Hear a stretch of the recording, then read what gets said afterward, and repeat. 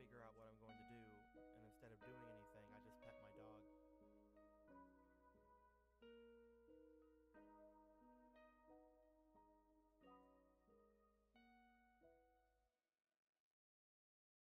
And we're here. What's going on, my dudes? Oh my god. How's everybody feeling today? Pretty heckin' alright. Heck yeah. Eric, I'm glad that you answered, because you are my everybody. Aw. Yeah. That's mean. What the fuck? What do you mean? It's mean to everybody. Well, you know, but fuck that.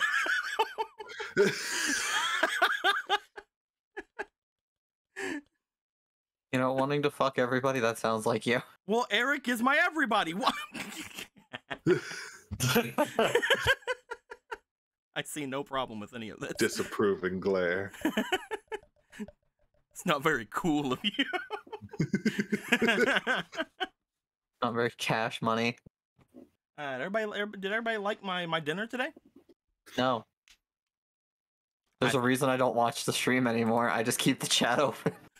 Toss you in a fucking hole. Give me a yeet, boy, to free myself.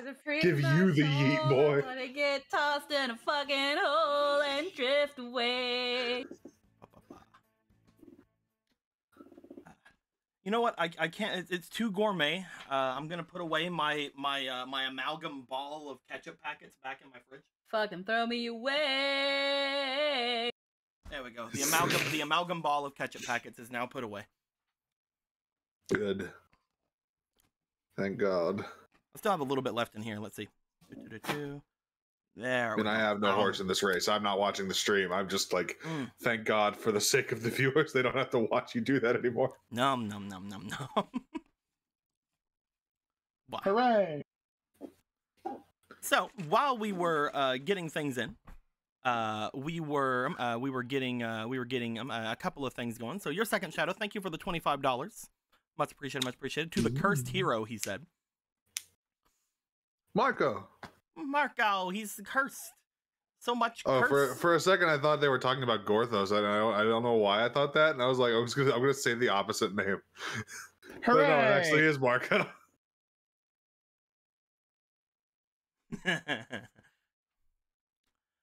So, Palm, a first-time chatter, just said, a father said to his son, if you get a bad grade on tomorrow's test, forget about me. The next day, when he returned from school, his father asked, so how was the test? The son replied, "Who is it?" Fucking slammed. I thought it was gonna be a dad left joke, but it wasn't. So I was surprised. My guys, we're gonna play some Zelda today. Maybe you heard of it. We almost did not have it today, but that is mostly just because I have a hole in my tummy. That was something that was kind of weird. But I'm doing okay. I'm doing good. If I reach over a mute at some point today, or if you guys ask me a question and I don't immediately respond, just assume I'm dying. And that I want you to go on without me, obviously. Yeah, everything will be fine. Yeah, I will say if I die, Squeaky is never again, never mind. Anthony's the DM. This will be a mistake that you will never live to regret. It just can't be Squeaky. Our green boy is perished. Oh no! He said he'll be right. He said he'll be right back really quick. Oh no! Oh, okay. It's his. He's probably just avoiding doing the recap. he also has some teeth stuff going on. Yeah, he does. Yeah, he had to get his wisdom teeth taken out last week. The end of last week, so like less than 4 days ago. It was like Friday. Yeah. With that being said, my guys, we're gonna go ahead and give. I think that would be 12 inspiration to Marco, and then it said the other $1 to Party Bunny. So I'm just gonna, I guess, give you guys like, how much is that? That's like every $1 I think is 500 rupees. See, I'll just give you guys freaking some rupees. At least I think that's what that was. I don't remember. It's been so long since Party Money was given out. Let me go look.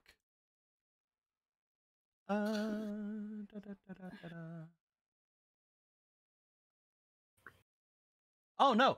It's one bloopy for $1. Bloopy. One of them bloopies. Oh, bloopy. But I guess I don't know though. That was a long time ago whenever that was the case. I'll just give him an extra inspiration. Let's just not worry about it. Oh. Let's just not worry about it. I'll just give him an extra inspiration. Yeah, it's okay. Well, I don't make a habit out of this, chat, even though I do, but I do usually just round up and give an extra inspiration. With that being said, let's go ahead and jump over into the actual game here.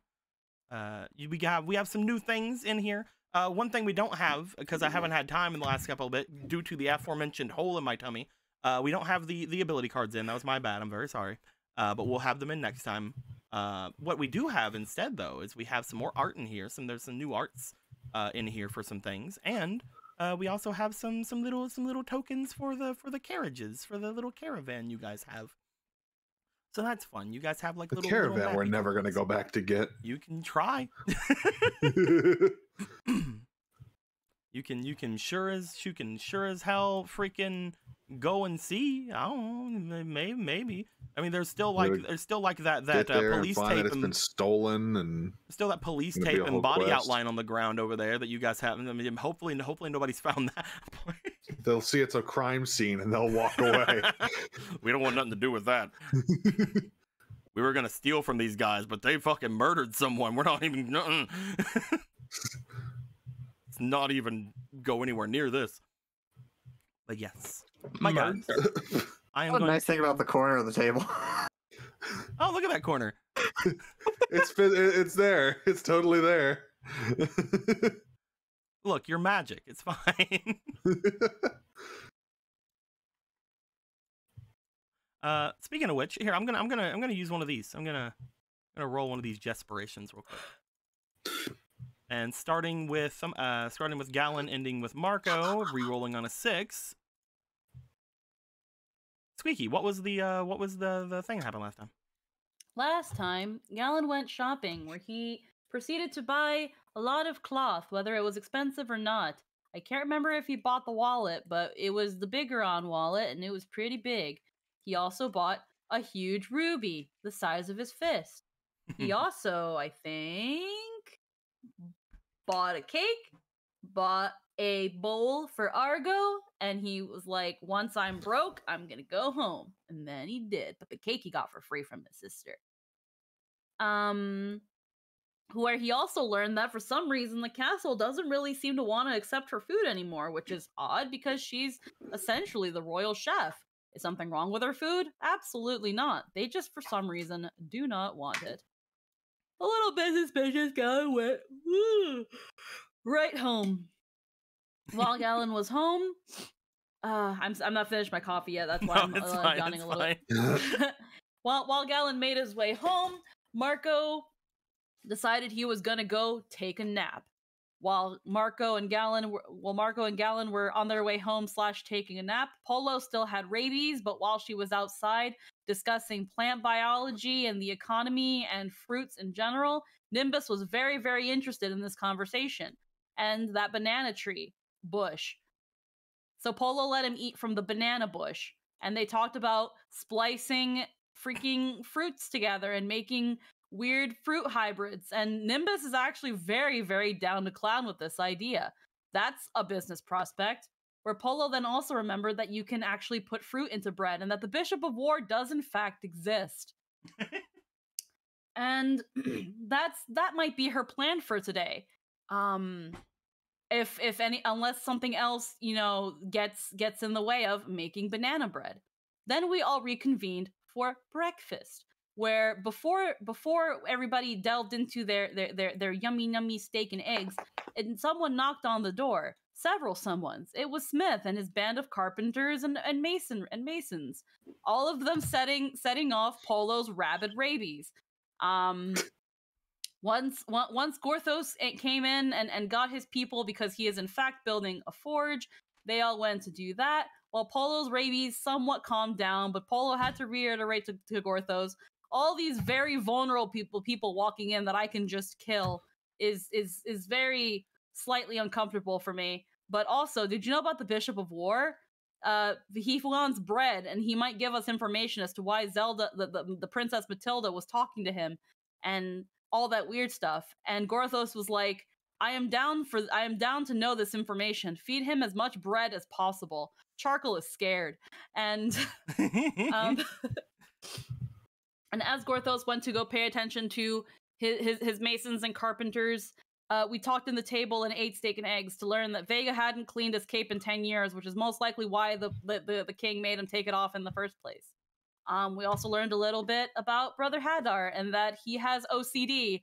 That's his vice. He has OCD.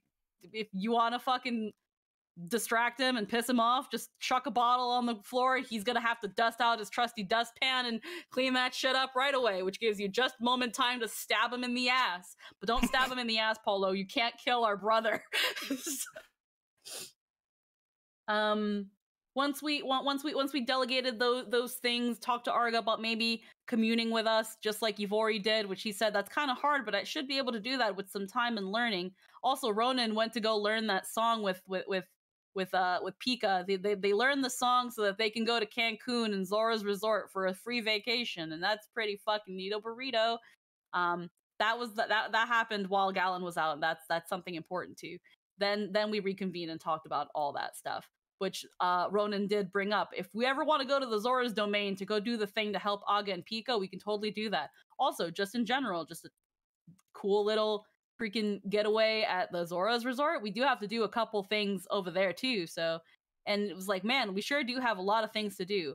By the way, Galen says to Ronan, you should come with me to the dead fairy thing. I need more muscle. To which Ronan was like, hell yeah, say no more. I'm down to help out some fairies. To which Polo was like, by the way, I also need to make bread. But Galen said, wait a minute. Flutter's eyes flutter, flutter, flutter with Polo Raby vision. In Polo Raby vision, don't you have to also take my measurements? And she said, yes! Just like that.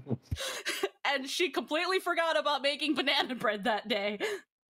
And they went off. Marco said, well, I'm gonna go check out those carpenters. I'm gonna go make them juice. I totally know how to make juice. While Shefos grabbed Vega and said, come on, Stinky, it's time to take a bath.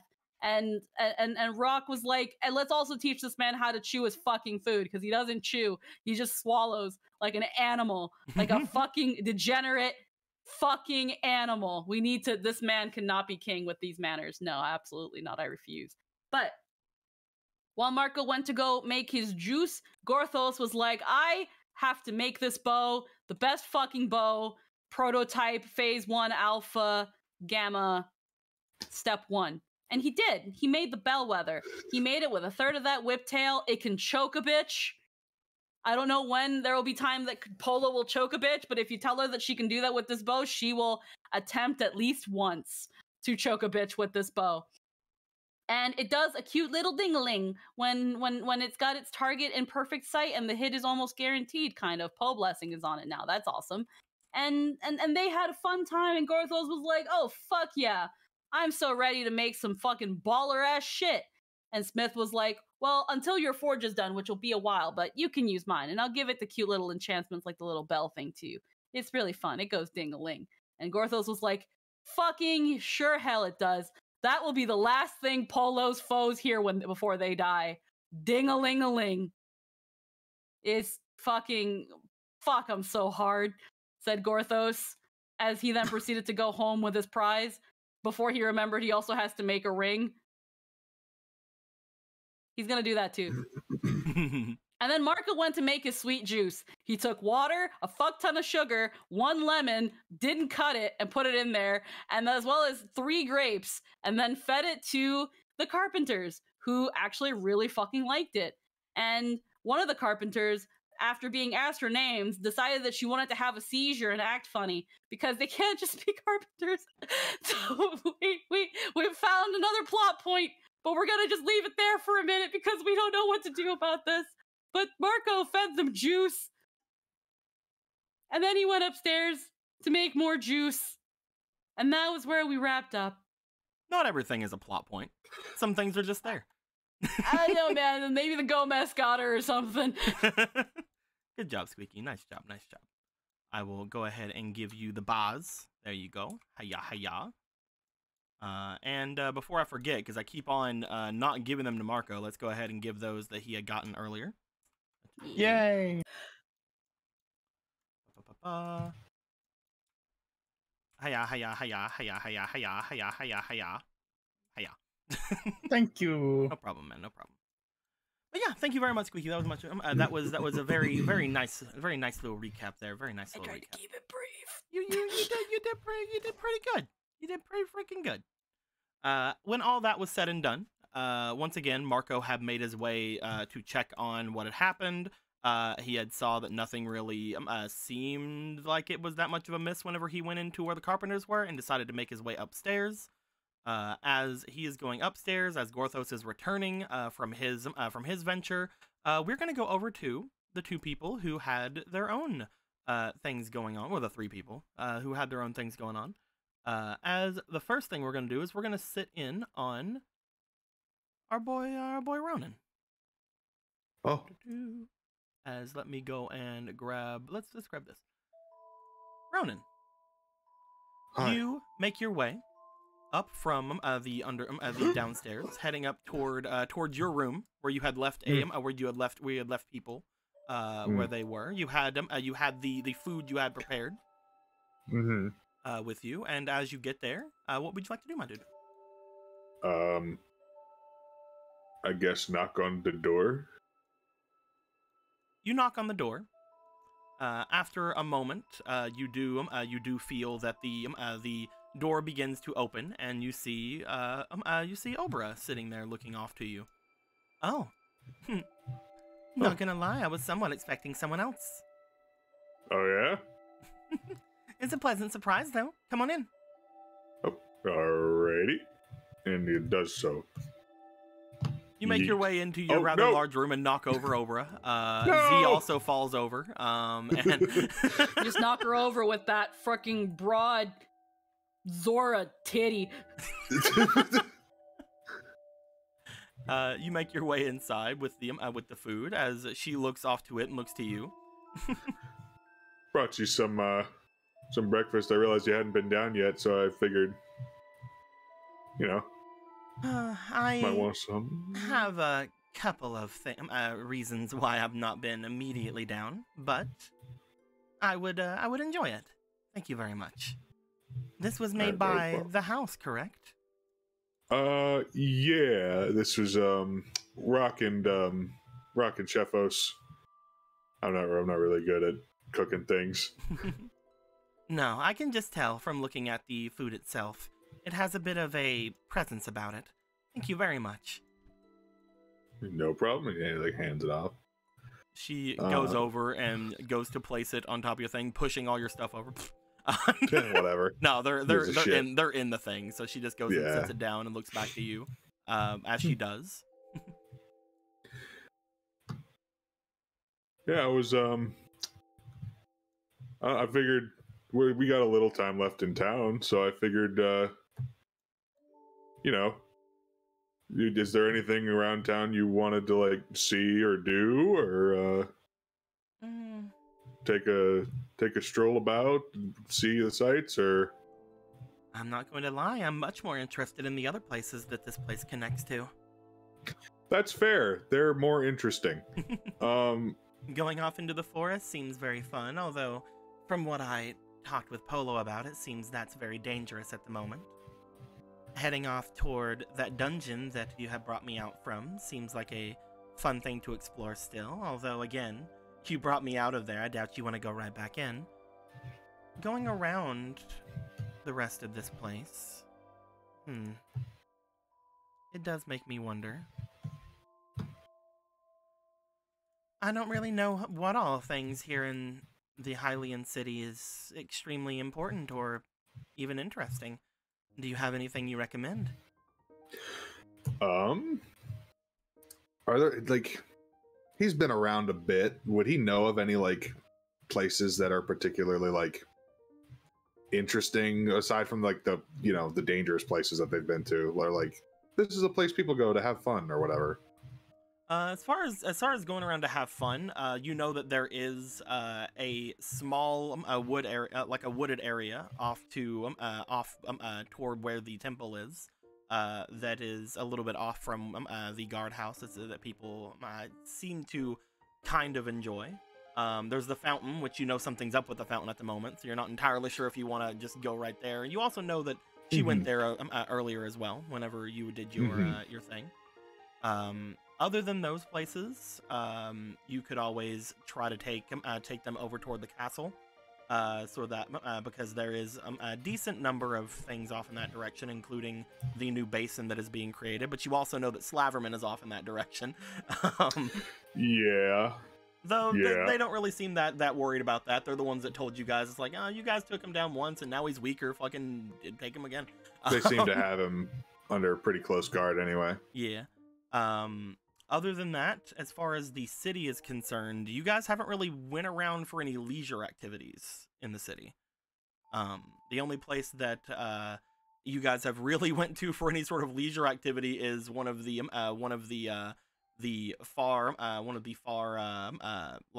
sections of the wall where Gallon and Polo had gone to for the rejection that seemed to have happened from there. There is the hotel area where you know that there is more food, but you just brought her food. Oh, is the fucking you said the place by the forested area? Is that the place where Zelda, or not Zelda, fucking Jason taught him the Song of Time? Is that what you're talking about?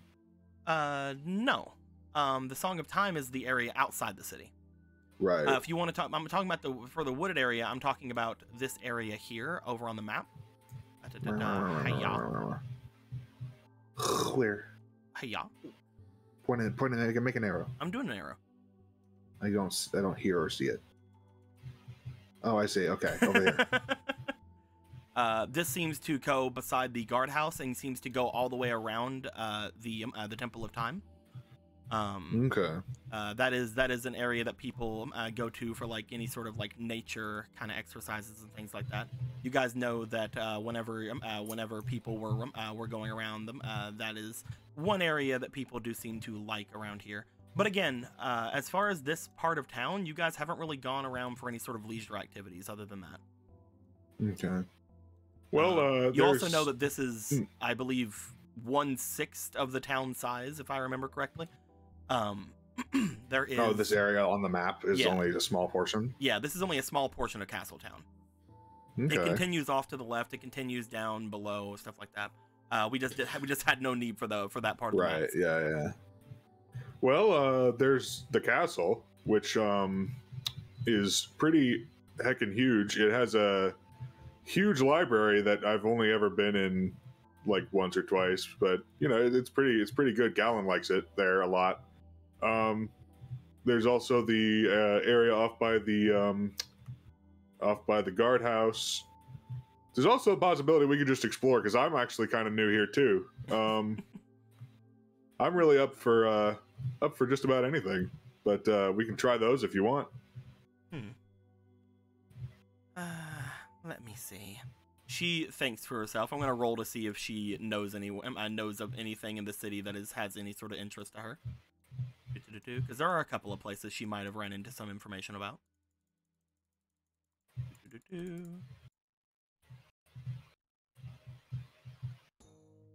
I heard that there was an old ruin off above where the castle is. That might be interesting to look around at. Oh yeah, I think I actually went there once. Yeah, we can go there.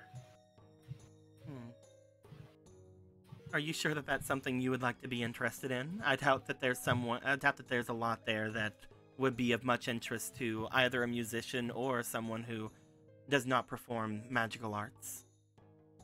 I mean, those things are interesting to me. I can't say I'm not interested in going. I don't know. I ever since you first showed me your little the little glass making thingy and all the magic stuff you can do, I've been really interested in it, even though I don't think I'd ever really be able to do it.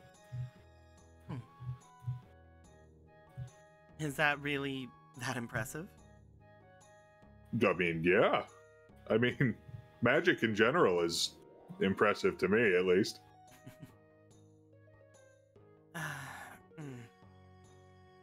As you mentioned the glass making, she seems to remember the time way back in the day when the backstories happened, and seems to get a bit of a small smirk to herself.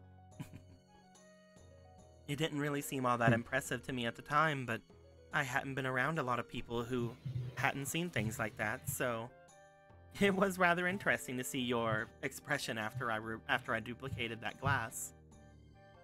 I mean, we don't really do that stuff a lot there, so. All right. If you'd like to show me off to the area north of the castle where the ruins are, I have heard that that's where the original castle of Hyrule had once stood. Oh. Interesting. All right. Yeah, and I suppose I can wait for her to probably finish eating her stuff. I was waiting. I was waiting so hard. It's like, all right, let's go. It's like, no, he will wait for her to finish. I was waiting, dude. I was waiting. He knows things sometimes. You see that as the two of you stare, she does start to eat the food that is here. Upon eating it, she looks to you. How much do you know about the home that you stay in? How much out of everything here in the city, this seems to be the most interesting, at least to me. Oh, you mean the house? I mean, there were a ton of ghosts here before. We got rid of a big one. The other ones are here, and they're just kind of hanging out, protecting it, I think. It's bigger on the inside. I've noticed that it seems to be a lot larger than it should be, though I believe that that is most likely because of the influence of the area it's connected to. And the home itself, though I don't sense any spirits, do seem to be a bit of a vessel of their gratitude. There is one thing here that I was rather interested to find out, though it doesn't seem like any of you really know too much about it. What's that?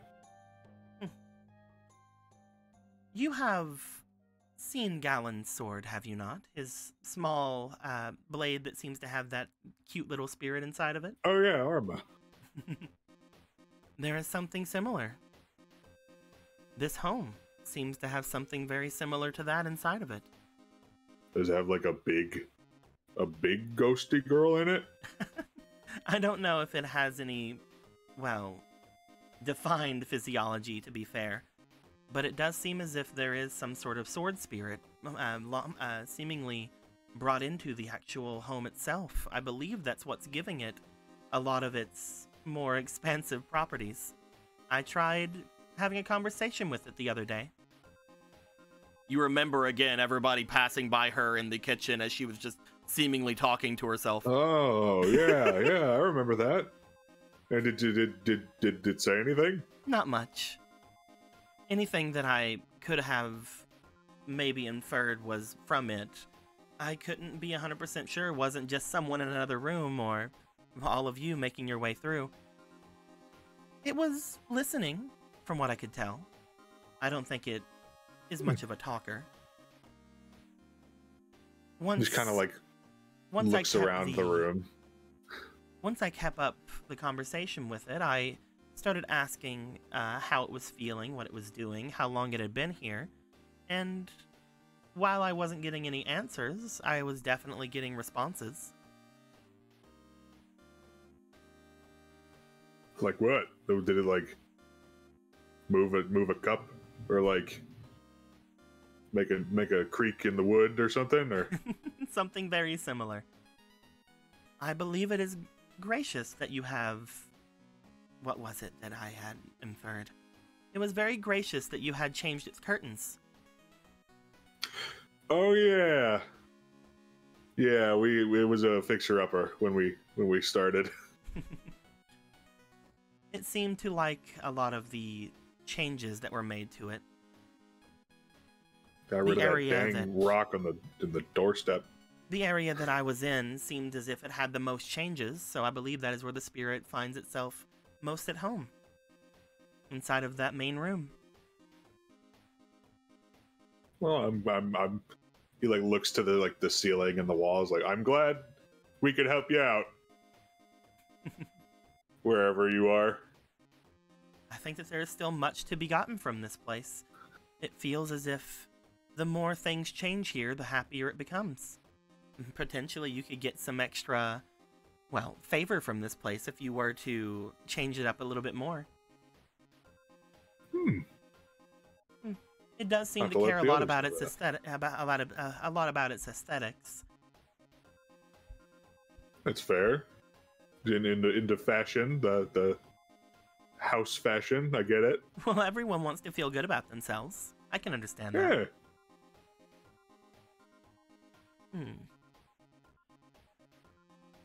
She goes to sit up after eating quite a little bit about what is there as she looks to you. Unfortunately, it wasn't, well, very talkative much whenever the kitchen was taken up with the people that were staying there. I believe that they are a bit at odds with each other, the house and its caretaker. Oh. I'm not entirely sure why. Whenever I had heard that there was a witch off to the north, at least there was, one that had infused herself with one of them, with a building that was there, I had started to think that that was what was going on here, though it does not feel as if it was a witch. It seems a lot more artificial than that. I can't really tell. But it is fascinating. Perhaps it's an extension of the dungeon below this place. Who knows? But yeah, maybe if we get more of Shefos's memories back, he could have some answers for that as to why the house doesn't like him or something. I don't think it's more of a doesn't like, is more they're just at odds with each other. One of them wanting to change, while it seems the others sort of staying in their ways, only sticking to a couple of rooms and only going about what they had wanted to do previous. From what I can tell, your caretaker cannot even leave this place, can he? That's right, he can't.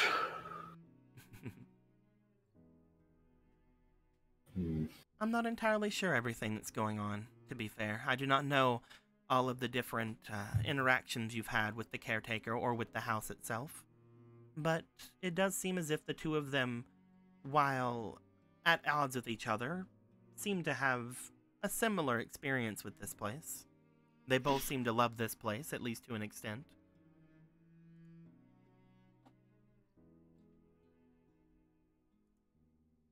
He just kind of like sits there in his thoughts for a moment. That's why I find this place very fascinating. To be fair, if you all would ever allow, going and searching the area below this place would be very fascinating as well. I would think that would be far more interesting than seeing the area above. But it would probably be dangerous. Probably. And who knows, with the laundry list of things that we have to do, it might come up at some point. It just occurred to me that if this place is connected with the area below, perhaps the spirit is there as well. Maybe it would be far better to commune with them in a place where they are actually taken. Or perhaps, even for all of you, it might be better to take whatever that spirit is connected to from that place and bring it here.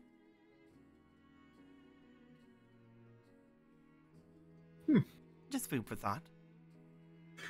Yeah. She holds up like a fork of fish. I see what you did there. Yeah, it might be a thing to bring up with the others at some point. I know that you just said that you're all very busy, and I understand that you all have many different things you want to do. Going and searching off on at Death Mountain, maybe bringing yourself back over toward my domain, and I know that you had wanted to go and visit other places as well, and for sure Gallum wants to go off to the desert. But many different things can happen. It really depends on how well you wish to search through. From what I can tell, you guys have already went quite far inside the area below. There may not even be much left. Yeah, I mean, you might be right. We just learned there's a new room. Maybe there's more new rooms that we could get with more knobs. Speaking of that new room. Yeah. She kind of looks to you. The house doesn't much like the new resident in there. Yeah, I don't either. But I yeah. believe that anyone that would be bad enough to put inside of that room would most likely not be very happy with the house either. In fact, if you were to find someone who the house was happy with and put them in that room, they may just let them go. Yeah. I'm really hoping we can, pawn him off on the city guard before we leave, because I don't like him, but I don't like the idea of leaving him down there either. She kind of looks to you as you say that. This person, have they had some sort of interaction with you in the past? Yeah, I think I mentioned it before. I punched him and then he made me like him. Yeah, I don't like that. I don't like when he does that.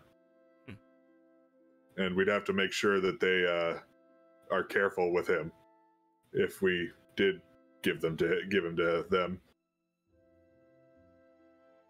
From what I can tell about this person, from the small amount that I can feel them, and from the little bit of digging I did with the house, they appear to be a sage of sorts. One that I am not incredibly, well, understanding of their different facets, especially those of Hylian persuasion. But are they not people who this town would be interested in finding? If you were to hand them off to this city, would they truly do anything about him?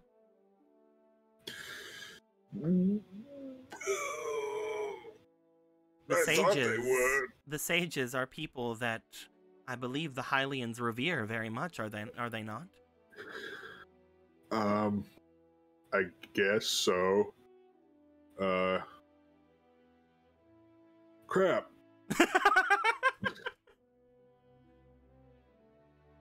Now I don't know what to do. I think you could probably still convince someone to take them, especially because you know the king. Maybe. If the king is alright in the head right now. Not really sure. Oh? But, I mean, people are weird in the head all over right now. You think that the king is under such a spell like what was happening when you did your song earlier? I mean, maybe. He doesn't seem like he went to the square, so he might not be, but he also might be for a completely different reason, because that's the kind of thing that can happen now. Shouldn't it be imperative you go and get him out of that, then? Yeah. I mean, I don't really know for sure, but I can definitely try. It just occurred to me because you are, I believe, the only one who can perform that song, are you not? I think so, yeah. The Song of Gorthos? Yeah, he likes to call it that. I would say that if you are the only one that can do it, that responsibility lies with you, if you truly think that there's something wrong. That's a good point. Yeah, I definitely should, I think. Maybe...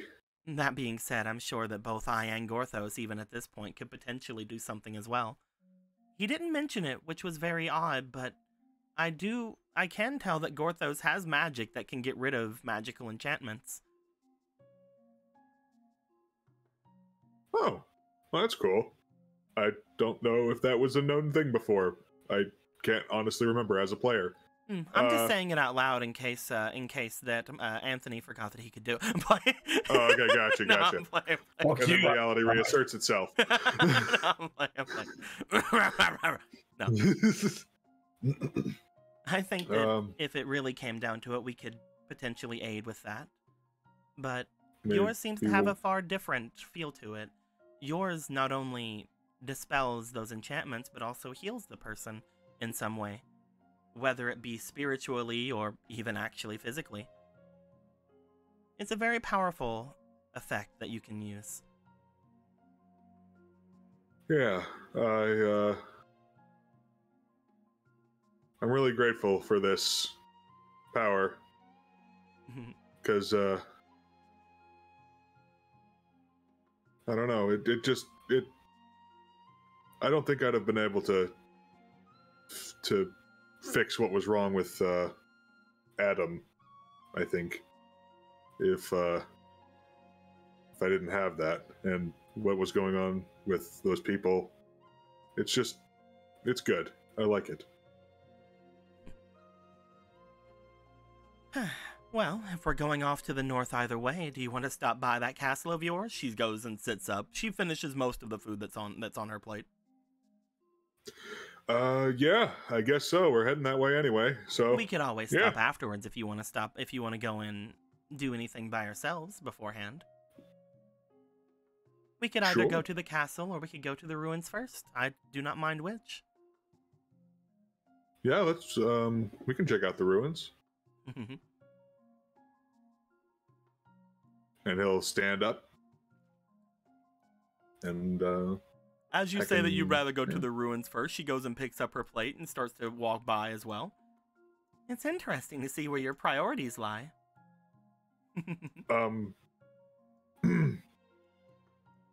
I mean, if you really want, we can go to the place first. It's fine. No, I'm teasing. Come on.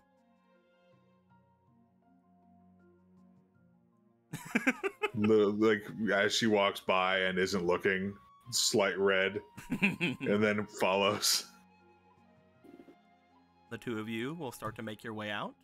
Upon doing so, she will stop by the kitchen to replace the plate that she has before you guys get ready to head out. Is there anything you'd like to do before you leave the house? Not in particular, unless I'm probably forgetting to tell someone something important, but I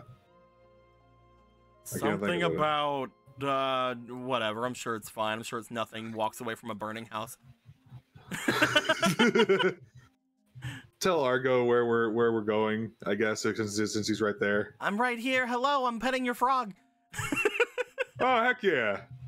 Oh, I'm glad you two are friends.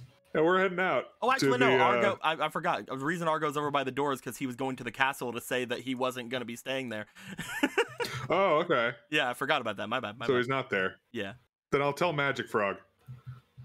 You let Magic Frog know what's going on. Magic Frog nods sagely. Mhm. Understanding. All right. If anyone asks where we are, you be sure to tell them. All right, bud? All right.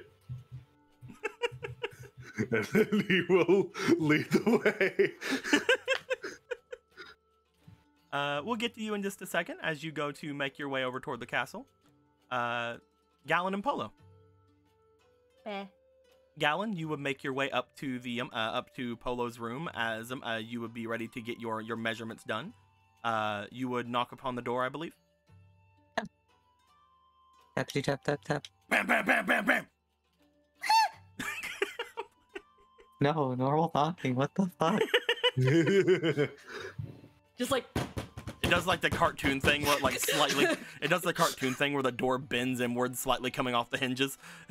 The fuck? How am I doing that with these arms? And reality reasserts itself again. All right, you go and knock on the door. she was trying to give herself a pep talk while talking to Orion. Here's the door. Just fucking yeets onto the bed. Okay. Okay. She says in her mind, open it calmly. Opens it wide. Just psh. Hi. Hi. Please come in. Oh, thank you. You're such a gracious host. Don't worry. We'll make it brief, so that you're not uncomfortable. Oh no, I'm fine. Please. Besides, better get it right. Unless you want to do this again. Please come in. please come in. We shouldn't dilly-dally. If you are imploring that I take my time, then I shall. Perfect. Mm-hmm. You make your way inside. Yep. As the two of you are there, you do see that that there is still a yeeted emerald eye on top of a bed, looking back toward the two of you. I'm going to have to ask you to remove the cape, and there might be times where you might need to remove other articles. You'll have to be as naked as you usually are. Oh no, Gallant. Oh no, how salacious as he starts to take off the cape. We will start from the bottom and make our way up, and well, when I think about it, the main measurements that I'm going to need are your chest, your arms, your hips, and actually maybe even your ankles. Makes sense. He doesn't have any uncles. It's a all-female society. Okay, I'll stop. I'm going to mute. Okay. Listen, I'm sure I have uncles somewhere. Actually, that would be the weirdest thing for Gallon to meet his dad's side of the family. I literally never considered your existence before this moment. Okay. I did have some ideas in mind for this. I did have a couple strokes of inspiration. And with the bolts of cloth that you passed me, well, I'm not quite sure what I can do with pink. Pink wasn't in the ideas. But, You can always use them for blues- something else, right? yes! These blues should work wonderfully. There's light and there's dark and, is there any, things of note for potentially this design that you want me to, keep, make sure I preserve? I will also say, just in case the things were forgotten about, some of the things that he does have. You would note, Polo, upon looking at the blue material that he has, it looks again extremely similar to the one that you and Koro had made for the cloak here. Only again, the sparkles in it are obviously like silvery on like dark blue, whereas this one is like slightly gold on very bright white. So it looks as if whoever made this was at least as talented as you and Kuro were whenever you had created the other one. You can tell just by looking at it. It is probably something that if adventurers did sell to the town, they didn't realize how freaking good it was. The qualities of these fabrics are quite a lot, and I'm surprised that adventurers of all people found them and were able to sell them, and especially to get them for such a deal as you did. They're almost of equal quality to the cloth of the cape that I created. Probably not equal, but maybe close. Close at the very least, so the final product should feel quite comfortable against your skin, and almost as if being wrapped in the cape itself.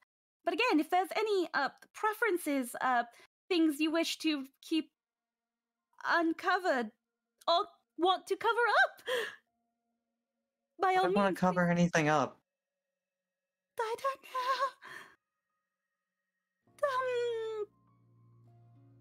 Well, your legs surely are kept covered up, so let us start with the hips. Just shakes out measuring tape. I will need you just to stand still.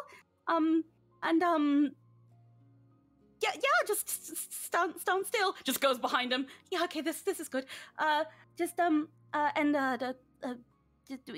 need to hold your breath or anything. That won't be needed until I measure your chest. Okay? He just raised an eyebrow, just like smile on his face. Okay.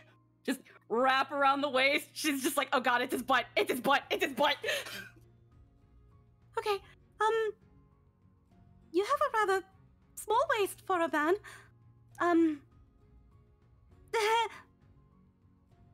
Yeah. Okay, perfect. Yep. That is your waist. All right, hips. What a right. waste. What a. Okay, hips. All right. You want to take a minute, take some deep breaths, go meditate in the garden again? I can wait. No, I'm perfectly. I've just never truly taken anyone's measurements that weren't my own. I definitely want to get it right. Hey, Polo. Can I get you to roll me for your allure, please? Allure. She's trying her best to keep her rabies at bay. So let's put in one bed. This has something to do with it.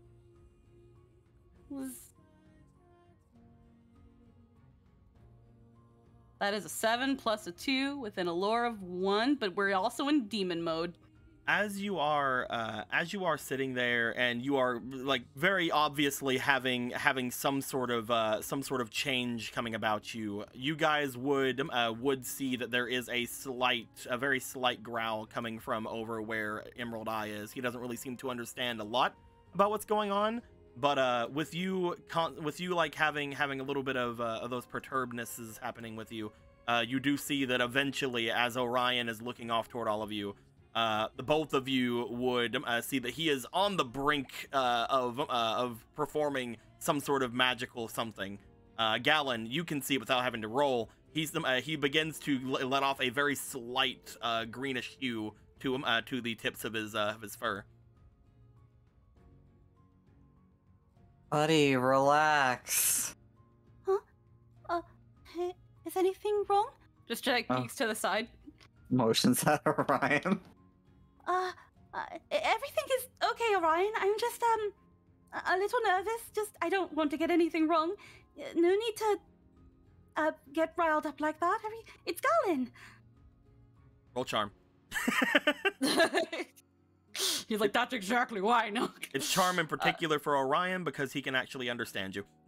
Yeah. There's one more bear. 13 plus 2. Okay. As you look off to Orion, you say that. He looks to the two of you. You see him stand up, walk back into like the section of the bed, stare back toward the two of you, lay down, and as he lays down, you do see him immediately poof, as he lays down looking at the two of you. Galen, you see him explode into a much larger doggo that seems to take up the entirety of the humongous bed that you guys were given. Yeah, I'm not surprised. Stop that! He's seemingly he's laying down. He's not growling. My apologies. I think he has the need to feel like a bigger dog. I don't understand why. Looks Maybe he's insecure. About what?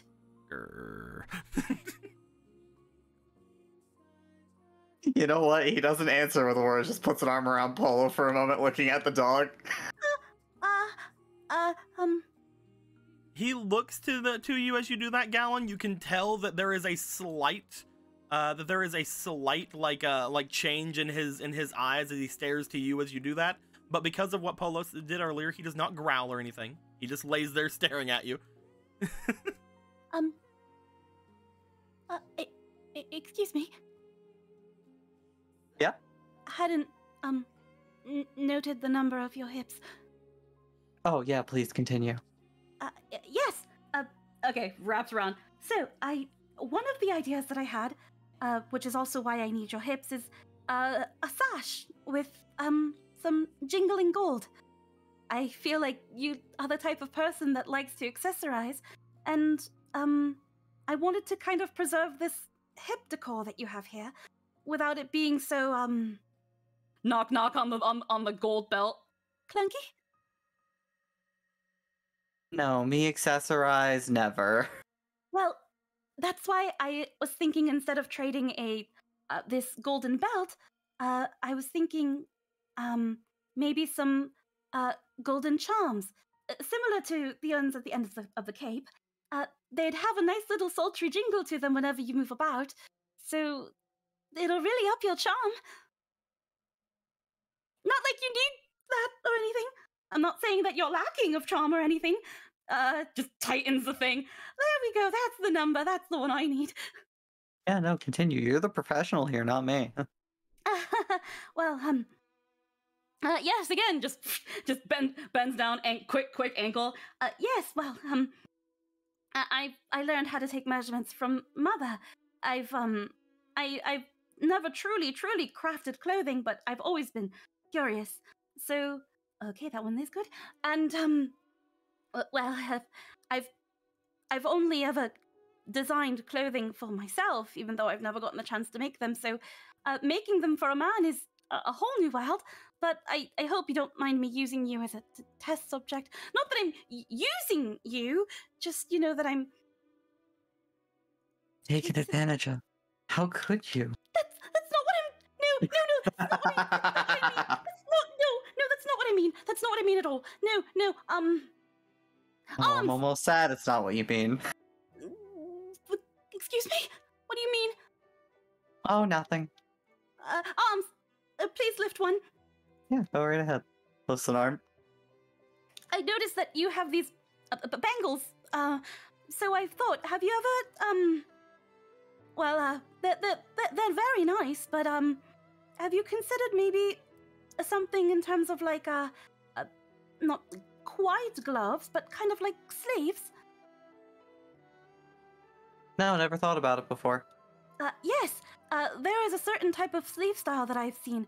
It is mostly used for brides, but I've also seen it used on some adventurer clothing. It has a very elegant appeal to it. And I thought it would probably be a style you appreciate and also accentuate your slender figure. It's not that I've been staring or anything. It's just, I've taken quite a notice, and that's not what I meant either. I just think it'll look nice. Me, a bride. No, that's not what I mean. That's not, I don't mean it in that you look feminine. It's just, I think it's a style that is actually, even though it is used for that purpose, I think it also is, can be quite appealing on the opposite sex as well. If not being completely a unisex thing, I think it looks quite good on everybody. I think it'll look great, and then maybe we can use like a gold ring at the end here so that it'll stay attached to your hands, and but it won't be too bothersome. And I don't know what finger you're planning to put your ring on when Scorthos finishes it, but if it is intrusive, I could take that detail out altogether. We can worry about modifications later. Yes, of course. And I actually will, now that I think about it, I will also need to measure your neck. But chest, lower chest, and upper chest, because I've got an idea for you. Well, you've got this kind of short-sleeved thing. I was thinking of omitting sleeves altogether, kind of having a bit of a cold shoulder thing. You don't really see much of your shoulders anyway because of the cape. So, wraps around chest. I will not dawdle on in this area for too long. Don't you worry. This is rather close. I'm sorry. When has close been a problem? That one time in Hatena when you pushed me away. It seemed like you had a problem with us being too close. That was because I was seeing clarity when I woke up. Okay, that doesn't explain why you ran from me, though. Yeah, I was rather unnerved. You don't usually wake up seeing other people? Well, of course. I'm sorry. I didn't mean to come off like that. And I'm sorry for kind of forcing myself again on you like I did. I kind of lost control again, and I'm sorry. Although... Please.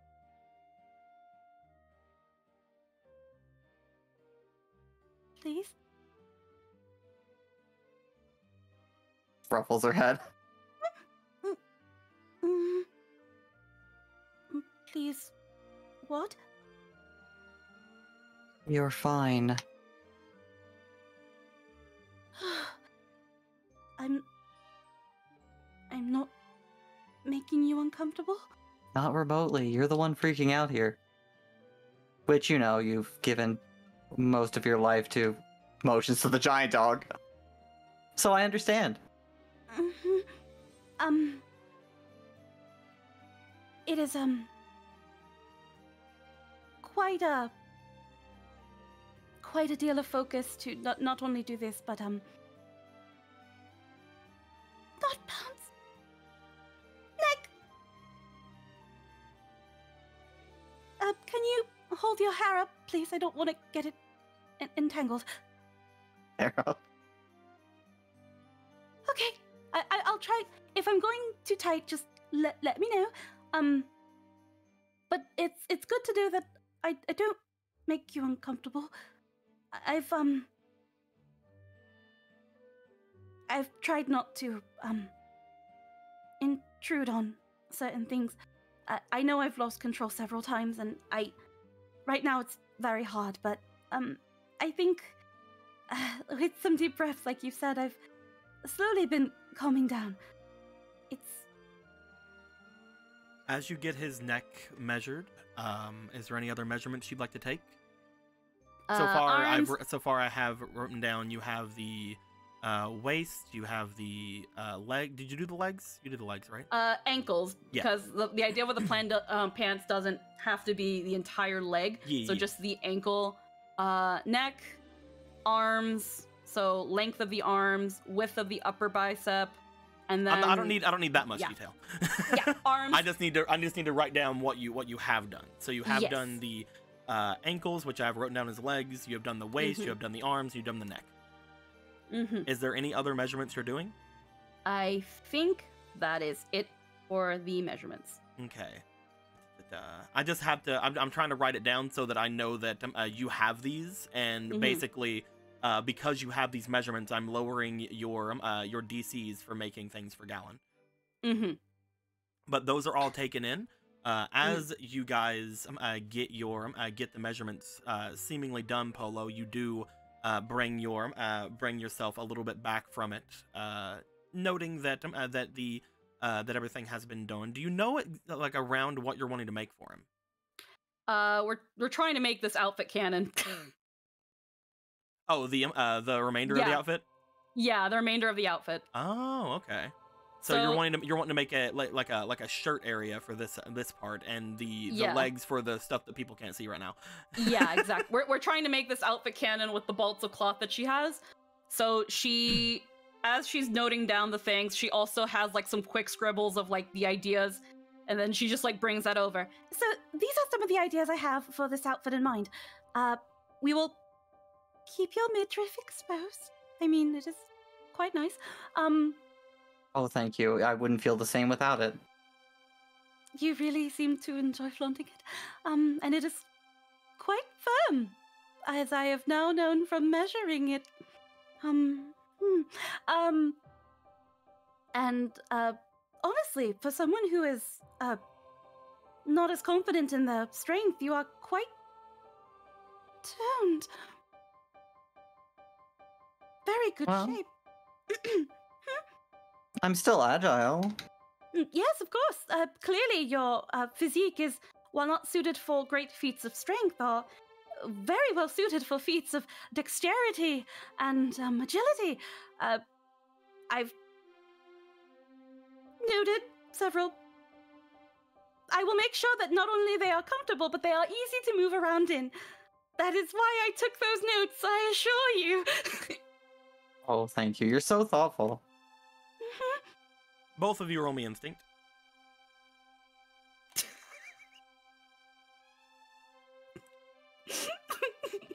You just keep putting those in. Oh, hey, nat 1.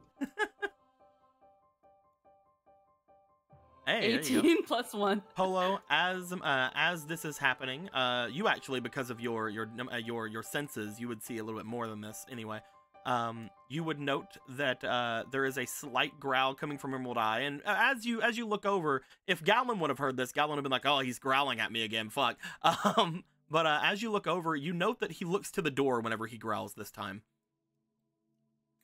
As just before that happens, you do get a strange scent coming from the doorway, one that you have had before. And you've heard both. You've heard that both.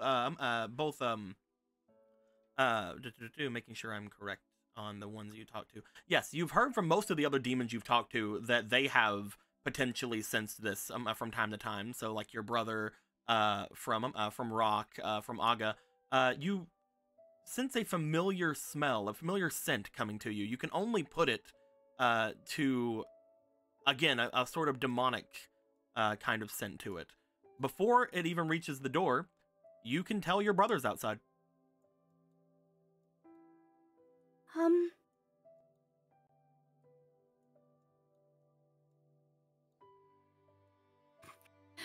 As the pause will happen, you do hear a knock, like, "Sister."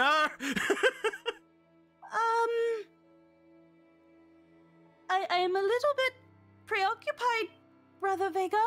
Is there anything I could help you with? I wanted to Hi, talk. Vega. Oh, Gallon, hey, there you are. I was going to talk to you about your caretaker. Does he mean Chefos? Chefos? Yeah, The one who dragged me halfway across the world. You mean to the bath? Yeah!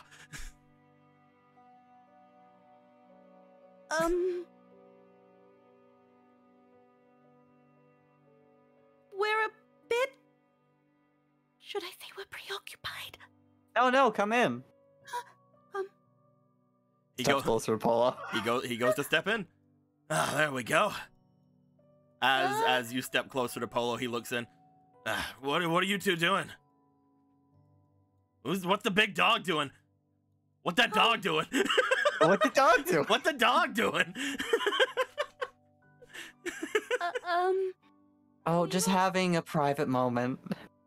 Oh, am I interrupting something? I didn't feel anything was happening up here, so I mean there's obviously something happened. I'm not gonna, you know what, I don't need to talk about that.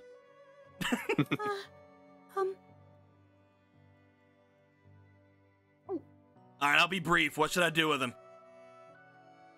You don't need to do anything about Shuffle's brother Vega. You sure?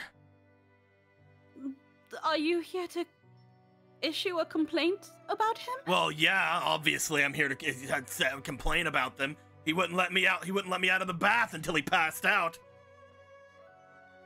Passed Again. out? He passed out? Yeah? We have to... We... I mean, I can just take him somewhere if you want me to. I don't know what to do with him, though. But please, where did he pass out? Right outside the bath. Please relocate him away from the bath. You know that will, Chef House has a room. Yeah. Oh, yeah, he does have a room. He has it in the describes the area that would take you to his room. Oh, you mean right outside the bath? Yes. We will tend to him shortly, right, Galen? Yeah, well, take care. You thing's lucky I'm not here to kill anybody, I swear. He like steps away and just looks back. Everything good in here? Yes. Good. All right. He goes and closes the door. Why did you say that? Why did you say that? It was a private moment, technically. Okay, I guess that wasn't wrong. Yeah, it was just you, me, and... Looks over at the dog.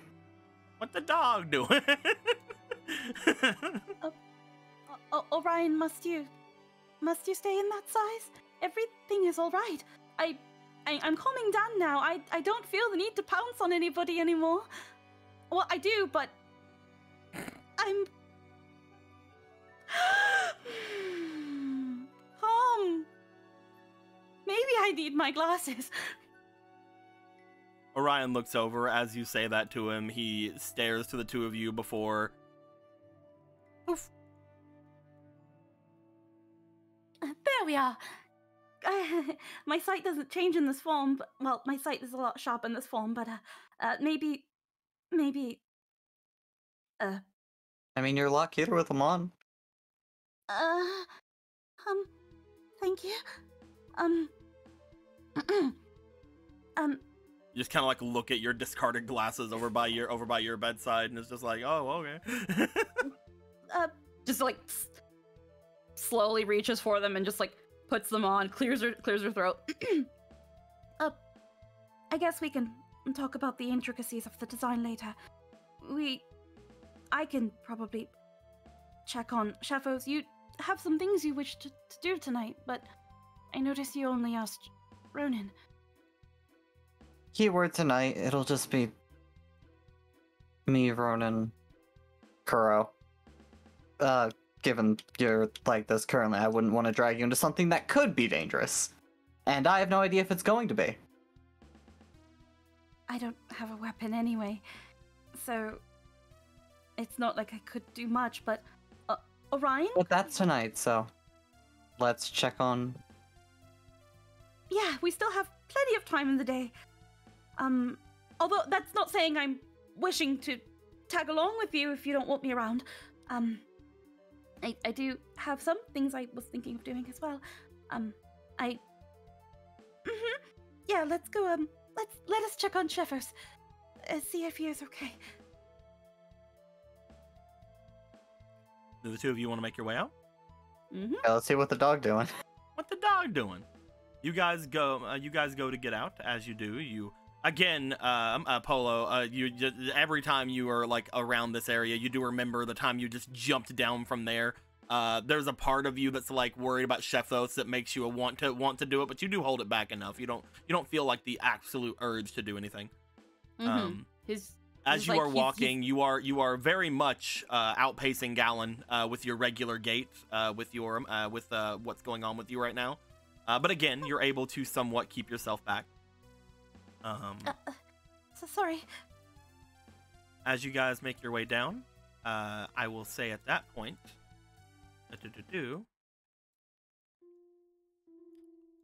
Marco.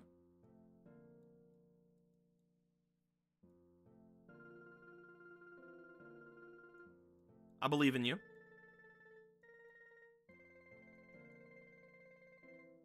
Emerald. Oh, he BRB'd. I am Marco. He I'm BRB'd. ready to eat some more. Nobody said he BRB'd. You would see that Marco would be coming up as well, from where they were, as well as Gorthos. You would be making your way back into the house at this point, going into this place. Ronan would have already made his way away from here at this point. But you and Smith will be going to check on his workers. As you would make your way here, Marco would make their way upstairs, and you guys would make your way downstairs. You guys all find each other here in this little hub room. Little hub room. Look at that hub room. Oh boy, howdy! I'm Marco. So happy to be alive. Nah, he's dead. Ah, shit, he's dead. All right, rip No. Marco. Well, I'm also saying Gorthos is here, but Gorthos also hasn't said anything. He didn't say anything. Nah, I'm here. Just waiting for you to do the whole. The whole thing is funny done. Marco voice done. The whole thing is done. Ah, friends, Polo. Gorthos is hoping to run into you. He's so excited. Oh? You see, he holds out this bow. Huh? Yeah. Oh, where did you get that? He takes it. He like pulls it back, and he just like looks offended. Hmm? Get? Um. How dare? Just goes behind Gallon. Sorry. I don't know. Well, Looks pretty cheap, Gorthos. That's not what I meant. You're just trying to get a rise out of Gorthos, and Right. it is working. This bow was made by the finest of iron Gorthos had at the time, and he pulls back this. He like flicks the bowstring. The Goma sail. You forged Are you it? sure that's iron and not rust? Gorthos. You forged it? Yes.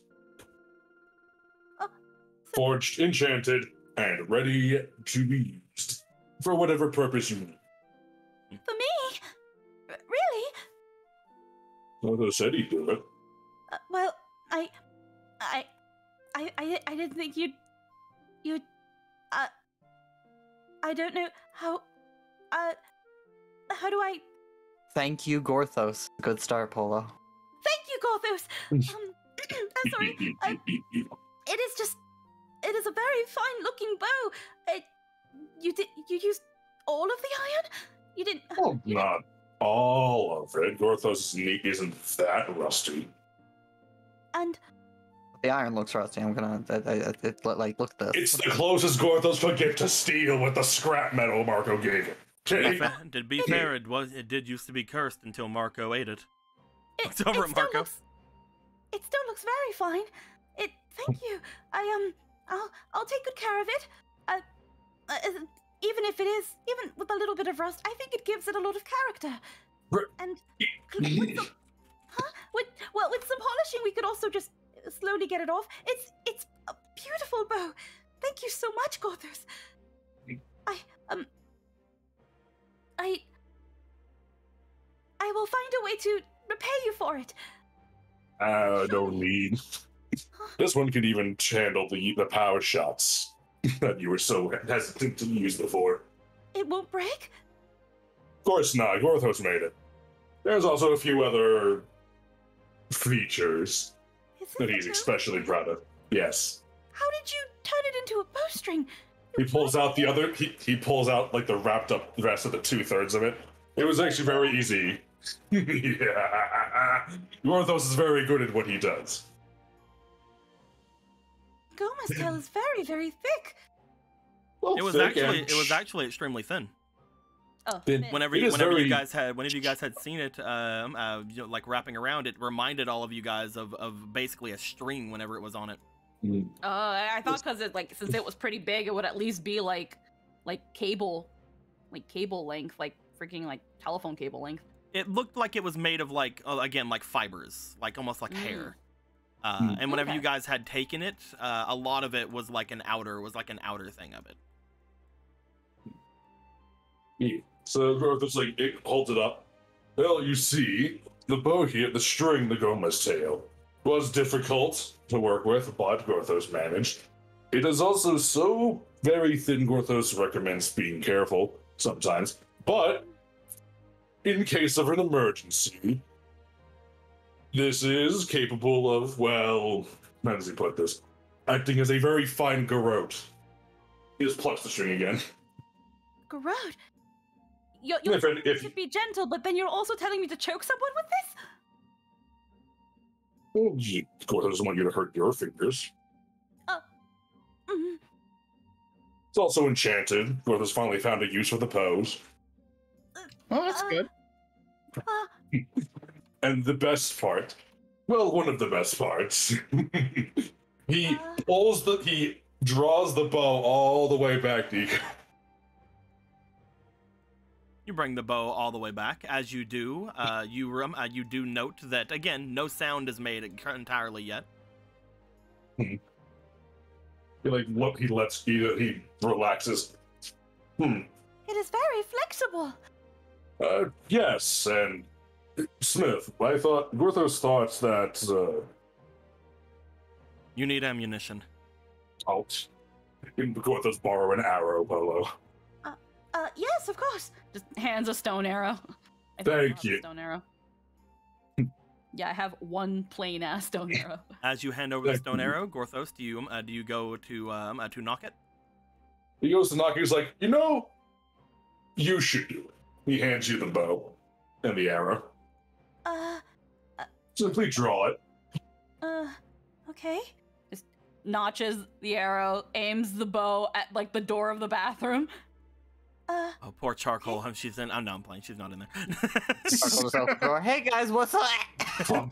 As you pull the string, you pull the arrow. You have it knocked ready to fire. As soon as you pull it all the way back to a point where you feel that it is at its most ready to fire, you hear a very slight ding-a-ling-ling. It startles her and she just releases the arrow. You release it into the bathroom door. As it goes into the bathroom door, roll me for an attack. Uh-oh. Why have you done this? She wasn't expecting the ding-a-ling-a-ling. Ding-a-ling-a-ling. Man, it's a good thing none of us know the house is alive. Go Yeah. ahead and with your arrow. Use the stone arrow, right? Yeah, just a stone arrow. All right, so that would only be a extra 1. So, okay, cool. You fire into the door. As you do, you see that a decent chunk of the door is blown off as the stone tip of the arrow seemingly explodes on impact. Whoa, Oh. hey! I'm sorry. I'm so sorry. You guys see this happen. As you do, you didn't expect stone to break on wood. Ooh. Gorthos did not expect that. I'm sorry. I'll replace it. I'll get a new door. A better Never door. a dull moment. Gorthos Never a dull moment with the champions. None? Gorthos will fix it. It's fine. It was his fault anyway. It startled me, but is that what it does? Yes. Among other things, it's very powerful now. You That find suck. it. We should get a better door. Yeah, it's on the list. But this Honestly, the bow. from what I saw, you need a better bathroom. Oh, I shouldn't have aimed for the door. I'm sorry. I'm sorry, house. No problem, bruh. No. I'm kidding. You guys don't know anything about house. Yeah. Gorthos, besides that, Gorthos is very proud of his work. You'll find that your shots are far more inclined to hit their targets now. Gorthos hopes you enjoy using the first variation of the bellwether. The bellwether? The bellwether. Because it dingles. He actually No, named it it's- that before it dingled. I don't know why. Yes. Really?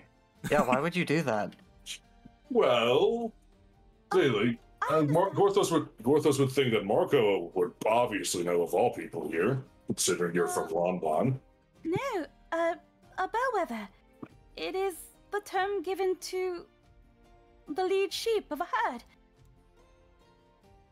The shepherd puts a little bell around the sheep's neck. Bellwether. Marco's like, now I get it. Marco's like, my family makes cakes, man. If only. Remember, Gorthos also thinks that Lon Ranch is all just ranchers. So, It's just like, oh, isn't that discrimination? No, it's just, it's probably a cute little pun because of what I am.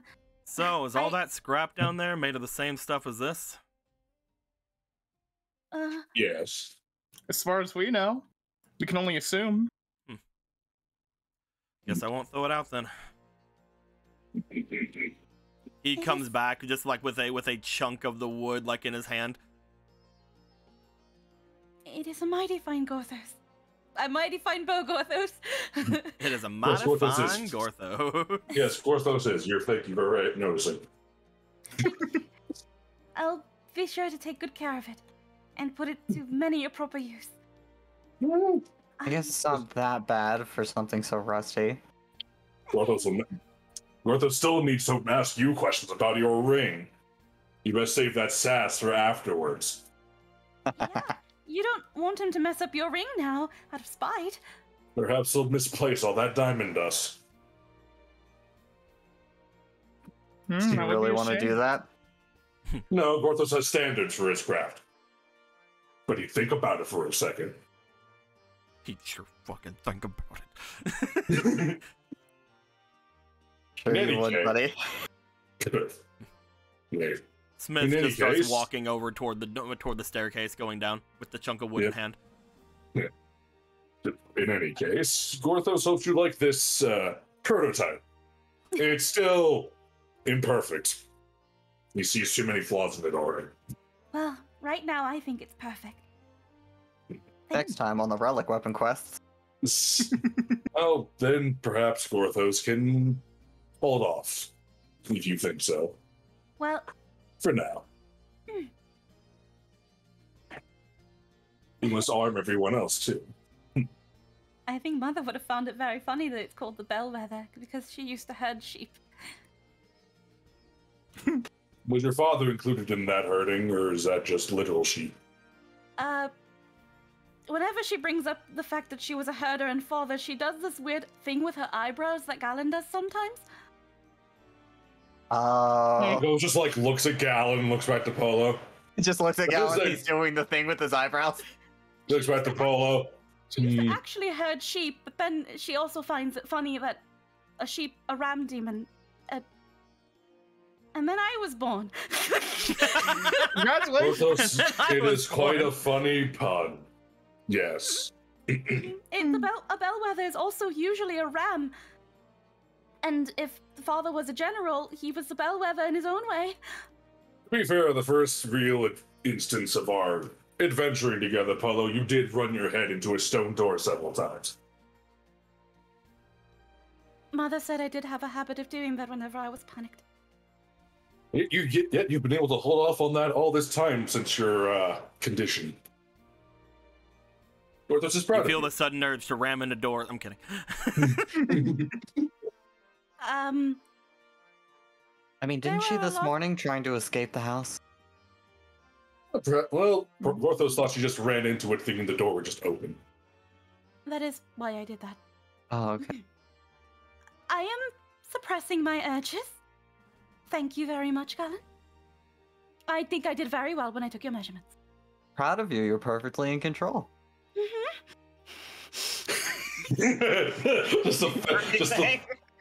just looking at it. Are you sure? As you guys would be chatting after getting the bow and everything happening in there, you would notice that coming in from the doorway, there is a floating Z floating their way in here, fluttering about. As they do, they seem to stop in the hall with you guys. Hello. Z. What's everybody doing? It's fine.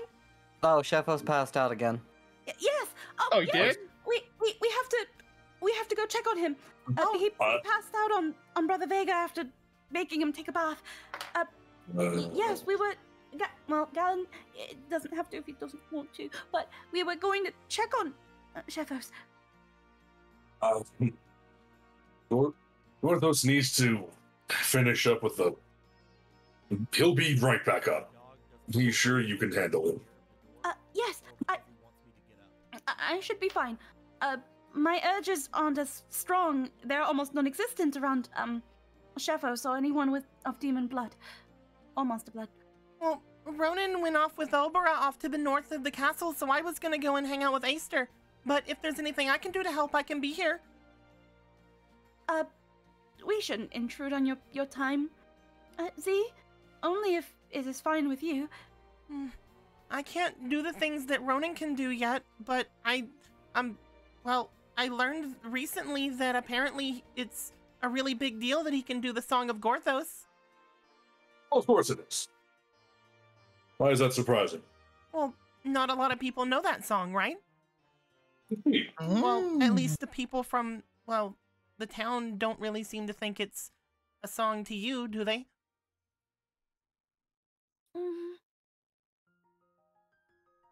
It's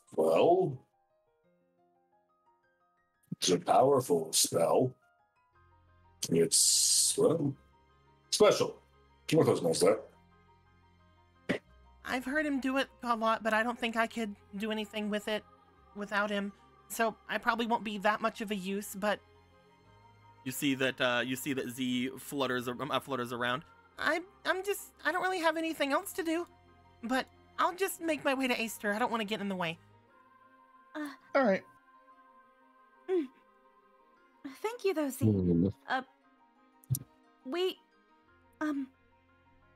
We'll call for you if we do need you. Of course. Flutter, flutter, flutter. Fairy noise downstairs. Shall we go check on Sheffos, Galen? Yeah. Oh yeah, Paula, at some point. I have a recipe to teach you. A recipe? Yeah. I learned how to put a bunch of sweet things together into a sweet thing. Yeah. No, I'm playing. I offered to get refreshments for our guests downstairs, and one of the.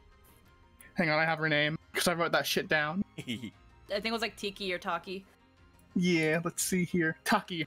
Miss Taki, who's a carpenter, really liked what I made, and is basically offered to help renovate our bathing area just by having that as a drink when she's here. Yeah. If you still have some of it, I can give it a try and even see if it needs any improvements. Sure. Of course. Obviously, Sheffos comes first. Yes, we shouldn't dally on. I mean, if you want to, I can go check him myself. So long as it's just seeing if he needs healing or not.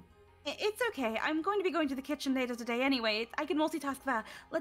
Please let us go check on him. You guys would make your way to check and see if Sheffos is dead or not. What was Gorthos gonna say? Gorthos will catch up with you. Oh, you don't want to check and see if Sheffos is dead or not? I see how it is. He's already a ghost. Sheffos is a means to an end. He knew this. Sheffos isn't a ghost. Yeah, Sheffos isn't a ghost. He's a living, breathing person, you asshole. No. He's a wolfos. He's a furry. He's not a person. Categorically not. He has his name. He has his Wait, soul. but wait. He's a furry. Doesn't it mean that he's a large sums of money? Oh shit. Wait, is that why we get money in our basement? It's all coming Does that together. mean that not only does he have large sums of money, but he's also really good at IT? Yeah. Yeah, no, that's canon. That's canon. I know that from Grant. It's all coming together. Everybody in IT is a furry. Get those fucking engineer cards ready, Deco. Chef needs. Anyway, I'm gonna check on the people, pop his head, and run out probably. You know. Up. You guys make your way downstairs then. Mhm. Gorthos, you want to go check on the people? Yeah. They're Smith probably wins them. just like with Marco. You make your way in there. They're just kind of doing their jobs. You know that Smith seems to have made their way there. You see that that the carpenter seems to be standing, holding on to a jug of juice. But other than that, everybody seems to be doing their job in here. Oh, okay. I felt I might have been needed for something, but it's all fine. No, if you remember last time, he basically said, "Oh, I need to go and just check on my guys. I can't just leave them there." That's why he came Right. back with you. Right. Okay. But you come in here to check on them really quick. Let me get to the Chefo stuff. Yep. As the three of you make your way down, Marco, you see that right outside of the area where you have been down here before. You see that a new Vega has now positioned himself outside of a doorway. You guys know the doorway is to Chefos' room. The door is not closed. As you guys get close, Polo, you can tell just by getting close that there is a strange scent coming from the room. Again, not something you are used to sensing, but now that you are a little bit more calmed down in this mode that you're in, you do feel that there is a slumbering beast nearby. Your instincts kind of kick up and flare up because of that. But again, it isn't something that is extremely prevalent, at least immediately. This is the first time you've been down here, however, so you do look around at most of the things down here. At least down here you feel a little bit more comfortable. There's a lot less things around here you feel like you could instantly eat and kill. Looking over at most everything here, looking over at Clavier, especially, you are immediately, even more than when you look at Vega, you look at Clavier and go, nope. You're decently sure it's because of the magic of Vol Circuit that's going through Clavier, but you can tell for an absolute fact you do not want to try to eat or fuck with or do anything with Clavier, as everybody else is looking over at him, just seeing Clavier playing with his fucking little pets. You're just sensing intense dread, while the other just like seeing like like lifting Barry up into the air.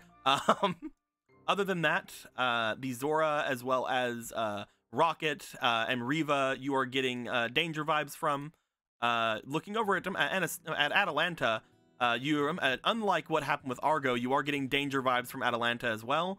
But as far as Ellen and Oscar are concerned, you are getting just regular, everyday kind of I could eat them vibes.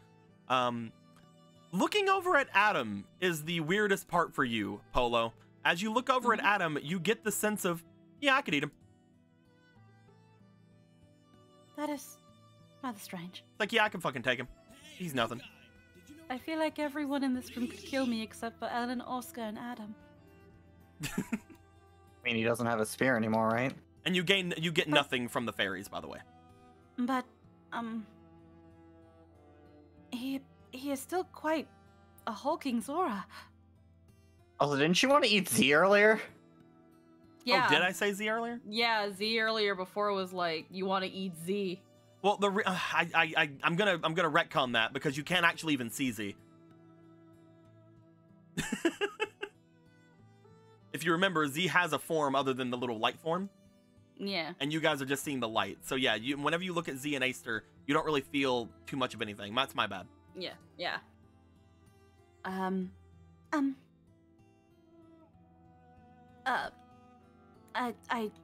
It's strange in its own way, and either way, it's like Brother Vega said, even if I was going around trying to pick a fight, anyone here could just needs to get one good shot in.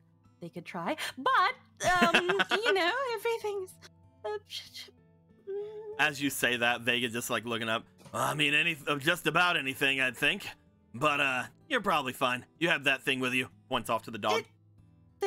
Of course. If there's anything, Orion is sure to protect me. Right now, I can balance the cravings of hunger and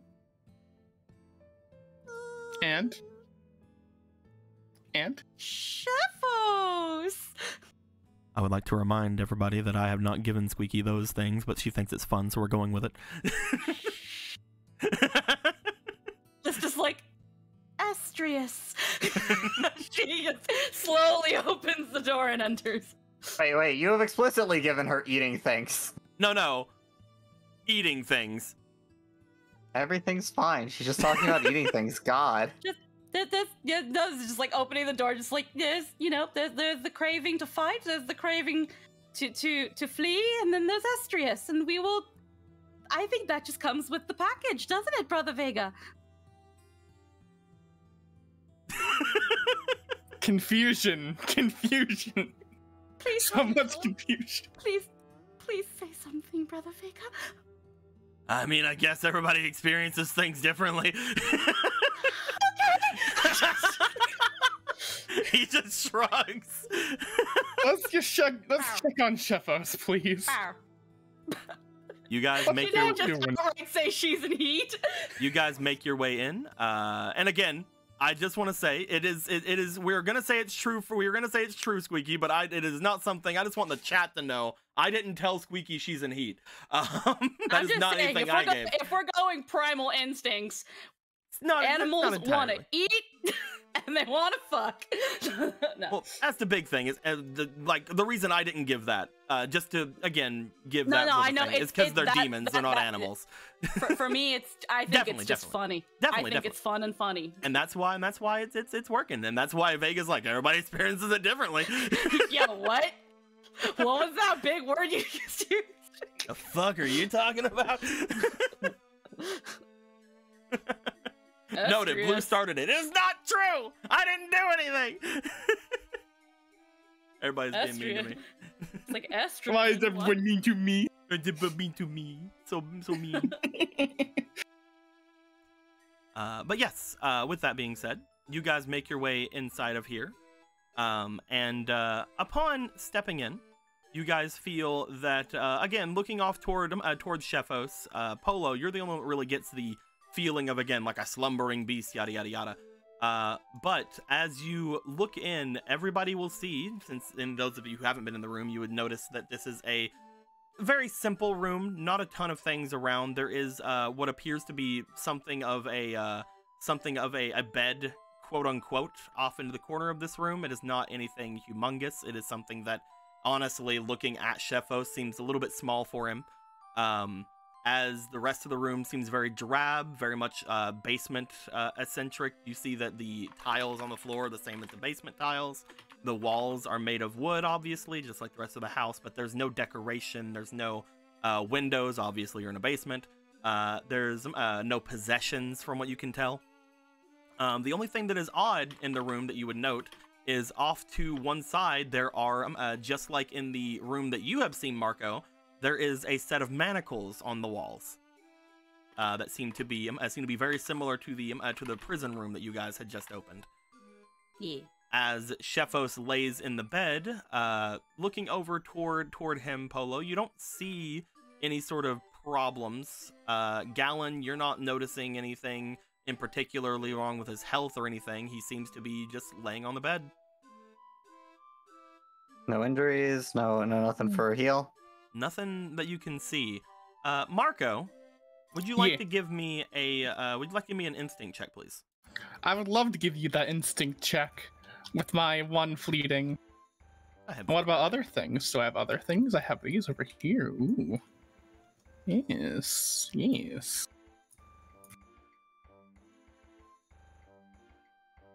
First up, it's a +3, and that's 13, and the second roll is a 10, so 13, 14, 15, 16, 17, 18, 19, 20. Marco, as you look up, I noticed you have bags under your eyes now. That's great. Marco. Yeah, those have been there for like 4 weeks now. I haven't noticed. You look over towards Chefos, and as you do, you can feel the presence of a curse. Oh. You guys are pretty sure that you understand that. Obviously, looking over, they're a fucking Wolfos. But the thing is, I can now actually you can now sense actually it. sense it. Yes. Ah, I see now. He is cursed. I can actually sense that now. Though we're pretty sure we already figured that. A curse? Well, yeah, I mean, pretty sure he's actually a person underneath all that. Well, yes, but that normally doesn't affect him unless we do something with the house. She's just gonna make her way to his bed.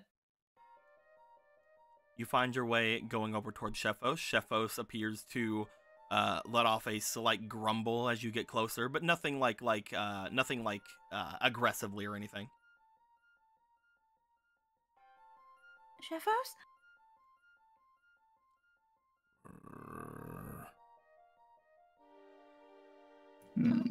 Brother Vega says that you fainted. Polo, I am fine. Tired. Marco senses a curse on you. We know that that this is a curse, but this only ever happened once we expanded the house. I have felt strange since the last time. I have noted some changes in you, yes, but they didn't seem bad. I am unsure what to do.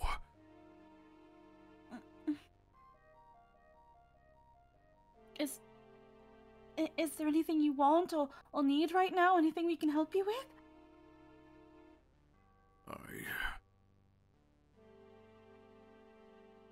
Like, you see him turning, and for a moment you see that his eyes open up. Upon them opening, all of you would note, for the first time, upon his eyes opening, you would see that there's actual color and pupils to them for a moment before they kind of glaze over with the same kind of white look that they usually have. I want to do something. I do not know what it is. I cannot remember.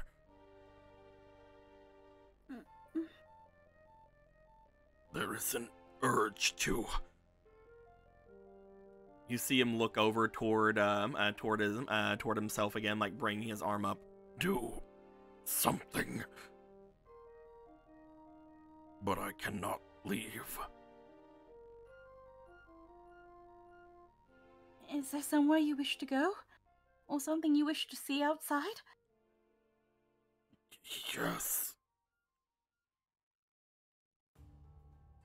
But I cannot get to it. I cannot leave. I cannot remember.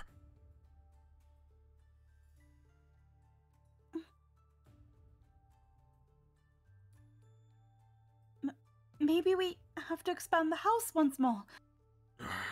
Maybe once we finish expanding the house, then you'll be able to leave it.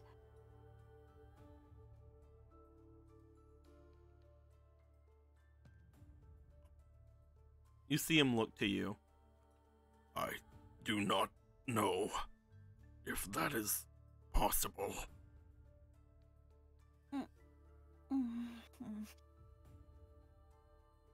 It hurts to look at the window. It hurts to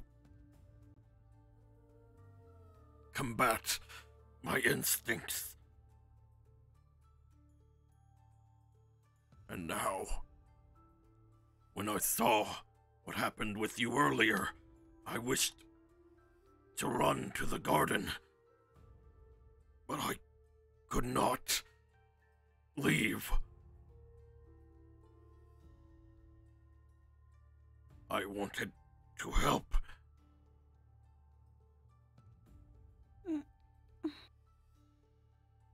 You can't even go out into the garden? Or past it? Shakes his head.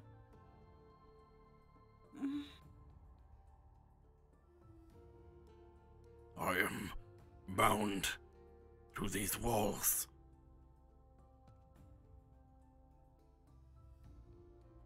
I do not remember why, but it was something I have done.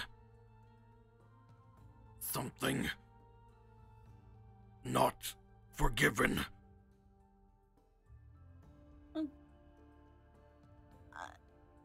I do not deserve to leave, but I need to go.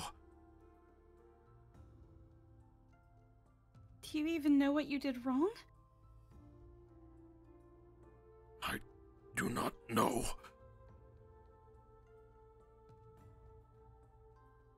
Maybe the ghost sold us the house. Galen's Miss Pomar. Maybe she knows something? She's the only one other person that knew about the house. Should we ask him about that person that we found out about? The Sage of Creation? Yes. Now is not the time for Golden Sun music. Way too happy. There we go. Does that... Is that what you're gonna say, Marco? Does that name ring a bell? The Sage of Creation? We had talked previously about the one who made this place the last time I had gotten my memories. I still know nothing of the one who created here.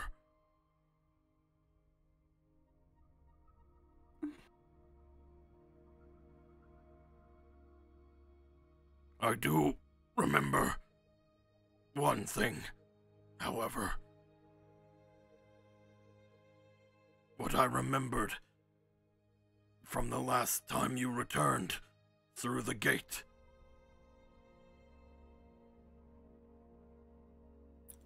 What did you remember?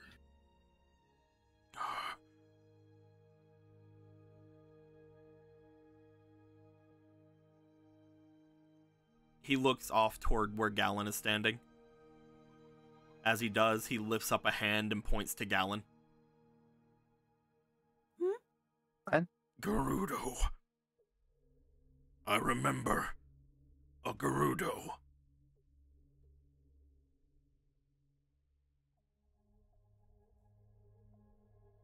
I do not know why, but I remember a male Gerudo.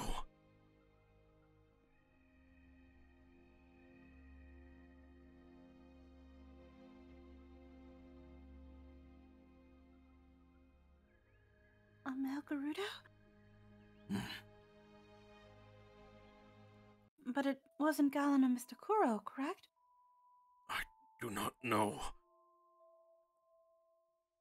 I believe the reason I am here is because I did something, and there was a male Gerudo involved. I do not remember. He goes to sit up. I need the rest of you to do something.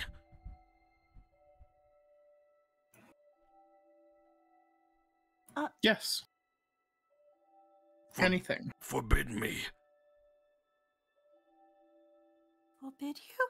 Forbid me. Tell me I cannot leave.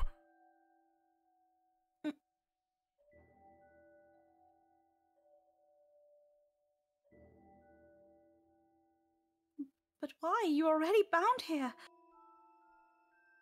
Tell me.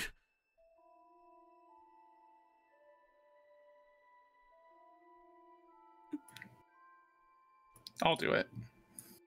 Yeah, no, she's just kind of looking down, and she kind of can't bring herself to say it, knowing what he just Sheffos, said. I forbid you from leaving.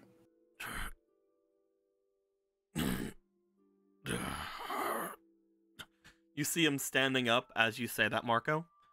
Sheffos looks to you.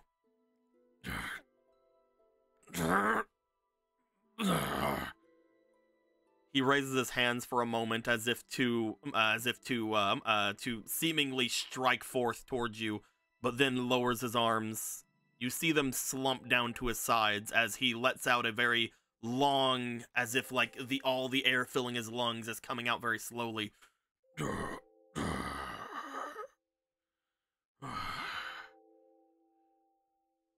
I will obey. You see that he seems to sort of slump forward slightly again, in a more relaxed pose. Marco puts an arm on his arm, you know. Will obey. I hope that helped.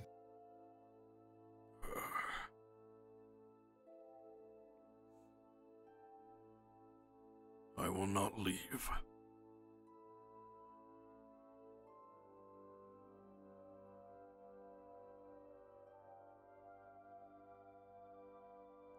As that is said, Polo, you look over toward Wolfos again, or Wolfos, Sheffos again. As you do, you feel that same kind of danger that you had felt before, that same kind of rush of adrenaline you had, seemingly begin to just ebb away. As you look to Sheffos, again, almost as if reacting to the order that was given to him, you no longer sense danger from him at all. You feel, in fact, that you could 1,000% take him.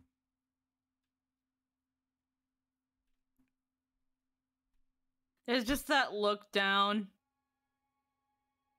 And it's just kind of just like... Please rest, Sheffos. You need not do any more today.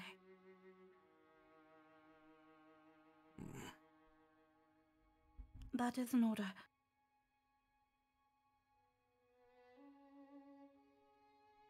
Looks over towards you. I will obey.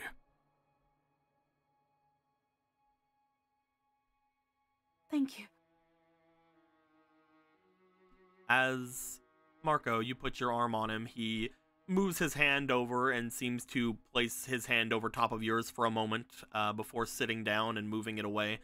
He does then at that point bring his hand over toward Polo and sort of like rests it to the side of her head for a moment before again pulling it away. I will rest until the morning. All right. I will make breakfast cakes. I look forward to... Thank you. He makes his way over to his too small bed and sort of just lays back onto it, facing the wall.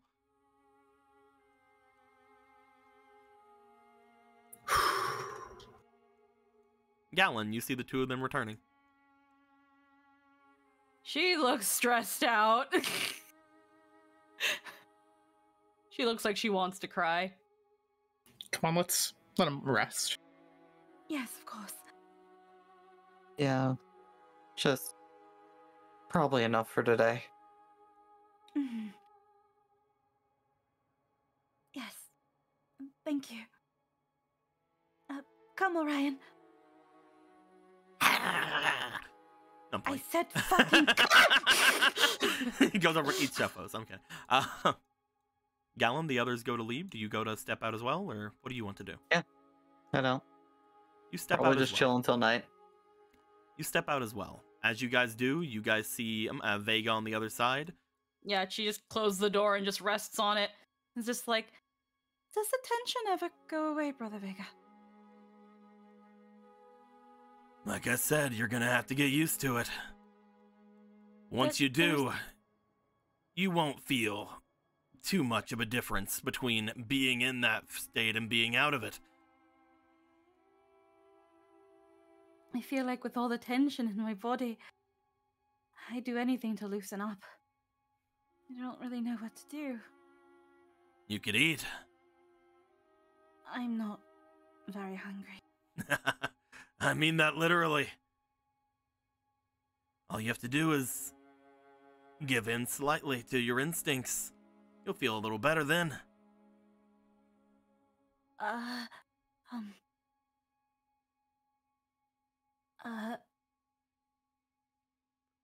He goes over and goes over and again puts a little hand on your head. Yeah. I would, rather not burden anybody else with, my needs. I said I'd do whatever to help. Looks like I'm making something. He goes to stretch. Ah! No, you do not have any skill cooking, Brother Vega. I'm fine. I just said I'm not hungry. I didn't say it had to be something to eat. Excuse me? I said I was gonna make something. Doesn't have to be something to eat. Then what are you going to make? You have a pretty big yard, right? Yes? Well, come on. Let's go. Well, I guess I don't really need your help. Might need Gorthos' help. Let's go? Go where? Why? What? If you don't want to eat, then we have to get rid of the other frustration, right? blushes beat red. Absolutely not, Brother Vega! No! We are siblings! What? Huh? Huh? I was gonna make you a target outside to shoot your bow at. She's just standing there, completely flushed red, mouth agape. Are you sure you're okay? If you don't want it, I guess I don't have to make it. No, you don't, Brother Vega. I will. I'm going to go back to my room. How about... I need some time alone. How about, Orion? Pick one. And stay with them, please. I think I need a moment. I think that is, You gonna go upstairs? yes. I will go upstairs now. Polo heads away.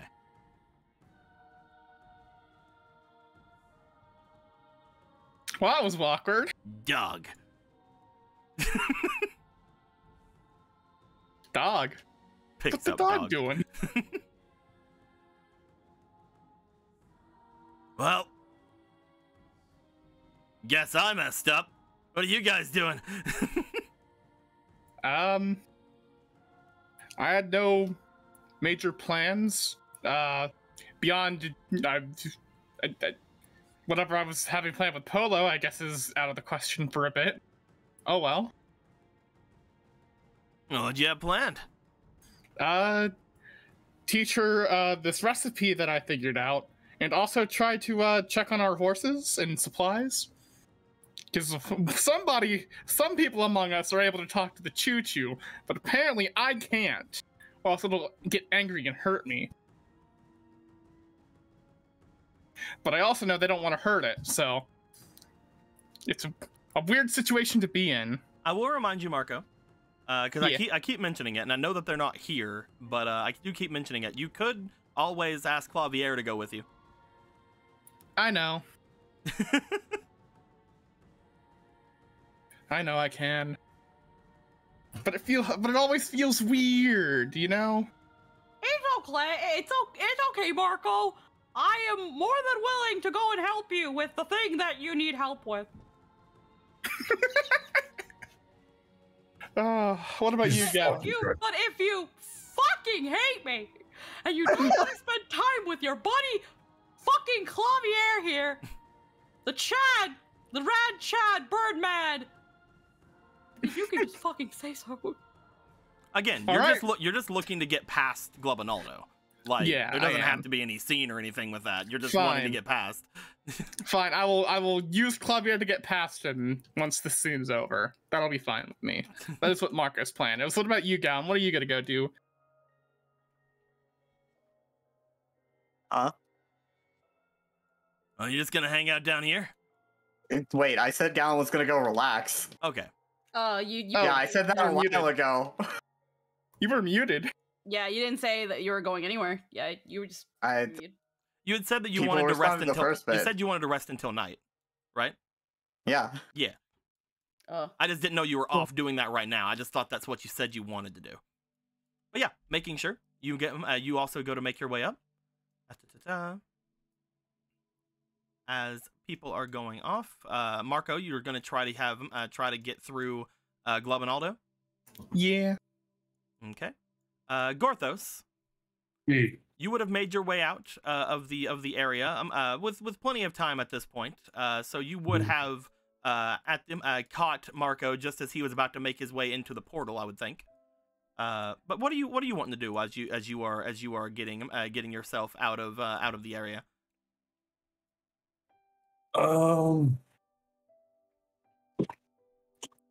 Probably get. I get stuff to.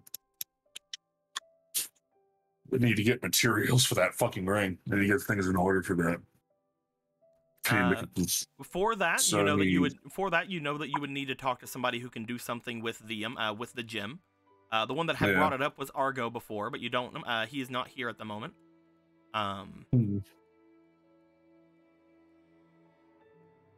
Argo is. Let's see. Who else?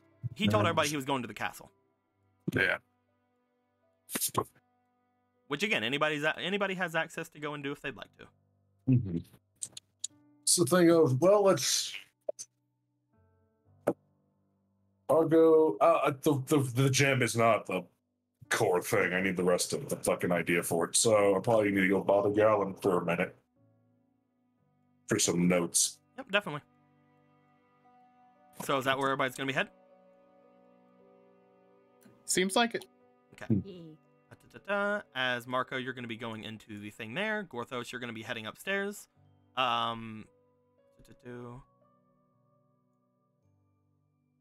Is there anything in particular you're looking to get from Gallon? Like, kind of ring. Like, how does he want it to look? If he wants it to look like anything. Which If you finger? These fingers that go on. Okay, I just assumed that you would have gotten a lot of that stuff because you had already gotten all the things from Gallon. But if you want to go and have a conversation about that, Gallon. Hello. You make your way up to your room. As you do, you find that Kuro would have been still laying off in your bed, seemingly just kind of resting through the morning and the the middle of the day. You remember that he was extremely tired the day before with the work he was doing, and he seems to be sleeping in quite a bit today. As you get up there with Kuro, you note that there's still quite a lot of room over on the bed. Do you want to try to get your brother up, or what do you want to do?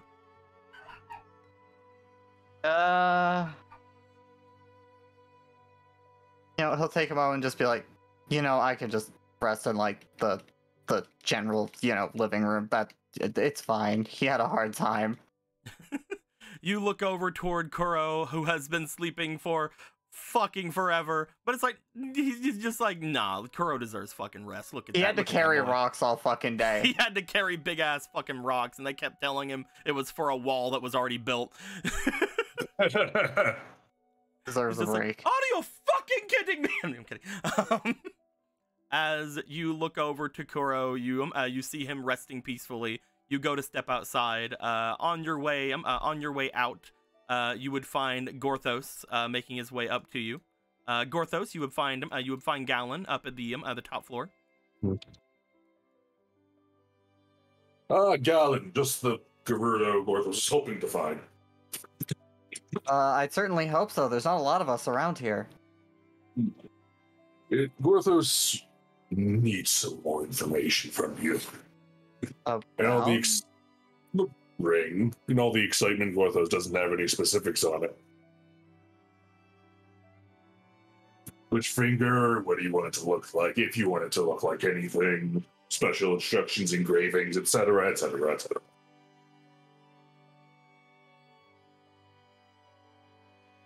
Yeah, let's go to my room, Gorthos. You make your way back toward the room you just left. Yeah, it's just like, All right, follow me, Gorthos. You step inside. Upon doing so, you guys are greeted once again with sleeping Kuro, laying on the bed as you step in, Gorthos. Oh, look at him. He's all tuckered out. Yeah, he was carrying rocks all day. Yes, how to do it. To keep it concise, definitely something appropriate to my people.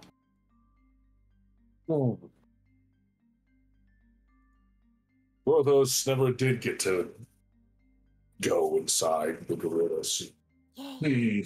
Ooh, the helmet. May Gorthos examine the helmet.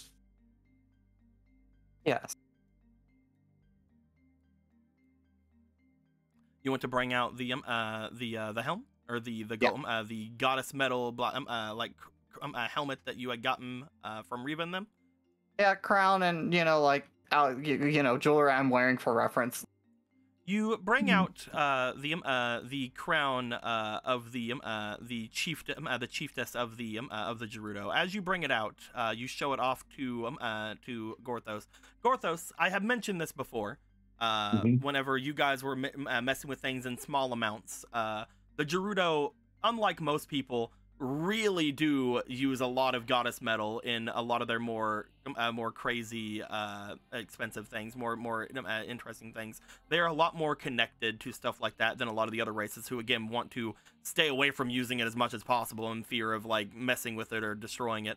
As you look the crown over, you can tell, even more so than even some of the things you guys own, even more so than the pure just bars of it you guys have, you note that this seems to be made of almost entirely goddess metal. There's no other sort of metals that you can tell just from randomly inspecting it right now that seem to be involved in its construction at all. As you look it over, even the parts of it that seem to have slightly different shades or hues seem to be made from the same metal material. How did they? This is an extremely finely crafted item. One of those wonders where your people keep getting all this metal. These little lightning bolts jiggle. Gallon, as he says that again, I'll mention to you since the first time you guys had actually seen the goddess metal, you remember seeing an entire statue of goddess metal over at the shrine of the sand goddess. Yeah, I mean, if you're so curious, I mean, when we eventually go to my home, you'll certainly be able to find out and ask. Gorthos is super excited about that. Think of all the magical items you could make with a steady supply of goddess metal. But Gorthos sees the general idea here. How do I put it? Something that really comes from the heart is a good way to put it. Comes from the... Gorthos kind of like pokes himself. Gorthos feels he's missing that particular organ. Read some love stories, it'll make more sense to you. No one has time for that. Especially not Gorthos, he must make a ring. You're right, we don't even know what books are. There's a library, though. There's books. Yeah. Listen, we only have one book. It's fine. Don't worry about that. What's important Maybe something a little northern with it. Northern desert? Is there some kind of significant difference?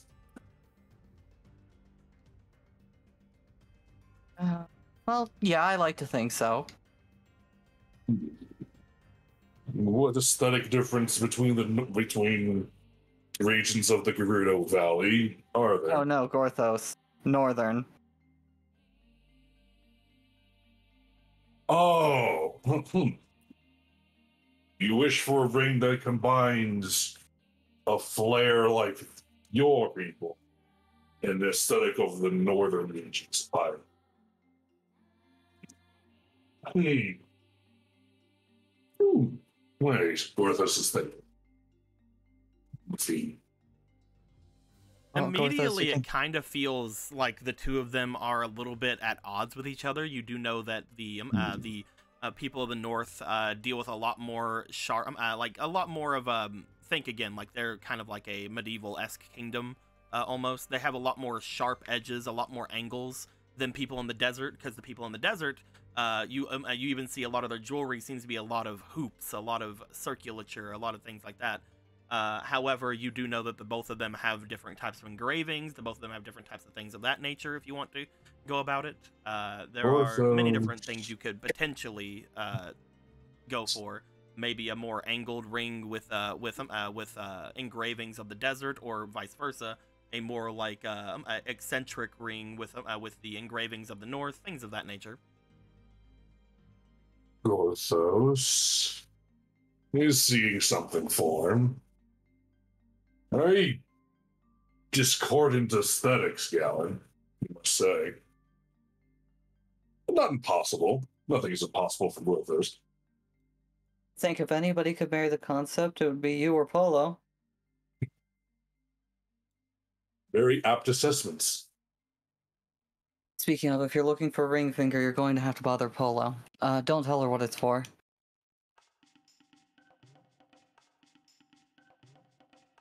Oh, he just goes, oh, and he like steps close to you and like pokes you on the chest. The heart. Gorthos sees now. Oh, it's all finally coming together? Gorthos gets mired in the idea of creation. He doesn't think about the implications of it. Any particular? Do you wish to have something engraved on it? A message? Something like that? I think it'll speak for itself. You want the ruby to be heart-shaped as well? Alright, let's not get gaudy, Gorthos. Well, this doesn't know how far you want to take your godliness, Wait, Galen. Gorthos, didn't he fucking reject her? What the fuck? Yeah. Also, Gorthos, I will mention to you, because you guys are thinking about a lot of eccentrics with this. You would know that if you wanted to make anything extremely fancy, you would need the help of an inscriber. Because if you remember, whenever I had explained these things before, inscribers are basically jewelers.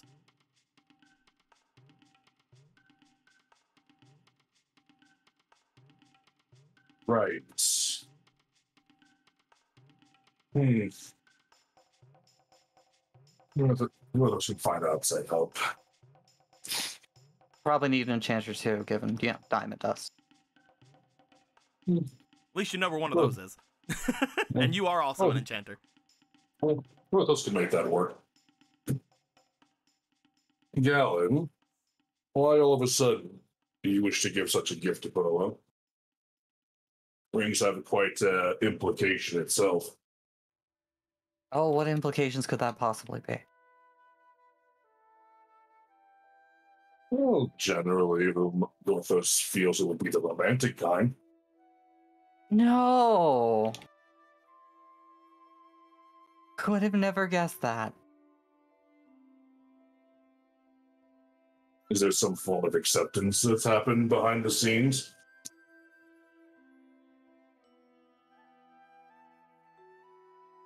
Happened is I have a direction. Hey, I have a question. Yeah? By a question, I mean a demand. Man. 1 second.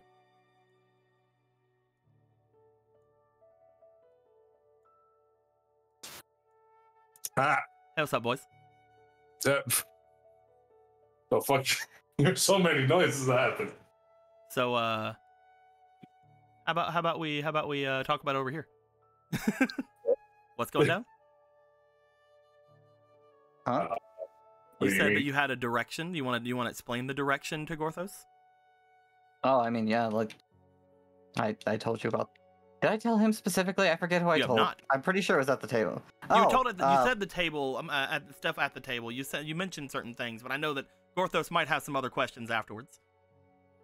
Well, I have my ideas for how me and Kuro are going down in history, and if we can actually do that, why not? Wonderful. What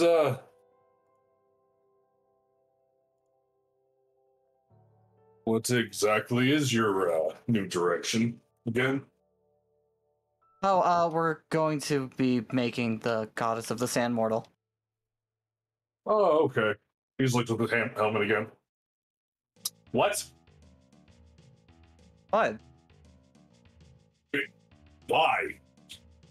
She seemed on board with the idea. It's definitely something not done before. Well,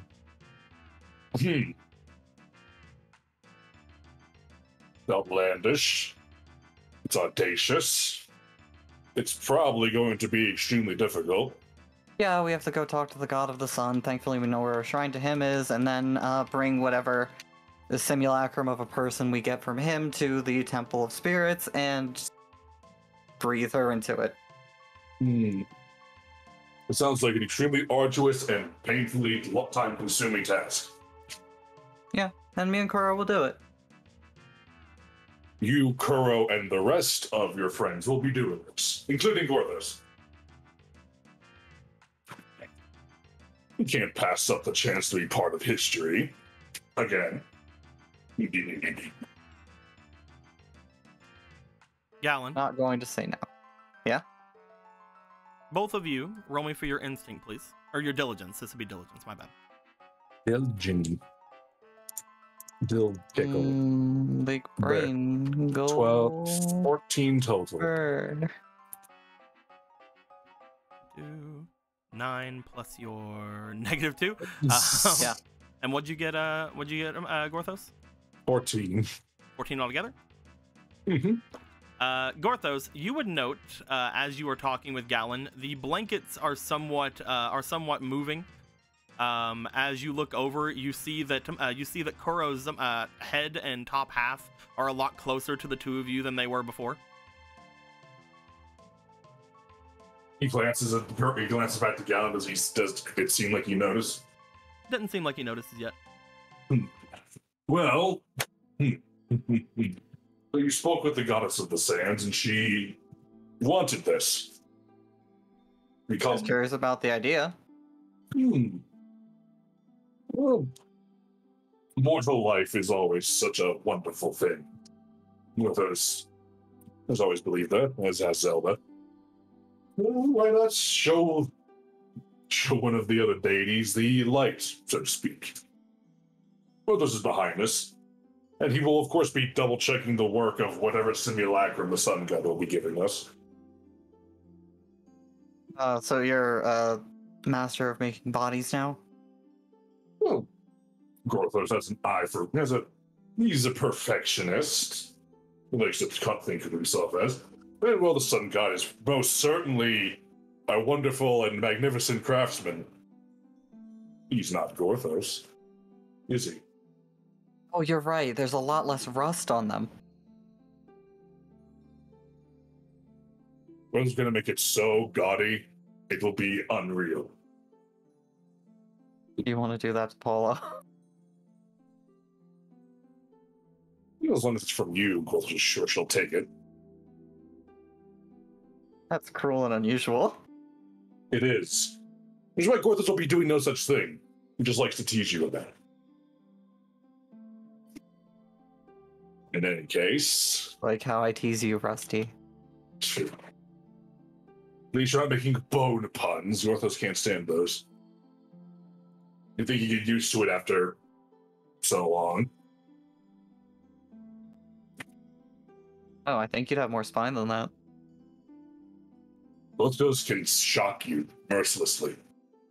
I can light you on fire. It seems you're at an impasse. Oh. Hello, Kuro. Did we wake you? Oh no! Good morning, brother. Good morning, Gorthos. Kuro, sleep well. Oh, it's such good sleep. Gorthos is looking at Kuro with a very knowing look. I need to go. Have a good rest. I've rested up and ready to go to work. Look, Kuro, you've already built the wall.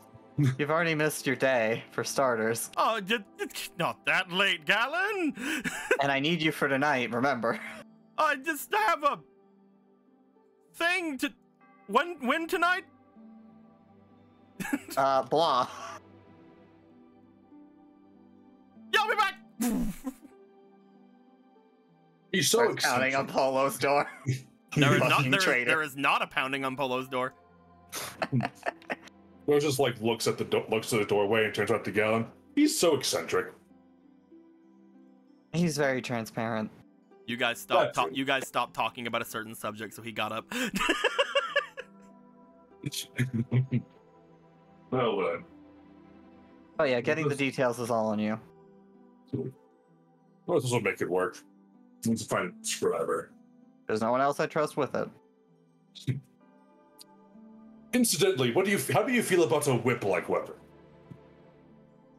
I don't think I can really channel magic through it like this, but Arma, what do you think?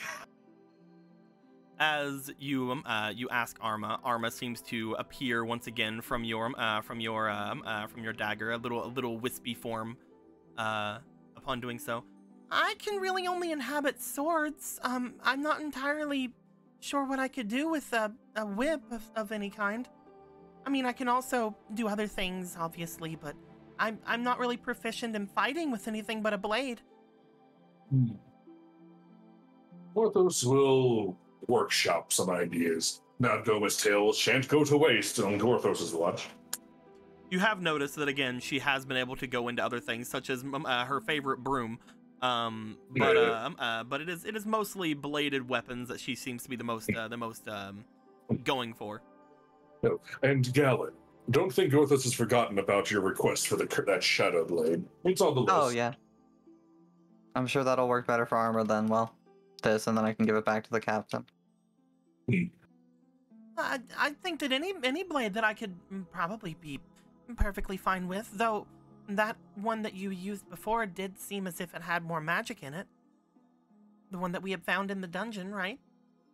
Exactly, that's the one. It did seem as if it was more attuned to having something like me inside of it. Usually with weapons in general, the more magically inclined, the better when it comes to sword spirits. Magic swords. Hey, Gorthos, it'll be a great base. He's horrible, cursed, well, not literally cursed, overused ritual dagger. No, Gorthos could make it if he had cursed materials. But please don't curse my stuff. Gorthos would never. Despite what Not Marco Marco. asked.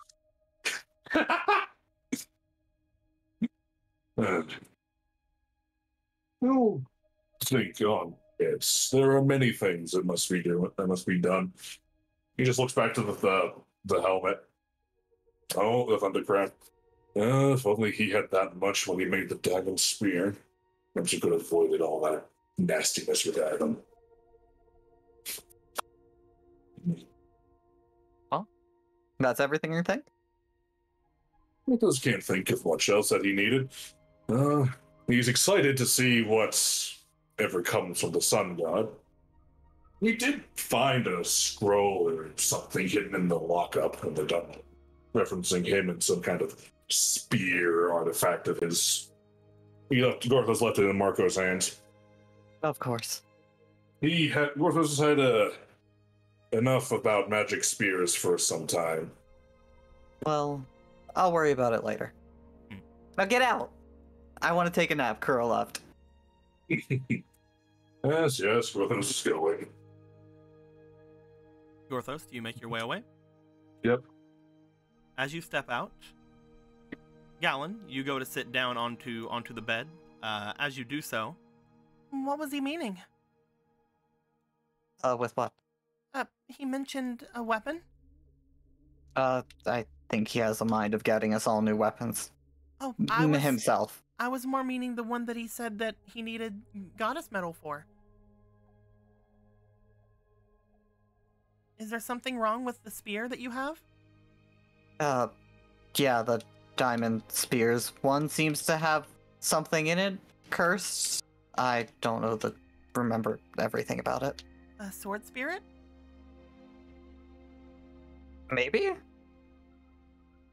That's all I can really think that would inhabit a blade. Or any sort of weapon. It is to your knowledge that you remember that whenever you had been around the diamond spear before, Arma was inside of a card. Maybe we can have you take a look at it later. I don't know if I could really do much of anything, but if there is another sword spirit inside of something like that, I could potentially try to see if we can find some things out about it. Yeah. You said that you're going to be doing something tonight, right? Yeah, somebody's been stealing fairy mud. I have to take care of that. Should I be ready to do anything? Yeah, they're apparently not, potentially not somebody who is really fazed by magic, so I'll probably have to stab them. I'll do my best. You always do. You see the little spirit version of Arma flicker around for a moment before going into the dagger. As you seem to lay back, you see the dagger float up a little bit and look like it's stabbing forward, away from you. That's right. Get some practice in. 1, 2, 3. 1, 2, 3. 1, 2, 3. As Arma is practicing a little bit, let's go ahead and move our way back over to the others, my dudes.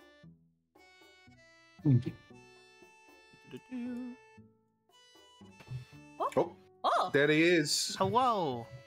We live. Hello. Yo, my bot, come back. Yeah, I'm getting her. Give a second. Yeah, you gave us your fucking broken bot and then you took it back. Yeah. Yeah, I tried to mess with it, but it was weird because it wouldn't go and do things. Well, we hope whatever fucking happened was family friendly. Of course, it's family friendly. Why wouldn't it be? Well, Gallon made Gorthos an offer a long time ago. God, in front of He was Kuro? making good on that. On Kuro. Oh my fuck! No wonder we saw him run away. He woke up. I'm unclean. Miss Porno, you I knew that I don't. Oh, you wouldn't believe the shit I just heard. Gorthos. Or should I say, sister? Gorthos, fucking- upon you making your way away, I'm guessing you're going to potentially head down toward Smith and the rest, since you have ideas for the ring now. Yes, and he needs to know from the other craftsmen where an inscriber is in this fucking town. Exactly. As you would make your way down to go and do that, and the others would go off on themselves. Gallon is apparently taking a little bit of time himself to rest. Before anything else, we're gonna go Ronan. Hi. You, as well as Obra, will be making your way off to the north of everything. Let me see if I can once again collect another map that has not been used in quite a bit. Upon you guys making your way off to the north of the city, you would find that upon getting over toward the area where you normally would turn off to go to the castle, there are several ways of getting to the area to the north.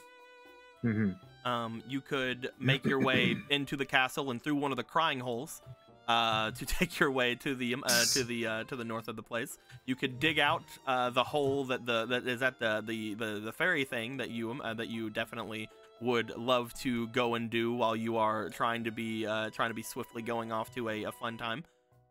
Or you can go off to the road off to the right of this place as you get around here. None of you guys have really gone off in this direction before, but as you do make your way off from the beaten path, heading off to the north, you would find that there are a couple of things off in this direction. First things first, Gallum would have told you guys that there was apparently a problem with the little fairy fountain thing here. He had mentioned that he had to find a little dwarf that was doing his thing. You in particular would have been told, because he had asked you to come and do things with him tonight, that the dwarf had been basically hired by Gru, who was hired by someone else, and yada yada yada. But you do see what appears to be off a little bit away from the castle area a series of a couple of shacks off in this direction, potentially being held by a couple of farmers who are off over here on this side of Hyrule. Not a lot of farmlands or anything like that, but you do see that there are about three shack-like houses that are back in this way with a couple of fields near them. You find that the river that seems to be feeding its way into the moat that is around Hyrule is off in this direction. A small bridge leading over it, going off to the north. And again, if you look off to the northern area, there is a small hill that you are reminded of the area that is off to the north of the ruins, as it seems to be starting off around this area. Before heading off toward any of the things in particular, you would see that Obra would stop and look off toward the river area before anything. Upon stepping off and seemingly checking the place out, she would look back to you. So you haven't been around anything around here either, huh? Not over this way, no. Is there any reason in particular, or do all of you just don't go on walks? We don't. We only really go to the places that are like, we need to go here. We never just take time to stop and look around. I can understand why. All of you are very busy after all. There were a lot of different events happening while you were here before, were there not? Yeah, there was a lot happening. You probably also don't, by the way, you don't want to go around the describes area with the ghost house, because you might get kidnapped by ghosts. That's a thing. You found spirit merchants. Oh, is that like a thing? Is that like a thing everywhere, or? There are several places. I suppose that there would be one in a city this large. Restless spirits who wish to not part with their possessions. Those who wish to have more greed even beyond death. You found of spirit merchants. Yeah. They're kind of hanging out. They kidnapping people. We try to keep people away from there. That's extremely interesting. Have you gotten anything from them? I think Gallon got, what was it he got again? It was like a little magic air bottle, right? Yeah, you got the air prison. Yeah, you got like a little like magic little bottle of air, or magic air or something like that. I don't really know what it does. Huh. That's extremely interesting. We found a mailman in a well there, and he didn't look like he was doing too good. I sent a few of the ghosts on their way, but a lot of them don't want to leave. Well, they are spirits that are completely consumed by their greed. I understand that much at the very least. That's very interesting. I was wondering how you all might have gotten the resources to take on somebody who was extremely resourceful, apparently like one of the more noble people of this place. Yeah, I don't know. Did he ever use the thing? I don't think Galen ever used the air bottle against Nope. Slaverman, did he? And you guys yeah, have no. not asked them for anything else other than that. We actually didn't use anything we got from them. I still don't know what it does because I've never seen it used. But yeah, we made some friends along the way, as we tend to do, and they helped us out. I see. So you had no use for any of the things they were going for. I understand.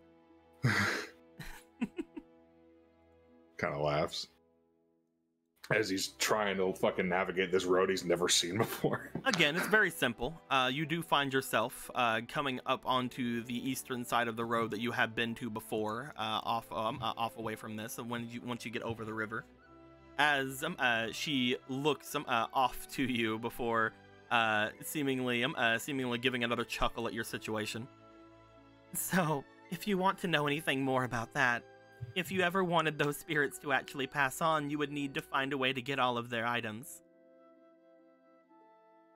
Oh, like so they have lost stuff and they want their lost stuff back. They're looking for something potentially in particular.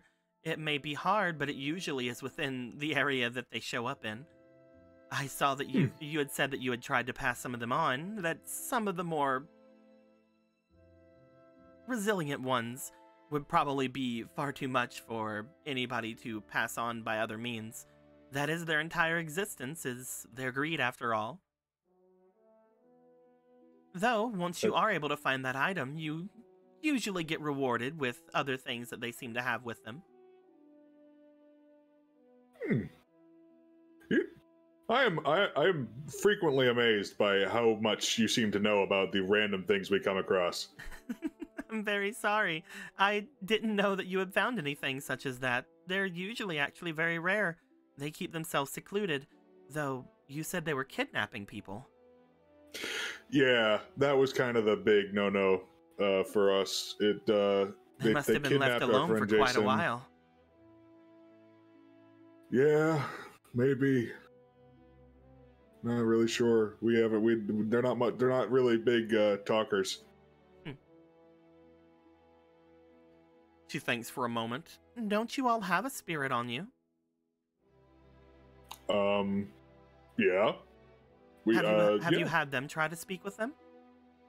I don't know if we met her by the time we were talking to them. I don't actually remember. You found Arma afterwards, but you've not really returned there now. You returned there once to get the Koron that you guys have found. Yeah. We haven't had much cause to go back in the recent weeks. I completely understand. They are most likely a little bit much for people who aren't expecting them. Yeah. Oh, you sure see here it. it. Oh, what? Sorry. What's up? No, I was gonna say, here we are, but you had something to say. You sure see interesting things, Ronan. Yeah, more than I ever thought I would see. That's crazy.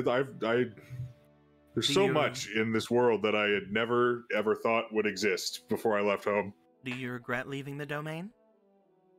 I'm sorry that I had to pull you out from there. If we hadn't left, then we'd have been, put in jail, and who knows what would have happened after that. Well, I would have been, not you. I thought you said that I was going to go with you. You were aiding me, but you could have just turned me in, Well, that was obviously never going to happen. We had only been acquainted for a couple of days. I wouldn't have put it past you. Yeah, it just wouldn't have sat right, even if we'd only known each other for a little bit. I doubt that they would have immediately tried to kill me or anything, though I do not understand much about that spear. He did seem to hurt after all, but it didn't look as if that was, well, if he's off trying to find something like me, someone is probably looking for something from us. Maybe even the gem that I carry, as we saw what happened with that other witch that was with him. The one that seemingly gave the gem to him to calm him down. Oh, you mean the one you got, like, kind of taps his forehead? Mm-hmm. So that one works like hers, then? It's a bit of a magical core for those beings who are innately magical or who turn to using magic like witches do. I'm sure that eventually Gallum will either find or develop one of his own. That'd be really handy to have something like that. It's interesting, I will say. Usually it is something that is precious that you don't allow others to really go for. That is why whenever you had spoken about that other one giving off to the Zora, I was a little bit taken aback. They don't usually give us much of anything except for a focus for our magical aptitudes and almost like a show of us finally attaining the highest form that we usually go for as far as being a witch. But when we give it to others, they have a variety of effects. Like? Well, she stops for a second and seems to kind of reach up to her forehead for a second before letting it go.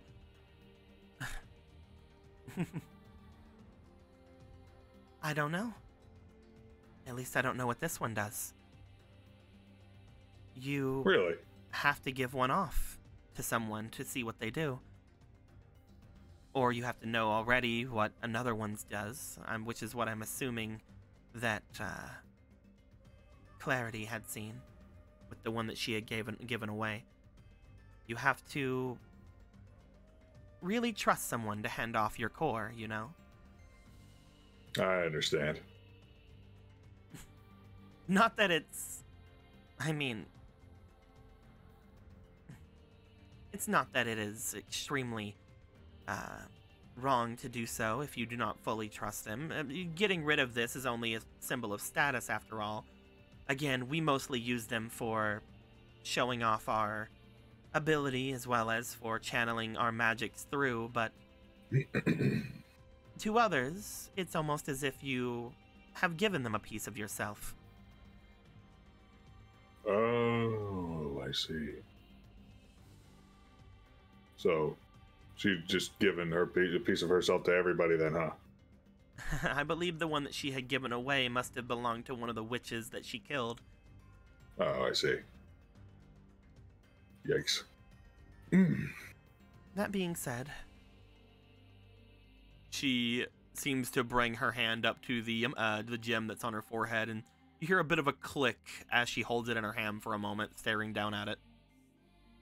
I wonder what this does do. I mean, hers could form links between people, right? With their minds. Maybe something like that.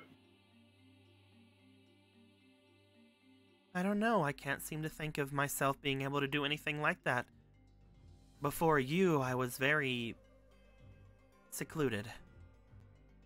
Even my own people don't really seem to enjoy being around me too much.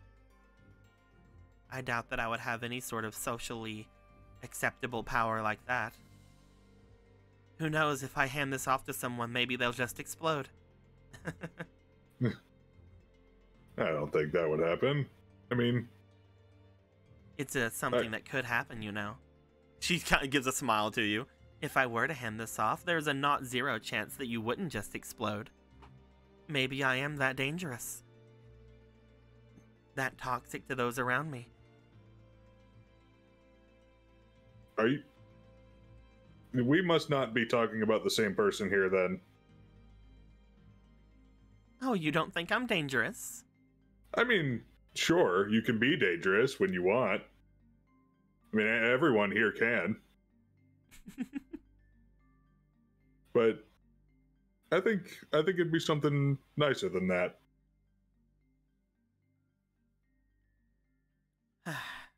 Ever since I left, I've been drawing in strange people like you. You, the queen of the bandits. What is it exactly you see from me? What do you mean? You don't think I'm toxic? You don't think that I'm dangerous? Then how do I feel? Mysterious? Welcoming? Grotesque? Not that one. Definitely not that one. Am I too chatty? I like listening to you talk about all the stuff that and you've learned over the years. The first two you said, yeah, that's definitely something. You're very smart.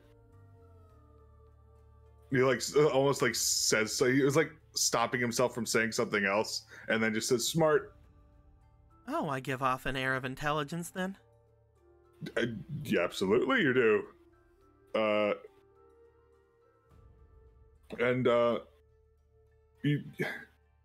I think you have a more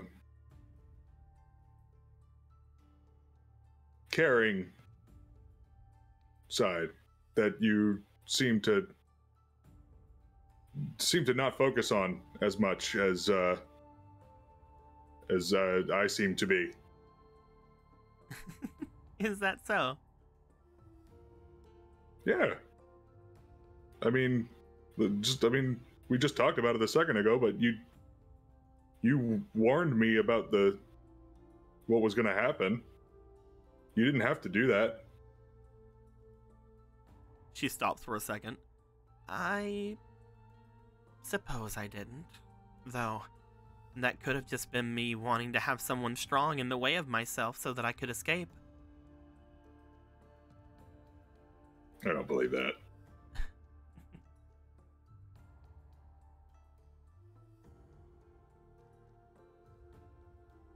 You know, Polo seems to have ideas. Ideas? She seems to think that there's some ideas between the two of us. What do you mean? Well, whenever I'd spoken with her, try not to laugh, of course, but she seems to think that there might be something between us. Stops for a moment. Equations pass over his mind, over his face. Oh god, this music.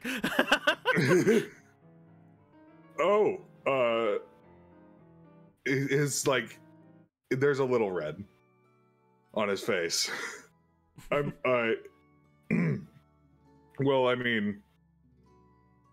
She seems to think that we might fancy each other in some ways. Well, I guess I can... She has her own strong wills about certain subjects. I'm sure that she must be projecting.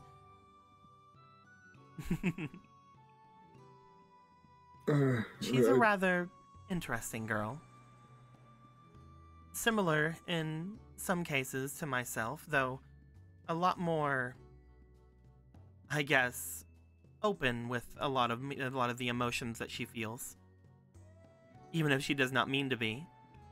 I can usually see them written across her face. It's very cute. Yeah, she's gotten more open with herself, which I think is good. I think that is probably the main difference between the two of us, though. She's very open about a lot of things, even if she does not mean to. She's very much more able to express things than myself, and she is, after all, extremely cute.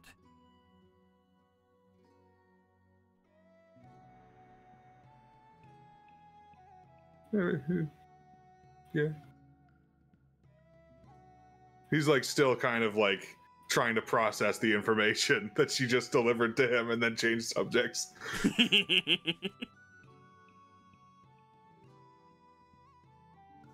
I mean, oh hey, we're here. She looks off toward the ruins. You see her look to you. She gives a smile and replaces the gem up to the top of her head. Shall we go then? Yeah, let's do that. She starts leading you a little bit off toward the central area that you remember had coming. You had came there before to perform your Song of Time before.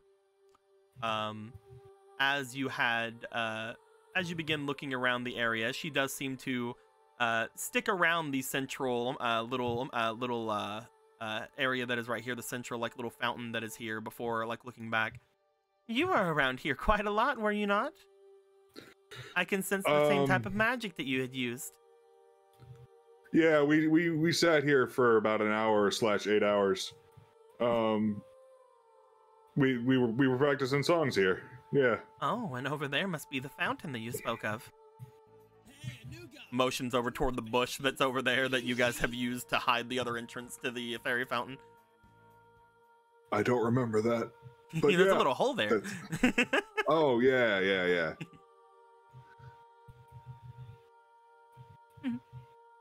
And looks off to the south. You do see that there is a couple of guards stationed off to the southwest a little bit. Off that way is the back entrance to the castle, I see.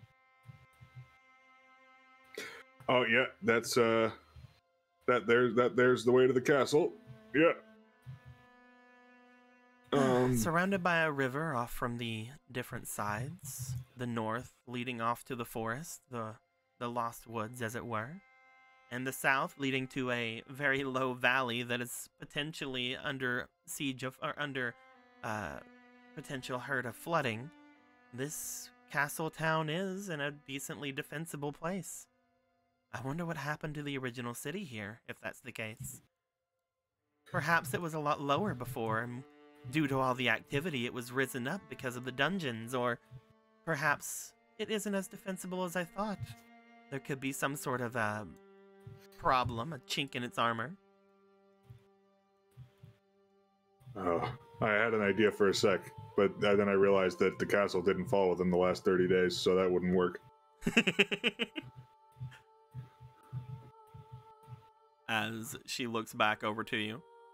This is a rather nice place, though it doesn't seem as if I can glean much of anything from here.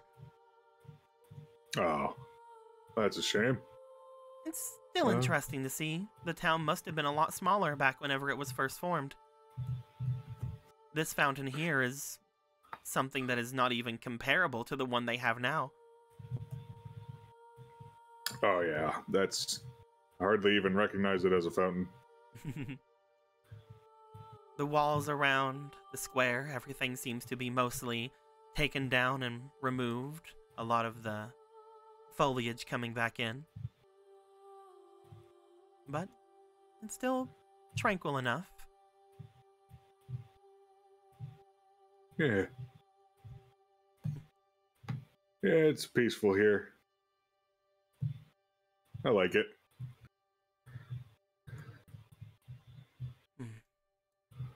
As she looks off, a little bit off to the north, where the large, seemingly hill seems to be. Oh, geez. As she looks away toward there and then back to you. What is it that you like to see? If there was somewhere around that you would go to of your own volition, would it be a place like this? Would it be something in particular that interests you? Any sort of nature at all that calls to you? Honestly, places like this are nice. Yeah, I like these. There's one in the forest. There's one in the Lost Woods as well. That's kind of like this. But I don't know. There's a view in Zora's domain that overlooks pretty much everything, and that's That's pretty good. I like that one a lot. Of where the statues are where you took us before. Yeah, you remember. It was rather nice. You could see the entire domain. That is where you put all of your heroes, right? Yep, that's where they sit. He kind of has a moment where he, in his mind, flashes back to what the king told him before he kind of just shakes that off. Are you alright? Yeah, I'm fine. You had a fish tank before, didn't you? Yeah, there wasn't anything in it though. But at first I thought I could maybe, if Magic Frog ever wanted to see, I could let him stay there, but I don't think that's gonna work anymore. You might need a bigger tank, yeah. Yeah. What about you? What kind of places do you like? To be fair, I really did enjoy the domain that you came from. It was rather neat. Whenever I was looking around, I had never seen something with so much metal. It was very intriguing, though the people were a lot more open than I thought they would be. To be fair, there was one other place that gave me pause whenever I had seen it. Yeah. While you were carrying me throughout that place, you had brought me to a place where all those monsters had came through, over by a large waterfall. Right, yeah. That was... I remember that place. I enjoyed it. It was rather nice, from what little I remembered of it at first.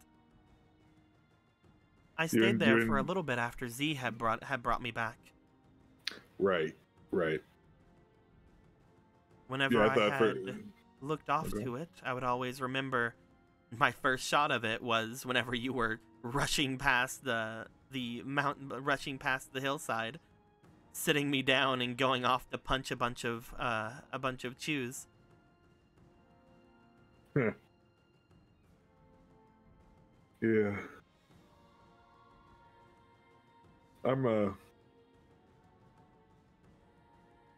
No, I won't say it. No, we already agreed. We already agreed on me not saying it anymore. Oh. Good, because you don't need to.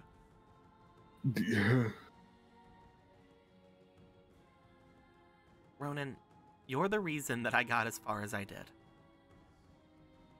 Right, and I've been trying to tell myself that. But, you know.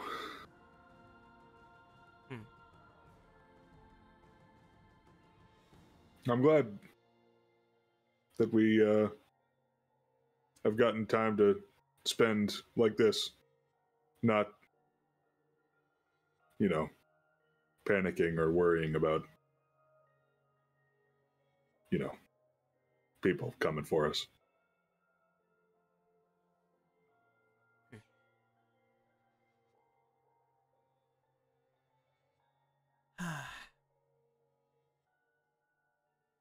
I never have properly thanked you for it, have I? I mean, yeah, you don't need to do that. I don't need to do anything for uprooting you from your home. I would not say that. I wouldn't say you did that.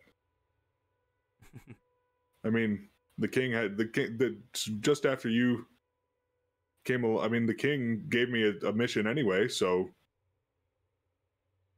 I would probably have left sooner or later.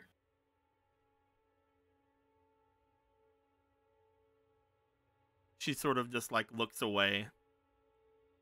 She brings herself back a bit, just sort of leaning back on the fountain for a moment.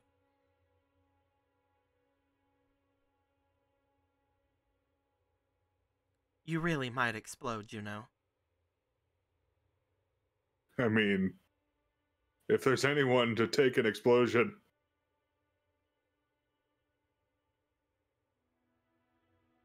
Then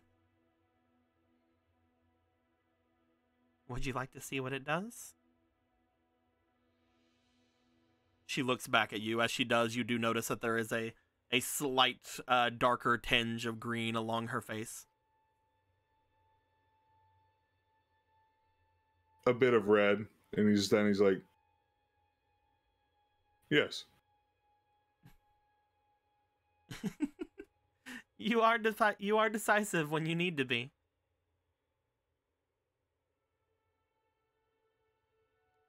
She reaches up to her forehead once again, and you hear the slight click of the gem as it comes loose from the metal that she keeps up there. As she does, she brings it down and she looks to it.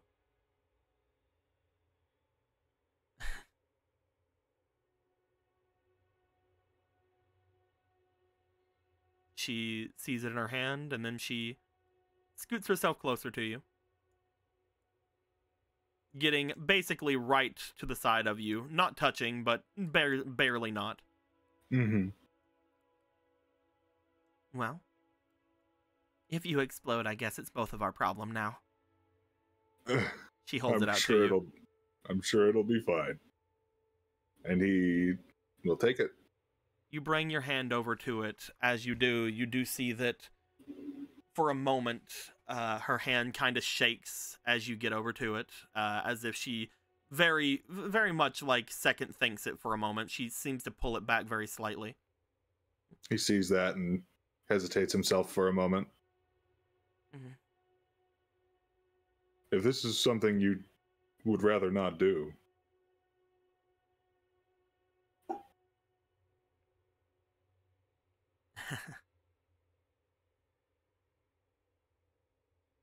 She pushes it forward. Sorry. Don't worry about it. And he will take it. You take it out of her hand. As you do, you lift it up and start to look at it. Holding the small gem in your hand, you kind of like raise it up to your head. You begin to examine it, just like staring at it from your perspective. Nothing immediately seems to change. Ronan. Would you like to roll me for your diligence, please? Yepers. And I'm gonna heckin' throw these boys in. What the fuck else am I using them for? We're using the guidance Rollins. Let's fucking go. Also. Oh jeez. Also. Oh gee. Well, you need to roll. You need to roll these. So let's move them over here. He's just like, now that I think about it, I too am horny. Well, here, these two will be rolled together. Just roll these first to see what the bonus is going to be. Okay, cool. Yep, see what the bonus is going to be for all the rolls. Okay, that's going to be a +5 for all the rolls. Okie doke. And you're going to get to roll. Let me check and see how many of these you have, because you have a few.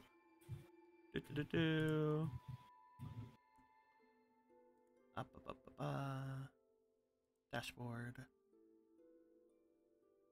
As far as the fleetings are concerned, you have 1,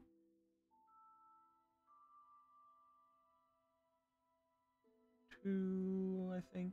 No, just 1. The other ones are Marcos. All right. Go ahead and roll me 4 times then, my dude. Bokey doke. And the Super Smash gets rolled again as well, right? Well, actually, you need to roll this for Charm or Allure rolls. Oh, okay, never mind then. Yeah. We have a 5 there. It's fine. I rolled it in spirit. We have it symbolically. Symbolic smash. Yeah, that's fine. It was a pretty good symbolic smash, I gotta say. Yeah. Oh, fuck, all right. Oh, well, all right then. Ronan. Yeah. As you hold the gem in your hand, you seem to look it over for a moment before you feel a warmth building up in you. For half a second, you actually do, for a moment, like, maybe I will explode. But you feel this warmth seemingly coming up from you, and as you do, you can feel something as that rises up. You feel lighter for a moment. Ooh. Upon holding this gem, you feel extremely light and you feel extremely warm. You're not sure if it would be less warm or not without the armor or with the armor, however you're going with things. But it almost is like there's an inner fire in you as you hold on to this. Oh. You hold on to it. And I will tell you this. One thing you immediately get just from that 20. Mm-hmm. So, you know your Zora special trait? Yeah. That makes it to where you have a hard time swimming? Yeah. First off, that's no longer a thing. Oh, fuck! You feel as if, now that you feel lighter, you feel that you are able to potentially swim extremely quickly, like much quicker than you remember. Potentially the same as regular Zora for the first time ever. You feel light on your feet, as if this weight that you've carried all your life seems to almost magically disappear. What'd you look at that magically? Anyway, so as you hold on to it, you feel lighter. You feel as if you feel more invigorated. One other thing that you feel that you are going to have, especially with that 20, once again, Ronan, I'm going to be giving you a card. As long as you have this, you don't have it right now because I don't have it made. We're going to get the ability cards next game. You're going to have a River Zora natural weapon. Oh my gosh. You remember whenever I told you when we first started making these characters that one of the things River Zora can do is they can shoot a fireball? You got fire vomit. Congratulations. I got fire blip. You can make a fire blip. It comes out from the gym. You don't have to blip it. Okay. Unless you put the gem in your mouth. You can if you want to, I guess. Maybe we can make like a fire bite or something. I don't know if he's gonna do that. Fire bite. You can bite things. You fire it as well. It's great. It explodes in your face too, but you know. It's the principle. You also feel as if this fire cannot be put out by water. Oh. Because, you know, that would be really sucky for these River Zora if they couldn't fucking use their power in the water, huh? You feel this almost natural affinity with flames seemingly overtake you. As the last thing you'll get, again, because you got that nat 20, is you have resistance to drying. Oh my gosh. So no longer it's worthless. No longer will you have to worry about the dry staff, the staff of drying out everything. No longer will you have to worry about drying out because of it. And if you were to go up to to Death Mountain, you wouldn't have to worry too much about drying out in the heat. Because remember, your armor gives you resistant to fire damage. It doesn't stop you from drying out. Oh, okay. I thought it was the opposite. I thought it gave me resistance to drying out. No, you have resistance to fire damage. Okay. So now you're pretty sure if you hold on to this, you probably won't dry out as long as you're on Death Mountain, or near the volcano of Death Mountain at the very least. Hell yeah. As you hold on to this, you feel again that warm, invigorating feeling go through you. You can sense that even though apparently she says that she doesn't have a very big tie to her people, to the people of the River Zora domain, all of these effects remind you incredibly of what you heard about River Zora.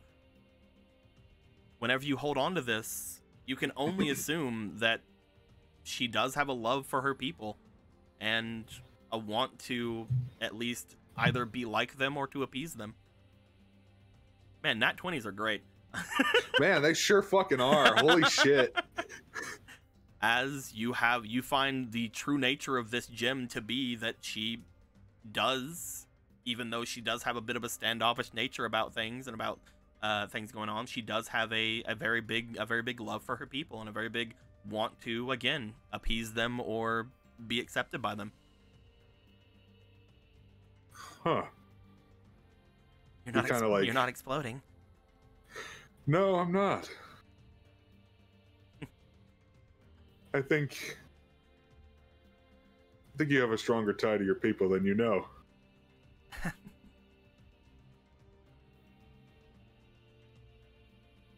Or than you're willing to admit. Either one. You can tell that just by holding on to that. Yeah.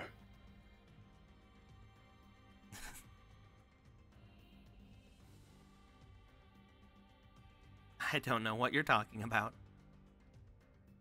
I'm sure you don't.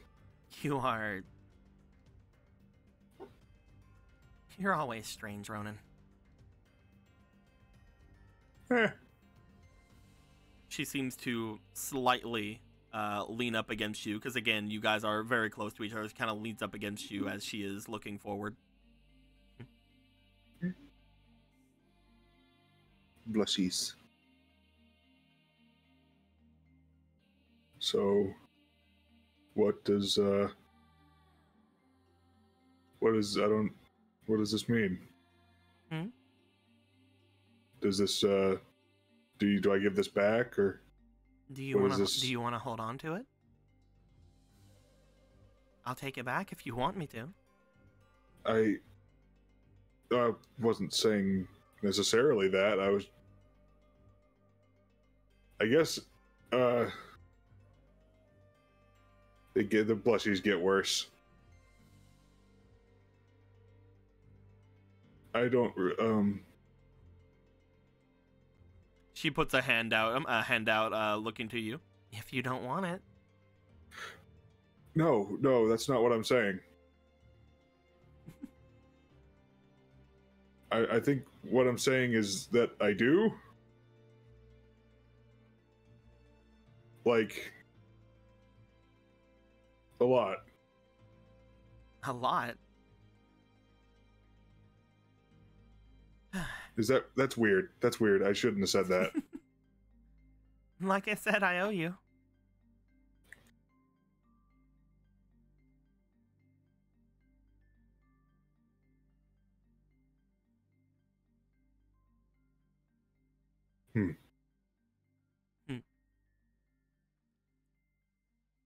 That's a common share. That's something that you share with her.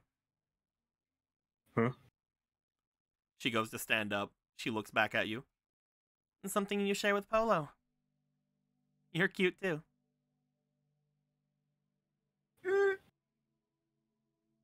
Wait, it fucking blushing intensifies. Especially when you're getting gifts. Come on.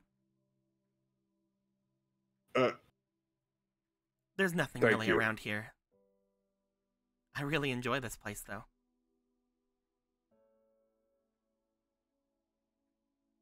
Thank you for this. It means a lot.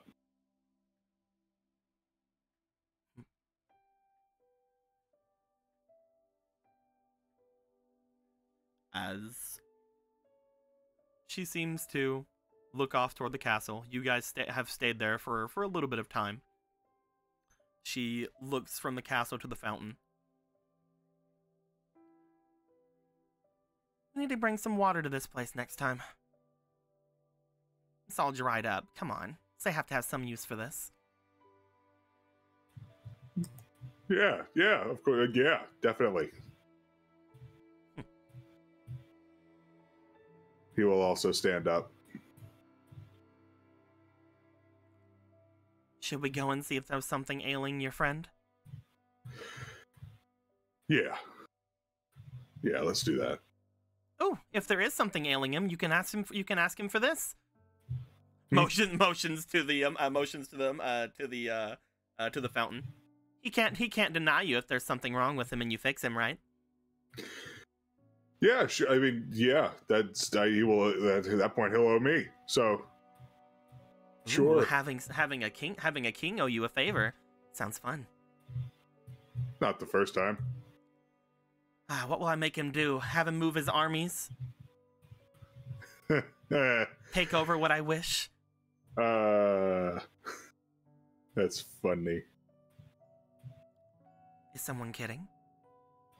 She starts walking away.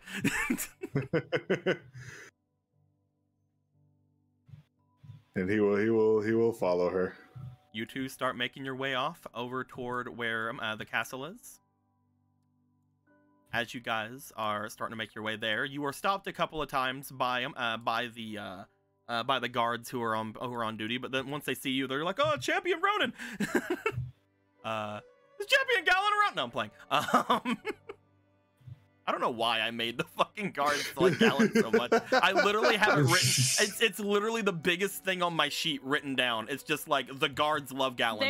There were times where Gallon needed to convince the guards, and he did really well on the charm rolls. So then, yeah, it just became a thing. It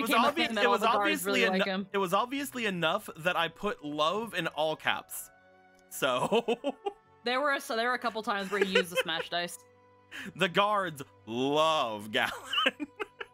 But no, as you guys would make your way over toward the castle, getting in from that side for you is a little bit harder than some of the others. You do squeeze your way through some of the cry holes, though.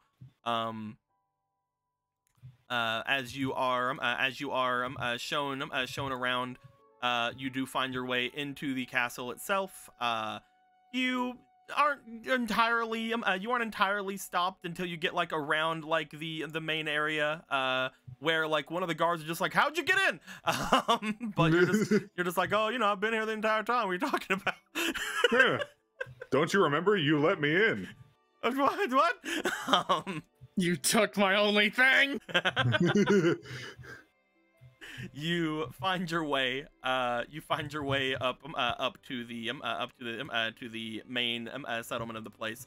One of the guards who are there, one of the royal guards, talks to one of the captains to like just be like, "Oh no, they're fine. They're fine. Come on, man. This is champion Ronan. Let's go." As some of the guards who are like accompanying you kind of like stove off, like, "Okay, all right. I don't remember letting him in though." But you are brought over to one of the royal knights as they look to you. Would you like to go and see the princess? We're actually should I just say what I'm here for actually, or should I just like kind of leads into Albera? I don't really know. What are you here to do? I'm here to see the king. I'm here to see the king, actually. All right, I can take you there. Our king is a little bit under the weather at the moment. Yeah, I was hoping to maybe help with that. I'm not entirely sure if you can, unfortunately. There's not really a ton that comes. I'll let him explain it to you. It's worth a shot. It's a bit of a, well, if you weren't the champion, I doubt that we'd even let you know. He looks over to Obra. Is she with you? Yeah, she's with me. Oh, can I not know because I'm not a champion? Looks to you, Ronan. Is she entirely needed? I mean, I'd like to have her around. I will see if I can get one of the two guards to stay with you then. I'm sorry, ma'am, but it is procedure that only the champions have access to this place alone with any of the royal family. Someone other than yourself then? He looks to Ronan, he looks to you, or looks out to Obra. I think that if anything were to go down, it's a little bit more than my pay grade. We'll ask one of the Donu. Come with me. All right. I'm sorry, again, it's not anything, it's just what we have been trained to do. Just procedure, I get you. He gives a nod, and he goes to take you in. You guys go through the winding hallways. Again, they're not as intricate as the one that would take you off to see Jason. But you do find that whenever you go in, eventually you are brought together with we'll go with Blaze, because that's funny with all the fiery things that's been happening. You do find that Blaze is eventually called out to be with you as the large Donu looks off to you and Obra, and he seems like he's having a good job or good time. He hasn't had to do much work recently since the king's been here the entire time, as he's just like, oh yes, let me bring you over to the king, of course. All right. You see that the other one makes their way back over toward the entrance. Blaze takes you across the hall from where you found him to go to the king's quarters. And upon going there, the door is knocked upon, but it is not completely waited for. As the door is knocked on, Blaze just goes straight into going for the handle and opening it.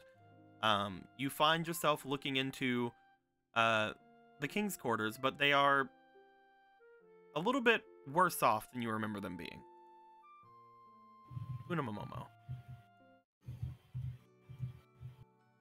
As you look off toward where the king is sitting, you see around the area what appears to be several things of incense that are strewn all about the place. The smells of which seemingly combining together into a very unpleasant smell, at least to your nose. As you look off toward the king, he seems to look back to you with a bit of a very gaunt look to his face, as if he has been here for quite a bit and not been in the best of health. He doesn't seem to have been eating extremely well. You note that he is not wearing his crown, he's not wearing his overshirt, he seems to be wearing very light-looking robes, and as you look to him in particular, you find that there are large dark circles under his eyes. As Blaze stands off to the side, he looks forward. Announcing Champion Ronan and guest. Obra guest. Sorry, I didn't realize you didn't want your name. Ronan. Is that you? That it is, Your Highness. Welcome. Sorry, I can't offer you anything at the moment. I'm Oh, sure no, that if that's- you make your way somewhere else, you can get some tea or something of the like. These smells would probably take away any of your appetite either way. That's completely fine. I actually came here to offer you something, if you're willing. He looks at you for a moment before you do see that there is a bit of a hopeful look going across his face.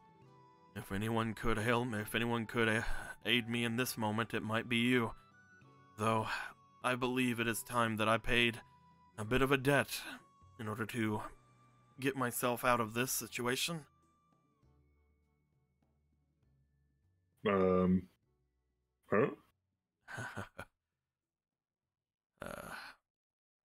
This is not any form of normal illness, I'm afraid. It is What something. is it? It is something that happens on occasion. I just wish to not usually take part in. He scratches the side of his cheek before you see his hand go down toward his little dodongo. I don't like paying for this treatment that I usually get. Though it seems that my city is in need of me, is it not? There's some things happening, yes. I've been hearing some things. They don't tend to come to me with much of any problems that would rush me through my ailment, but Shock and Blaze have been very useful as of late. Not to mention, since Roki and Kira's return, I have gotten quite a lot more information that the rest of the guards seem to want to keep from me. Tell me, Ronan, how were the people after you did your song last night? The ones that showed up. Let clear up something for me, Deco. When we talked to what's his face after, like when he showed up with the carpenters, He seemed it seemed like entirely. He seemed like he remembered everything. He seemed as if he was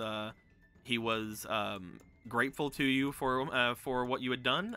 You were talking about Park, right? Park, yeah. Yep. In particular, one of the main reasons I didn't show up, but whenever he showed up, he seemed exactly like he seemed as if he was still under the away from the effects of whatever you got away from him. Okay. It doesn't seem like the forest where whatever's making them do It something is reasserted internal. itself. Yeah. Okay. The ones who showed up, I spoke to one of them, and it seems like he's still. It seems like he's still okay. He hasn't changed back to the way he was before. And he looks to you. He looks to Obera. We think that it has something to do with the Sage of Life. Yes. And whoever else he had with him. His return was rather fortuitous for himself, I would think.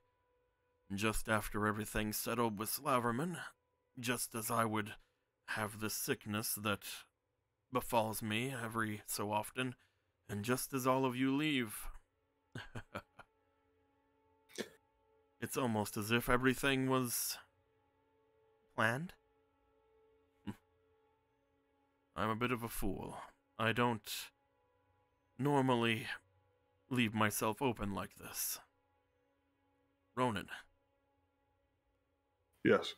Do you think that your song is enough to eat through this pact of mine? That's what I'm hoping.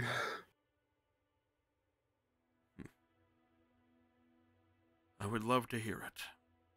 If you would do your best. If this is the case, Ronan, I would ask you one thing after this.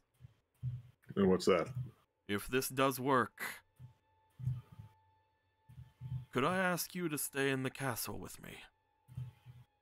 Or at least, could I ask you to teach that song of yours to someone around? It might have to be the latter. Is this truly something you fear so much? Fear is a strong word.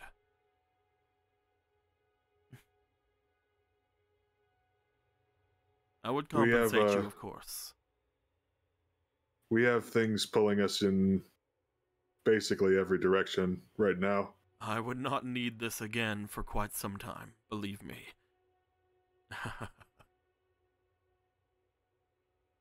Please. Not that I want to dismiss your health as a non-important thing. No, absolutely not. Just, I would be happy to teach someone, is what I'm saying. Ronan. Yes? Before you agree to anything, I think you should figure out what you're agreeing to. You had mentioned a pact before. I'm afraid that I cannot go into more detail than that. Oh. Well, This king is very haughty, is he not?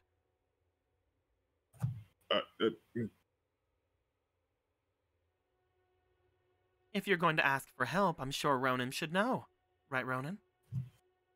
I mean, if there's something that is of concern to the issue, then I think probably.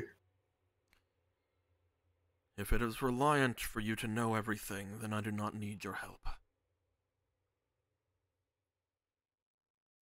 You see him stare off toward the window again.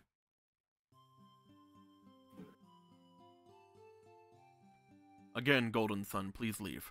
I love you, but not right now.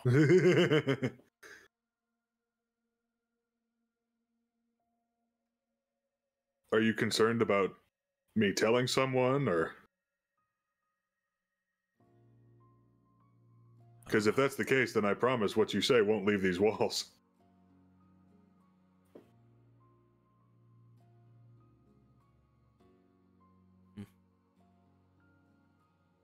Only for your charm.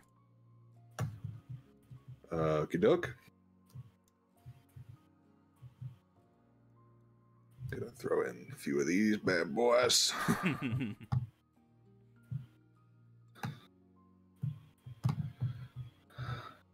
We also have one fleeting from Eggy. Okay, thank you. I'm gonna need it. That was not as good. I got a 6 before. 4, 5, 6, 7, 8, 9. You had a 6 before.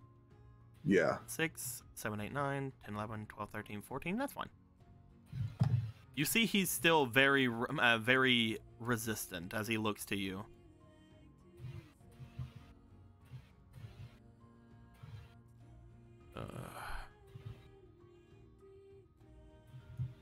Ronan. He looks over toward Blaze. I would like to speak with Ronan and Miss Obra alone, Blaze. I doubt that you want to leave him here. Of course not.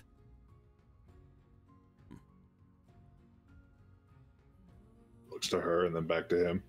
Blaze looks in here, he looks off. As a good dog, he will leave. Aw, like a little whiny noise.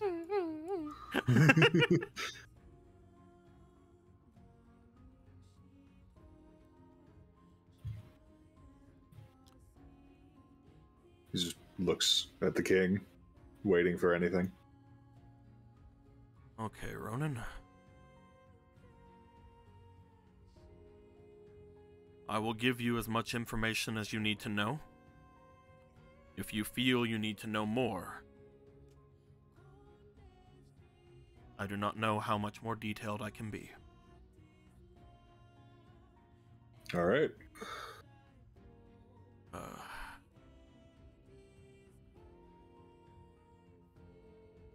This sickness ails me several times over the course of a year. Sometimes once, sometimes twice. There was one stint of around 2 years that it didn't hit me at all.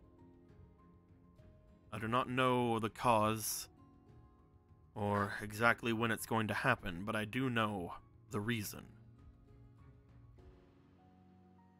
Mm-hmm. It is because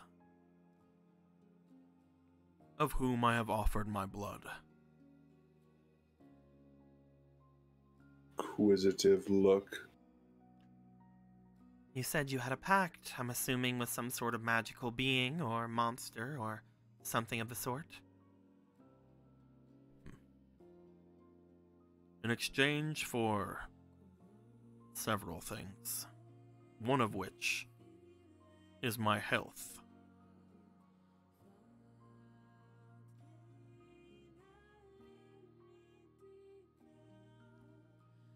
I offer my vitality to one that I keep very close in my castle. My vitality is needed, though. Once this happens, I am like this for weeks, if not treated. I have to go to them every time and offer more. Every time I offer it to them, I feel as if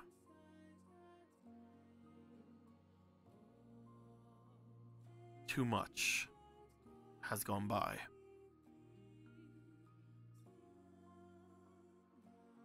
When I offer my vitality, it is no fleeting thing. It feels as if something truly leaves me. The last time I had spoken with them, they mentioned to me that I would never have hairs as gray as theirs. And who is this person, thing? It is a demon that I keep beneath my castle. Wait a minute. I feel like I've heard something about this before. But continue, please. There's a demon that I keep beneath my castle who was an opposing force to me at one point. This opposing force is the reason, well, unfortunately, that my wives were taken from me. He killed them? He did not, but he might as well have. He was one who led them. And so you give him your blood now for what? I should have died that day, Ronan, as well.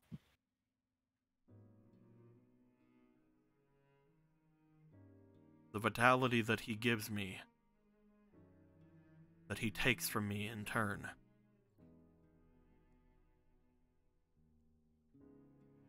he gives to me from a life I will not have. One that comes at a heavy cost. I believe he told me that I am basically feeding him my future. But if I do not, I quickly come under the effects such as what you see me here. In a body that should be dead. One that without said demon would perish. Is there no other way to keep yourself alive than to bargain with him? There is, but as I said before, there are other things in play as well. It is much more beneficial for me to take his offer than others.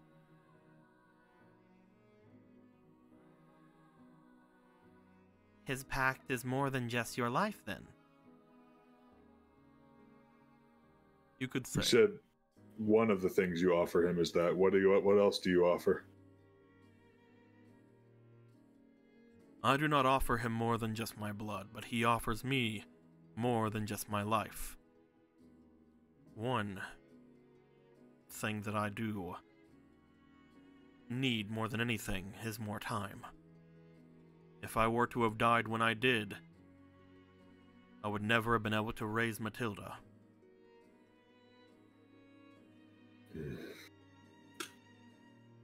She would have been with just everyone here.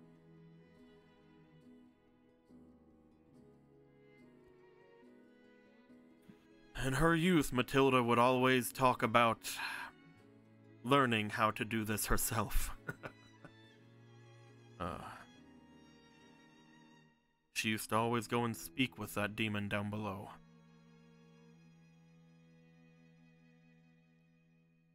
I got angry that he told her our pact.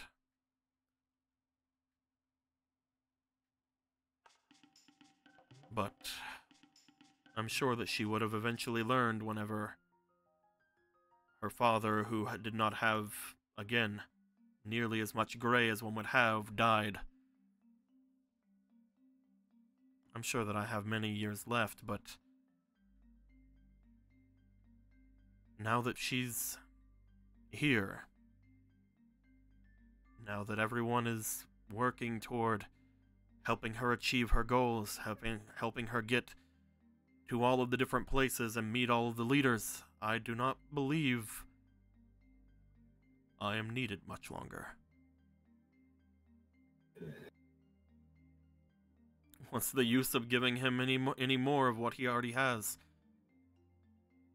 Since Matilda is now of age to take what she rightfully deserves away from this man who shouldn't be alive.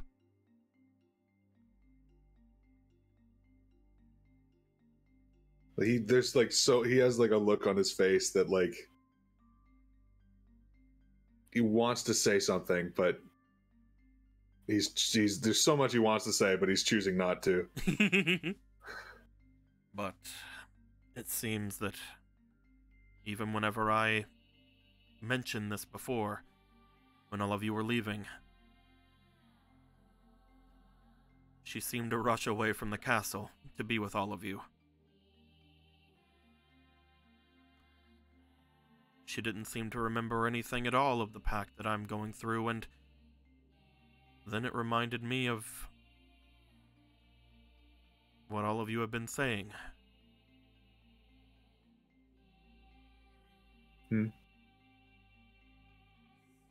Ronan,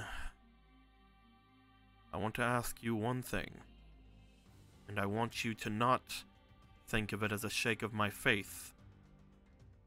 And I want to make sure that you understand the consequences for lying to me.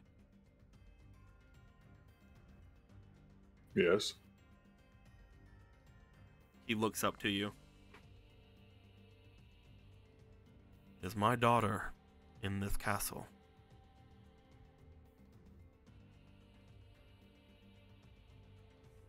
Is she in her room right now?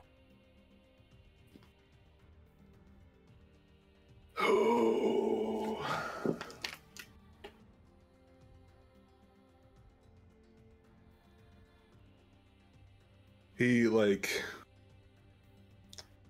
hesitates for a moment.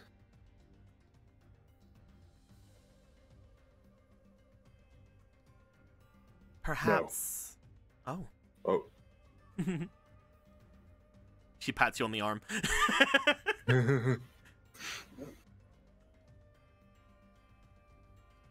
No, she is not.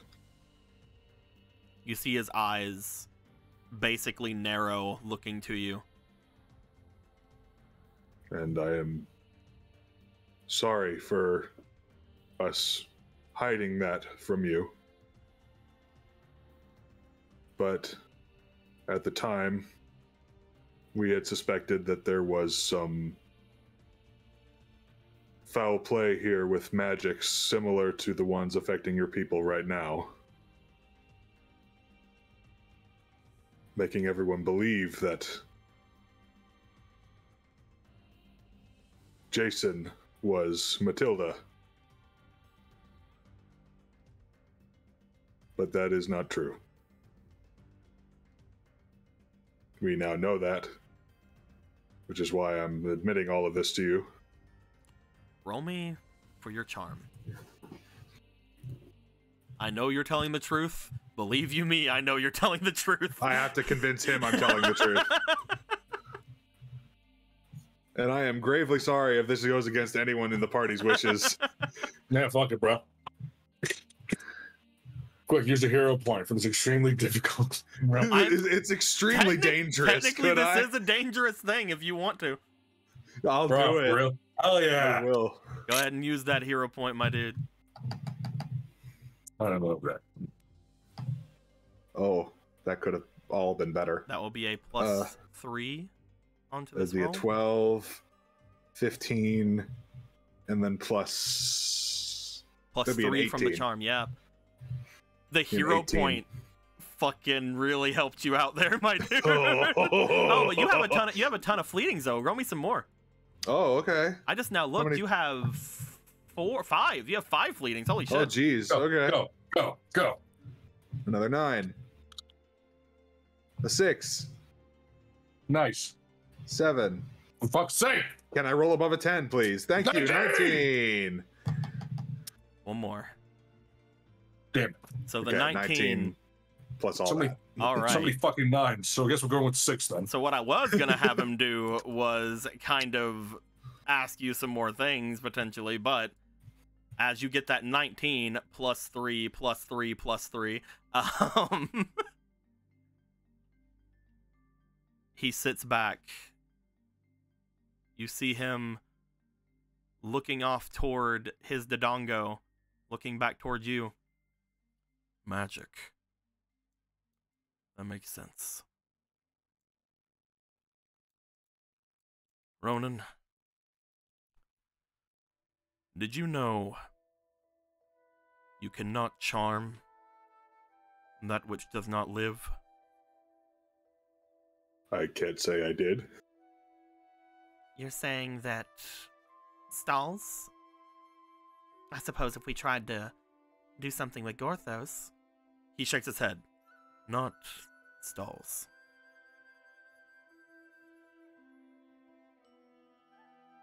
Worse than them. Once I started becoming sick, and once I started having these thoughts,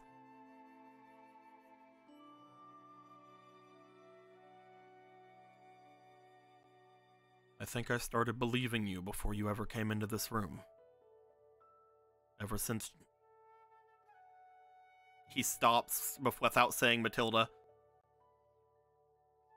Ever since all of you left, and she looked back to me with those fearful eyes that she had, as if I was going to capture her again. That was the hero, wasn't it?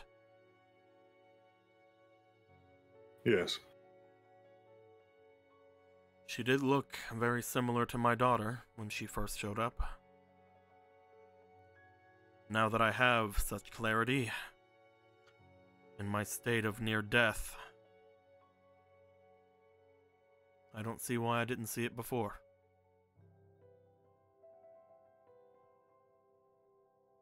Ronan. Yes? I fear that if you do what you do... He looks to himself. You very well will cure me of my ailment.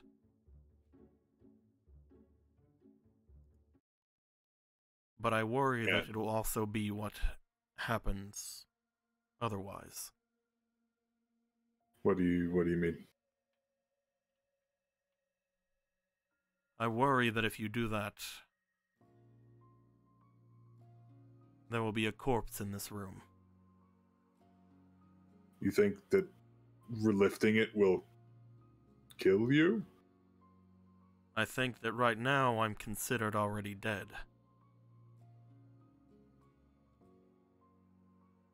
I feel that that is why the magic is not affecting me, that whoever placed upon this castle. I believe that your song, from what you have told me and from what Gorthos has mentioned, relieves the dead, does it not? It can, yes. I wonder if I have enough life in me to stay around. I almost want to try it. If you think that it could be something that will end this, while still keeping me around to find my daughter, I would accept it. But knowing that my daughter is not around, I do not wish to die without knowing she's safe. I refuse.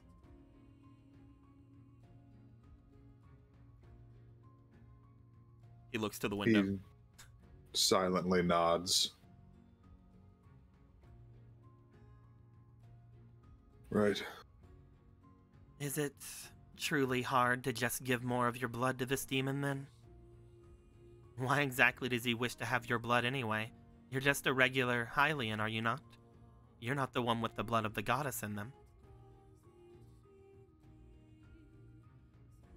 He still keeps his head away. And if something were to happen to this demon that you have locked up, you suspect that that will also end things? Without him giving me vitality in exchange for my life, I will most likely die to this illness. If that has not already happened.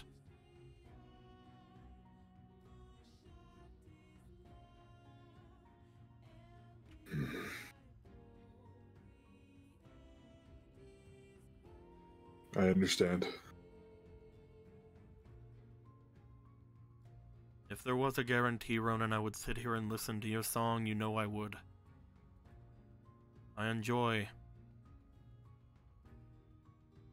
listening to it. I just fear that while I'm in this state, it would be the end of me. That being said, he looks back to you. Once I have regained my vitality, once I have become better, if you would like to try it then.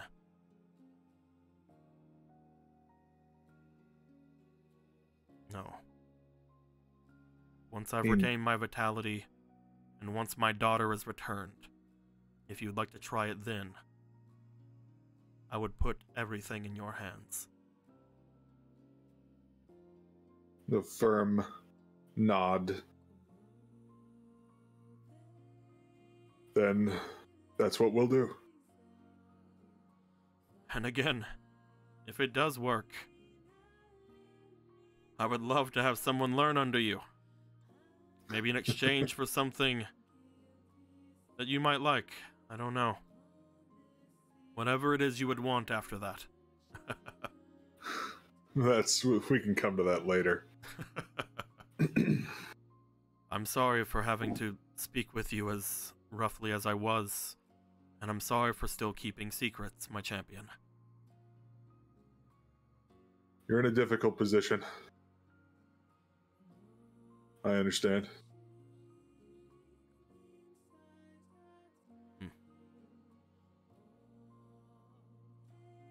Tell the hero. Jason, was it? Yes. Tell them they are free to stay here, as long as they need. But if they truly detest this place, they are also free to go. I will let the guard know. I will keep their identity to myself, so they are treated as well as they can, though. All right. Will do.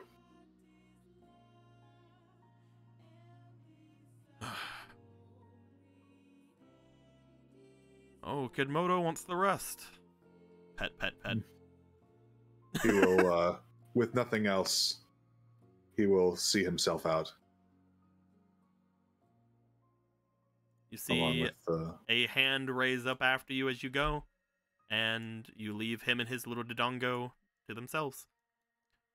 Blaze crosses over, looks inside, closes door, gives thumbs up.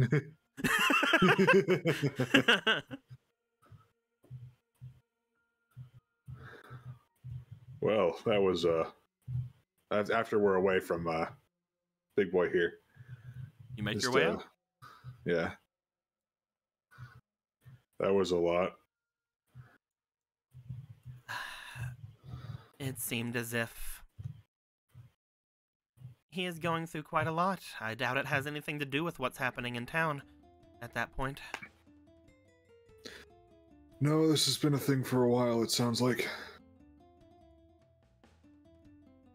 Apparently, the hero knew about whatever this was whenever they left off with you. Wait, did I know that?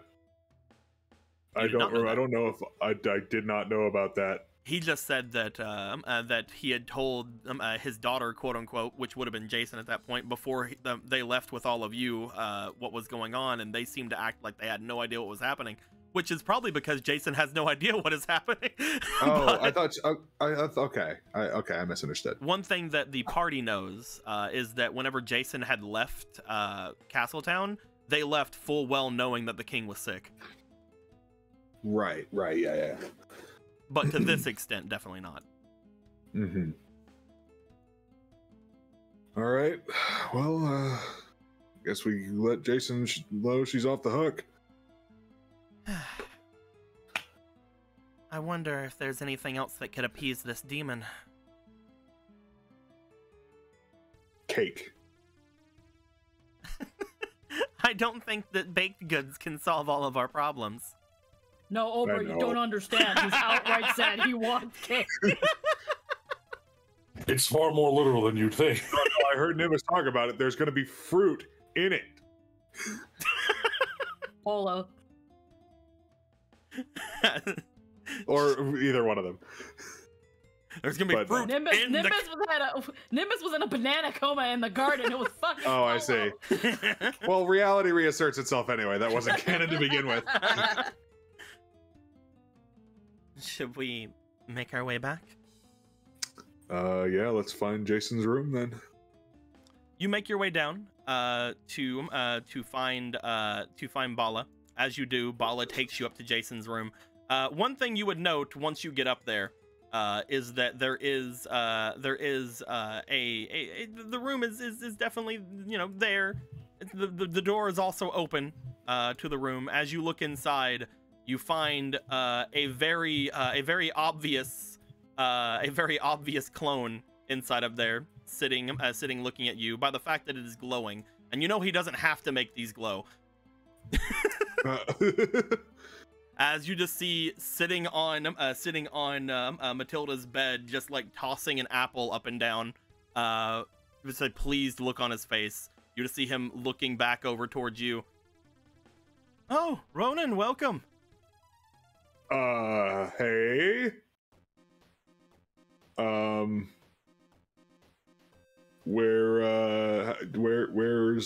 Where's Jason? Oh, sorry, the princess you have dialed is not in this castle. Which castle is she in? Another one. I'm kidding, not a castle. She's off in the town. Oh, okay. Well, are you with her? Yep.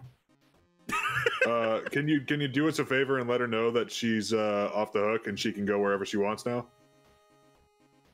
See him look over towards you, still catching the apple in his hands. He's like, and why exactly is that? Because the king said so. He catches the apple, doesn't toss it again, just kind of turns his head to look at you. The king knows, then. Yes. Huh. He looks to the apple, looks back to you. There was still a part of me that was hoping you were lying to me. Yeah, nope, the princess is who knows where. Huh.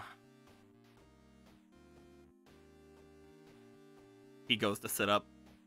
Well, I guess she doesn't need the answering service anymore. I suppose not. I can pass along the message. All right, thank you very much. Ronan? Yeah? If I didn't trust you with my life, I wouldn't do this. Hold on to this until tonight. He puts the apple in your hands. Oh. He then disappears. Oh my gosh. So many incredible gestures of trust today. If I didn't trust you with my life, Ronan. Well, I'm honored. No! He would never betray that trust. You find that there is no sign of Jason, Roki, or Kira in the area. Okay. And yeah, with that, we'll see himself out. Unless you want to check out the library while we're here. But, you know that because the reason I didn't have you go to the library immediately, you guys would know that it's only open in the mornings. Oh, is it? Okay, never mind then. Yeah, whenever Gallum was coming, he had to come like basically as soon as the drawbridge was down. Gotcha. Well then, yeah, see themselves out, I guess. Okay. You guys would head off back over toward the area. Upon getting back to there, Marco. Yeah. Marco, my boy. You would find whenever you would make your way in to the large open area. I'm gonna give you some muscle to come with you. You're gonna get Rocket. Hell yeah. You're gonna get heckin' Ruben? Nah, Ruben's gonna stay where he's at. Ruben's gonna stay. Ruben's gonna stay. Somebody has to guard. Somebody has to guard the area. Someone has to know in case we never come back. Yeah, exactly. Where the fuck are all the other Zora? You had them fuck off at some point. Oh, did I have them fuck off? They were in town. They're in the. They're in town. They're in town. There's 2 here at the basement, along with Adam making 3. But most of them, I think, were in the town. Well, no, they had helped people leave after Ronan's thing. They would have made their way back eventually. Yeah. They had helped disperse the crowd whenever the crowd was all fucking crazily like after Ronan had did his song. You're gonna have freaking Rocket come with you. You're gonna have Knuckles come with you. Hey, Knuckles! And you're gonna have Knuckles 2 come with you. All right, as Rocket, Knuckles, and Knuckles 2 come with you, you guys would go to make your way back over toward the dungeon, not wanting to go basically by yourselves, because again, the dungeon could still be somewhat dangerous. Yeah. You guys would all make your way there. Clavier would easily be able to get you guys past Glubinaldo, as Glubinaldo would give off very much the same kind of heaty vibes he did before, causing both Knuckles and Knuckles 2 to be a little bit winded by the heat that would come. Rocket goes to draw sword. You get ready for anything as Clavier goes over and sorts the whole thing out, because Clavier helped Glubinaldo and Jeremy get to a point where they didn't have to like combine together, so they're fine with that. It's very simple to get you out of here. You just needed one of the 3 people. Put on the maid outfit, Jeremy. As you guys would get through, you would find that you would get up toward where the heckin' dungeon was. However, you would note that because of all of the collapsed area around, that it is very hard to return exactly to where you were. Upon finding where you guys were at, upon getting to the point where it would have led you guys back up to where the treasure chest would have fallen and taken you with it, you find that there's no way to really go up from where you are.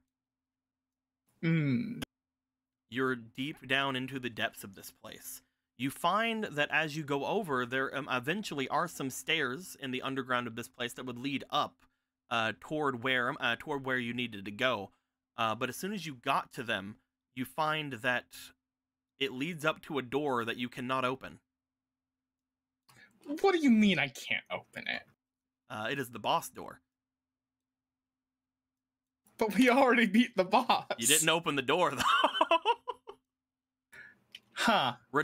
As you do look at it, you do return back toward where you were. You do notice a bit of a light in this large, dark area that was potentially where the Goma had kept itself. You find, as you look around, you see what appears to be something very similar to what you had found whenever you had defeated whenever you guys had defeated the Deku Hydra. Oh. In the center of the room, you see what appears to be a spinning, glowing heart. Do I take now and everyone gets it now, or do I wait and then come back with everyone to get this heart? You do know that that this thing, whenever you had touched it last time, gave vitality to everybody around you, yourself included. I will tell you in particular, Emerald, it gives vitality to those who are present.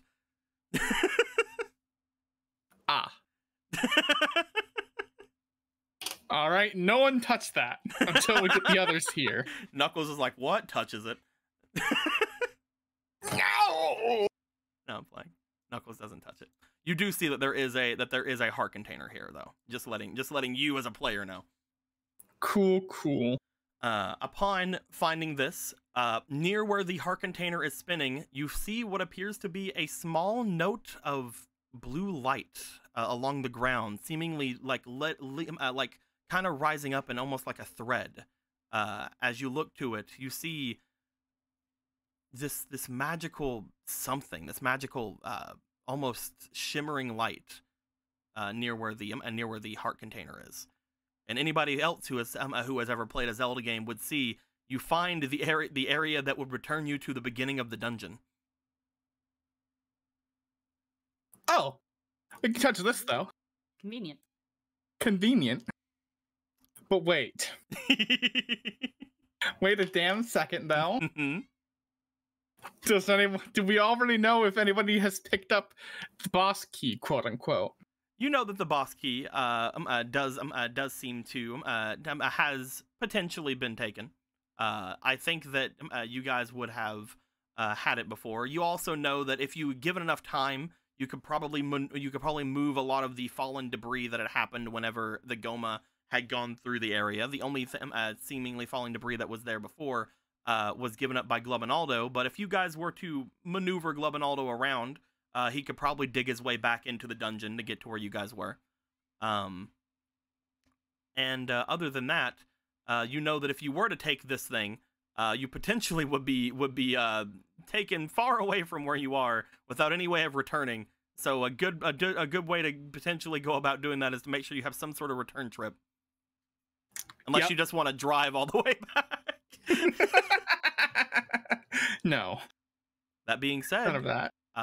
As you do look off toward the kind of beams of light, you explain potentially what this is, because again, you would know as a dungeoneer, this is your spelunker knowledge coming. This kind of a magical effect would take you back to the beginning of a dungeon. Mm-hmm. As you mention that to the others, you do see that both all of the people here just seem to be looking off towards you. Rocket looks to you. What should we do then? We can maybe go and get someone to help us go through the there, or we could go and get the carriages and take them back. Oh, this is difficult because I want to go do the stuff. You know that if again, I told you this before as well. Yeah. If you go with somebody who can play a song, you can get back to the castle town pretty quickly. That is true. I guess we'll just get Ronan at some point. This is probably another thing for tomorrow. Unfortunately, getting the caravans down here would be rather rough. You would know that even the entrance to the dungeon is at the bottom of a fucking lake that shows up every now and then. Yep. As you look off, you do find that the others seem to mostly agree with the idea of returning back. However, Clavier, whenever you mention that there is a bunch of different debris and things of that nature going forth, Clavier does go over to Glubinaldo at the very end and start to show off the area that you have fallen through again with the large chest. And Clavier and Glubinaldo begin to kind of mess around with things there. You see that Glubinaldo goes over toward the debris and starts trying to melt it. Ah, good. It will take Glubinaldo a bit to do this, but Glubinaldo can melt his way into the dungeon. Hell yeah. Set this up for later. We'll come back to it in a day or two. As Knuckles and Knuckles 2 vow to stay with Clavier and protect him from harm. As he goes through this. You and Rocket once again return completely empty-handed. But you now know of the heart container, which is good. Yeah. As well as whenever you are going through there, you know that Glubinaldo is going to make his way through. You do know that somebody probably has the boss key. Because I believe they had gotten it and had wondered if they were even wanting to use it. However, with Glubinaldo going into the underground of this place, you don't really need the boss key. I don't really need the boss key. Upon getting back and making your way up, you let Ruben know why you're coming back Zoraless. It wasn't. He can check on them if he wants to. Obviously, yeah. He's free to do that. Just to be safe. And you would make your way up, I'm guessing, after that? Yeah, another fruitless effort by the Splunker trying to splunk. I'm very, very sorry. But I just don't have the right people, man. But again, letting people come with you to get that heart container is going to be very valuable, obviously. Yeah, we know it's there now. Mm-hmm. And if you were to get the caravans, at the moment you can't even really get them back. However, if you wanted to, whenever you guys are going to go up toward Demon Con, you guys could bring with you some people that you would like to drive these things, and they could maybe take them to the river domain for you, because they weren't going. These carriages weren't going mountain climbing anyway. Yeah, that is very true. Oh well. You do return, and upon returning, you and Rocket go up into the main area. Upon getting back toward everything, you do see coming down from taking any sort of measurements and things from Gallon. Gorthos would be coming down as well. Would be coming back from checking on all of the peeps. Gorthos asking for an inscriber from all of them. You do find that none of the people here are inscribers. However, as soon as you ask for an inscriber, Smith does let you know, I know of a couple of people who are inscribers in the town, though one of them I don't really have a great relationship with. If you would like, I think that you are also at least somewhat have a relation with them. Their name is Theodore. Those met them once or twice. If you're looking for an inscriber, that would definitely be the one that I would recommend, even though, again, we do not see eye to eye.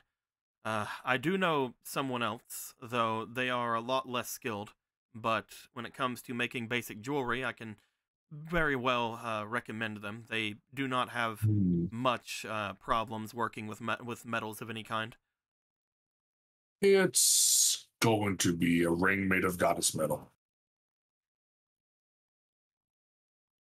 I would assume both of them could do it. I don't know if either of them would agree to it. Oh, you people and your fear of this metal. Nobody wants to ruin it. To us Hylians, we are kind of tied to it, in a way. Of course, is an avid worshiper of the mortal goddess, so he understands the sanctity of the metal, but to cower in fear in its presence is ridiculous. I've already told you my own thoughts of the subject back whenever you had showed it to me before. It's not something that I want to risk. If you think it's foolish, I'm sorry, but nobody wants to ruin something that is that sacred. This understands and respects it. Perhaps Theodore would be the better option then. It is an eccentric piece that Gorlitz has been asked to make. He also is a much better information gatherer than myself. However, I would warn you, whenever Slaverman was still around, obviously, there were 3 people who considered this city their own. Gorthos is already aware and had already been approached by Theodore long ago. I'm only mentioning this because I don't fully trust him myself. I would say, just in case Gorthos forgot, he also knows that Theodore wants to talk to him because of stuff. Yeah. It's just go back to where you saw him. Well, you guys know that he is being an informant for the castle now as well, so he's very easy to find. Yeah. Gorthos will try his luck with Theodore. Best of luck. He's kind of a prick. He's kind of like shrugs his shoulders. Like, maybe. He hasn't had much interaction. But maybe it's just me then. We'll see.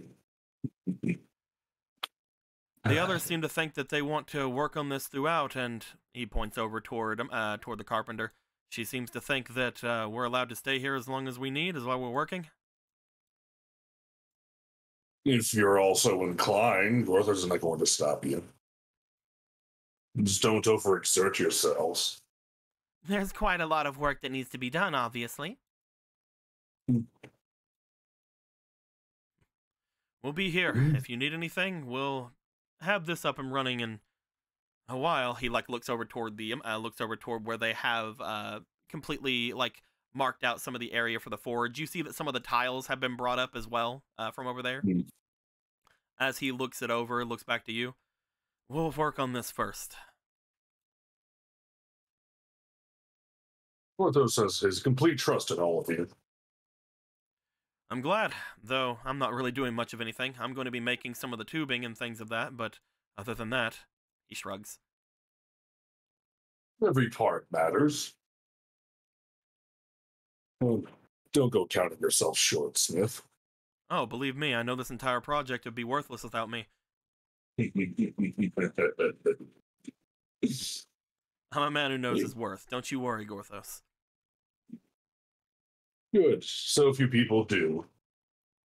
Well, we'll let you get back to it. He still has many errands to run today, doesn't he? Hey. You would find leaving out through there. You would head up, similarly to how the others were going. And again, while there are a couple of people who are not completely together, you would find stepping out into the main area, stepping into the place. There is Marco, who is again coming back from this, sitting down with Rocket, who seemed to be very hungry, despite the fact you guys went maybe like a mile, if that. Like you didn't go very far at all. You like walked in, went around in circles, dog. They're walked back. always hungry. Yes. He has a doggo. But as you bring yourself in there, Gorthos, you see Marco sitting down with Rocket, and then coming in, you guys see Ronan and Obra. Ronan. Yeah. You note whenever you step in with Obra, you step in and you look back at her, give a smile, and then you as she steps in, you do notice that the gem that you have taken from her still seems to be on her head.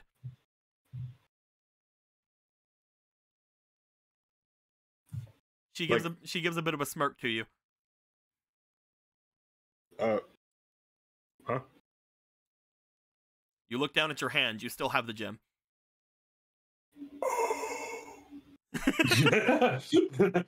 Gotcha. Magic. Like tiny, like thumbs up. Hey, what's Oh, sorry. You see Marco and Gorthos. Hey guys, what's going on here? Porthos had just checked up on the forge progress. He had delivered his new weapon to Polo earlier. He seems pleased with it. Mm-hmm. Oh yeah, the house will probably like that, won't it? He like looks over to Obera. I guess if there are renovations going, then they will probably be very happy to hear that. Willis looks at Marco and Rocket and then back to them. It's like, what? Oh, the house is alive. Willis looks at Marco. So Marco was just a little bit like a kind of sad, just like a disappointed funk, and he just like gets this confused expression as you say this. It's a house. It's like a side eye to him. It's like, define alive. There's like a big ghost in it, kind of like Arma. You already got rid of the Gomez. Well, no, there's like a bigger ghost in it that's cool and not evil. To be fair, I don't actually think it's in it. I think it's more connected to the place below this place. But it seems like it does permeate into these walls. The dungeon that spread from the temple. It's not why this is enchanted. Gorthos thought a mage built this place. She looks around. A mage built this place? Well... No, a sage. Hey, sage. It's a letter off. One letter off, yeah. They're extremely different. A sage takes their power from, well, more godly sources. If this place is connected to the area below, isn't the area below a temple connected to the Temple of Time? That makes a lot more sense to me that they were able to tap into something like that. You're right. But That being said, if you don't wish there to be something here, you can always just go and remove it. I don't think that it is malicious in any case. It seems to like that you changed the curtains. how do you? Why is it not? It. Porthos has a hard time dealing with spiritual things and and undead. As ironic as that is, he understands. As ironic as that fucking is, given me.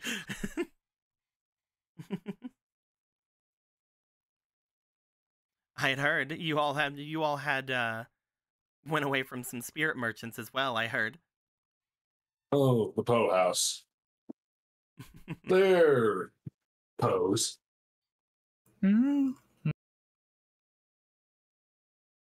So, is it a living, feeling thing, or is it just enchanted? Looks around. I believe it seems to have feelings. Like I said, it seemed to like whenever you changed the curtains. They most certainly did not like the bathroom door being broken there. Oh. Polo accidentally released an arrow that she didn't mean to. And it exploded. Charcoal's bathroom door. Gorthos is going to fix it. Yeah, you can make it even better than it was before. Exactly. He just needs wood. He's thinking about stopping by the Lost Woods to gather some funds. Speaking of Polo, where is Polo and Gallon? Gallon is resting. Polo. Good question. Gorthos hasn't seen her since he gave her the bow. No, she went to her room earlier. Ah. So they're both resting. Okie doke.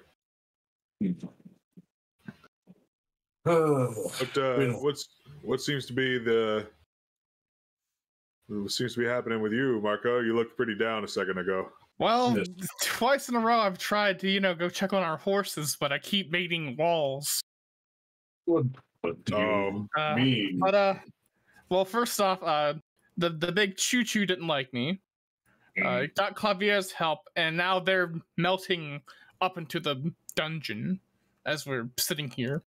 Well, that's good. Got into the boss room. Don't know where the key is, but there's another heart there that we can, take at some point. Did not Gallon keep hold of the key? We made a passing joke about him using it as a club. Well, when they melt into the temple, we won't even really need it at that point. Porthos is also Who knows? Maybe we could use it on a different boss door. Porthos kind of thinks, well, these multiple dungeon things are new to Gorthos, so he shrugs. Makes sense to me. There were only a few when Gorthos, well. In any case, Porthos appreciates your efforts, Marco. He misses his other forms. As fun as it is being this individual. I was trying to at least get one of them, because I think you left the bag with them as well. You left one, I think. Yes. Don't know. Would this be something you could ask for the help of that other witch?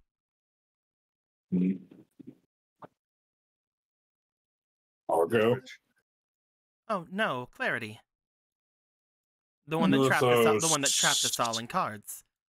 They trapped regular beings as well as inanimate objects, did they not? Could they not just go and grab all of your stuff and bring that back? I mean, what would we... The thing is that we do need that stuff, but I don't know if we can really get those up the mountain. They're made of wood, right? Would they not be inside of cards at that point? If we're going up the Death Mountain, we would not need we could just return our supplies here and take what we can carry. Death Mountain through the tunnel shouldn't be that dangerous. We get near the sun, that's going to be a problem. I was just want to talk to Clarity. You could always just go and have someone drive your carriages over toward the river domain as well, if you do not wish to ask him. That was something I was thinking of. Since you're all planning on going there afterwards anyway. I'm down for anything anyone wants to do.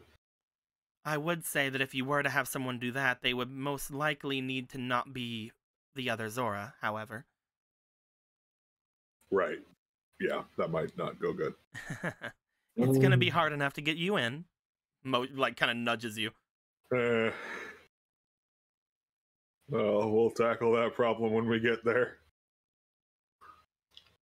But, yeah, no, I'm fine for getting someone to drive it up there, unless you really want those bodies right now.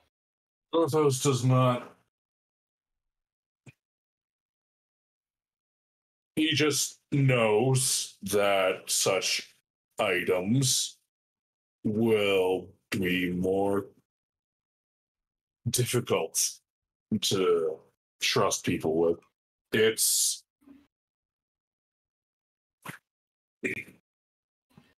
had you not known what Gorthos is, and you were asked to drive a cart somewhere for some people, and you just happen to look back and see a pair of skeletons in clothing.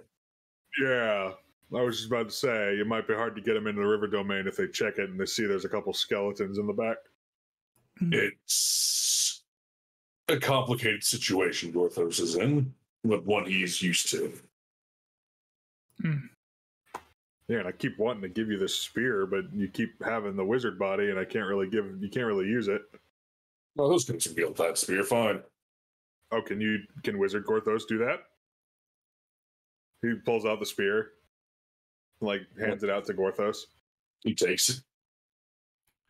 Ronan, you hand over the spear that you had gotten, as you do.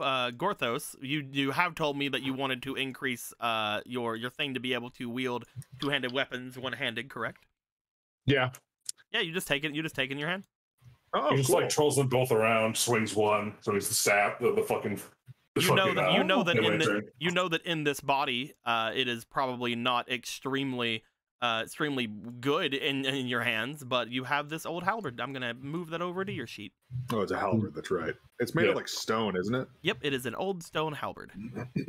What did the guy say about it when I bought it? That it was like the thing of a hero or some shit like that? Yes. You know that it was once held by a grand hero. Yeah. This guy shows off and just stumbles a bit like, oh, these wizard bones are not made for such weapons. Just letting you know, like, you can still use it. You have a 2 in physique. You can use it. Like, you can swing it, but whenever you go to attack with it, it will be attacking with +2 in this body. Yeah, it just kind of swings around. Never heard of a grand hero before. Well, but, they say a grand hero, like, oh, this was such a great hero. It's not okay. It's not a technical term. It's just a yeah. Okay. Oh, he's such a good guy. He saved our house once or something. No, I'm playing. I'm playing. Pretty rustic. Hero, huh? Gorthos just examines the halberd. It doesn't seem to be made of metal at all. I wouldn't think it would be something that would be forgeable. Maybe it was made through magic. Stone. Is this stone reminiscent of any particular pillars that we've run across? No, it was not. It was not anything. It was not anything similar to the Gomez's or the Gomez thing. It just seems to be made. It just seems to be made of stone, like a very deep, smooth stone. I was unsure of how useful it will be. Stone is all right, but it's solid stone. It reminds me of something that our warriors might use. They use rocks? We don't have a lot of metal. I see. So we use wooden and stone tools and things of the like that are reinforced with magic. Though again, I've never seen something be this intricately carved. It's impressive. I mean, you do have the Kakiri weapon or whatever, right? That's made of wood, isn't it? Protect your shield. It seems Hard like as making metal, something made out of of wood. wood would be a lot better than making it out of stone, though. Or at least a lot easier. Depends on the item. Mm. It's not terrible an idea. It's just strange. Maybe the Gorons made it. Don't they like rocks? And also, they're very good metal workers. Again, like I mentioned this whenever Ronan got it, but like whenever you look at this thing, and I just told you it was made of like very, very smooth stone, it looks like somebody melted stone down and made a metal weapon out of stone. Like, Like it has this- the sheen of metal and everything. Yeah, like Yeah, this Just is made like this does stone. not looks like somebody chipped it off and made it. Looked like somebody forged this stone weapon. Someone did something to stone. For this would assume it's. Is this reminiscent of anything Gorthos can remember, or is this Again, something completely new? you are a blacksmith. You usually handle metals and things like that. This is something that if this material was something that you had found, maybe you could do something with it. But you've never seen any stone being worked in this way. So no. Gorthos wants to meet who made Because again, this. the Gorons, like you said, are all about metalworking and all about using like monster parts and stuff. Like again, I mentioned to you guys before, but Ronan's armor was made by Gorons. Oh, yeah. Mm-hmm. Yeah. Whoever did this is very interesting. What does Boy keep it? He appreciates the gift, Ronan. You're welcome. Immediately thought of you when I saw that. Aw. You're sweet. Let's, if you need help with anything, Marco, just ask any of us. And Gorthos right now is kind of in the middle of some things, but he could spare some time. He needs to find an inscriptor, and perhaps Argo. They might be in the same place. There's one more item that needs forging. You can only Ronan, help with. who did you say had knowledge of the demon below the castle? Polo. And you all said that she was resting, right? Yeah. Yes. She mostly said she needed a minute. She's just in her room. She's not resting. She just needs a minute. Well, they assume she's Trying to resting. calm down the whole. Yeah. Well, if she's resting, I'm going to go and see if I can talk with her about something. Ronan, All right. we most likely need to let her know what's going on, don't you think? Yeah, we should. Mm. I'll come with you. Is there something wrong? We have been sworn to secrecy. A little bit. A little bit. You go to the Poe house again, Ronan. No, we did not. The witch's house. No. Boogie meal? No. Whatever the demon under the castle is, did you form a deal with that? No. If they keep guessing, Ronan, we're going to eventually have them find out, and I think that'd be breaking our deal. Oh, that's right. That's right. We shouldn't. All right. Unless you want to break the deal. I mean, we didn't really sign any contract or anything. I mean, I don't want to betray trust here. Let's Polo at least. Let's go talk to Polo. We'll have it handled, you two. Don't worry.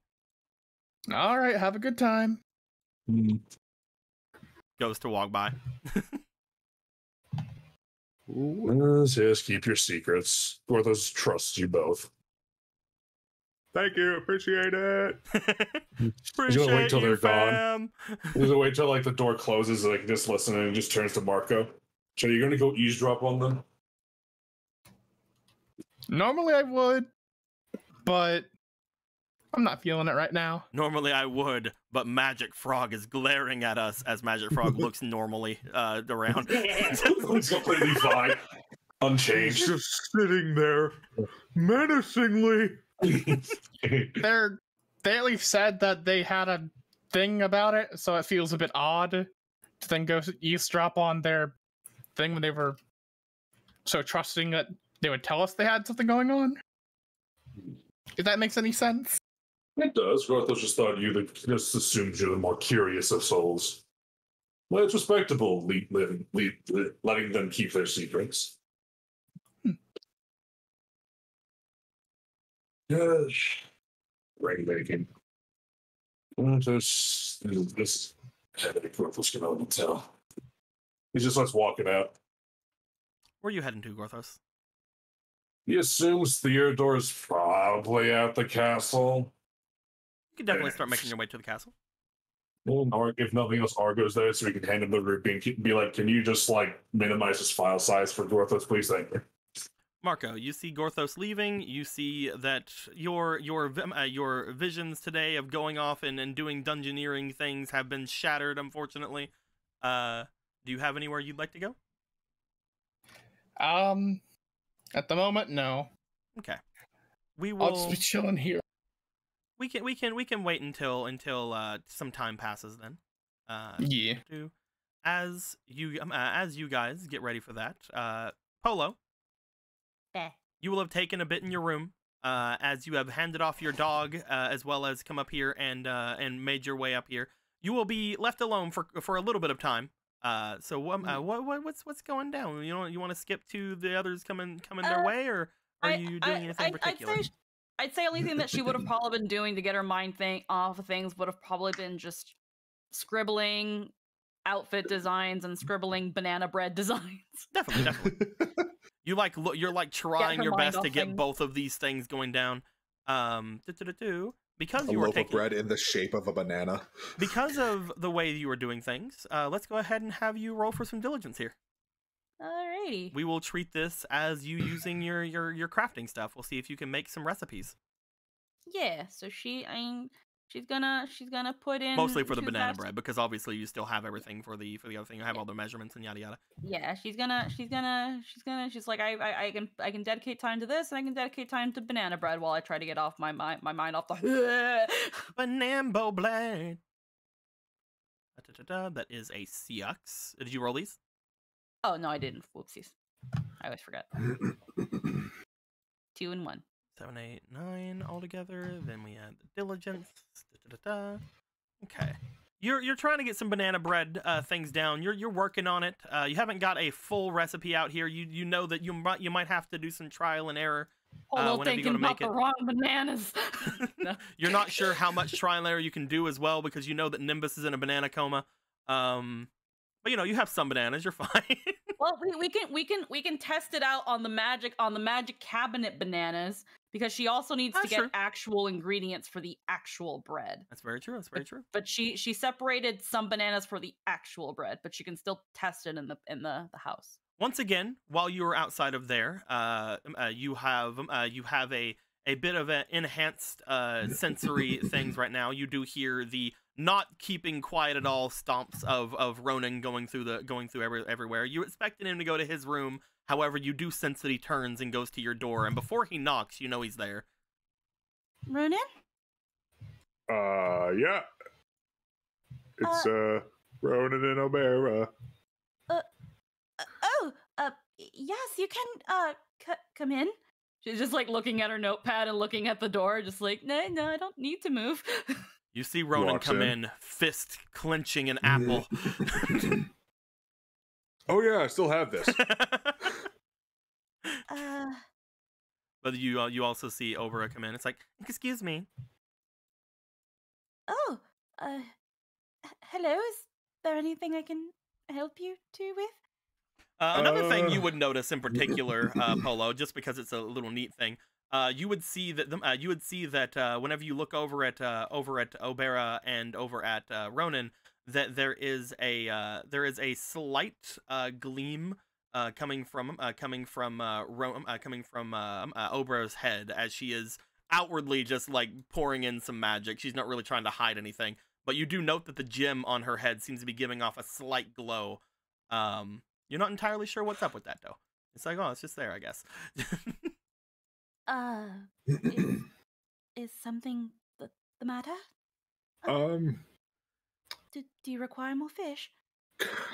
No. Well, maybe later, but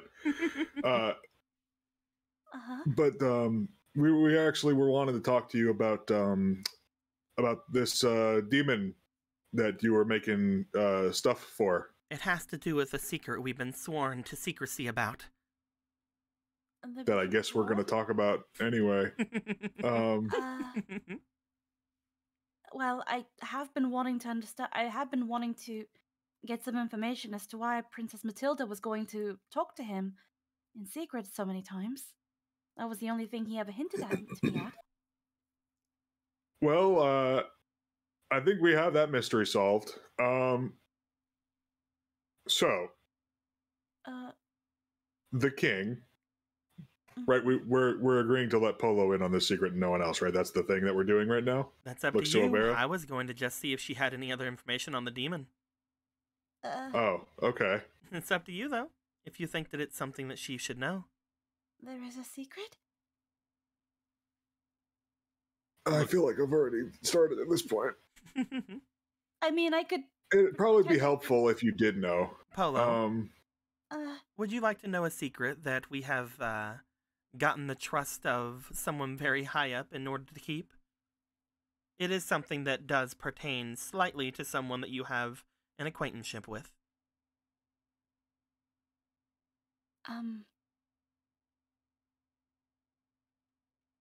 If not, we can just let you know what I wanted to let you know. Out of respect for Ronan and his sense of concern, I can choose to pretend I heard nothing about a secret. Unfortunately, And, this is something that you will not probably want to keep to yourself too hard. I'm letting you know that this is a rather important secret. If you're fine with it, though, then we're fine to tell you. Just looks to Ronan to see how uncomfortable he looks on a scale of 1 to 10. I mean, it's like a solid 5. He's like It's a middle of the solid- it's a road on solid it. middle. Like he's okay with letting like maybe another person know it, but like letting everyone know is maybe not something he's comfortable with.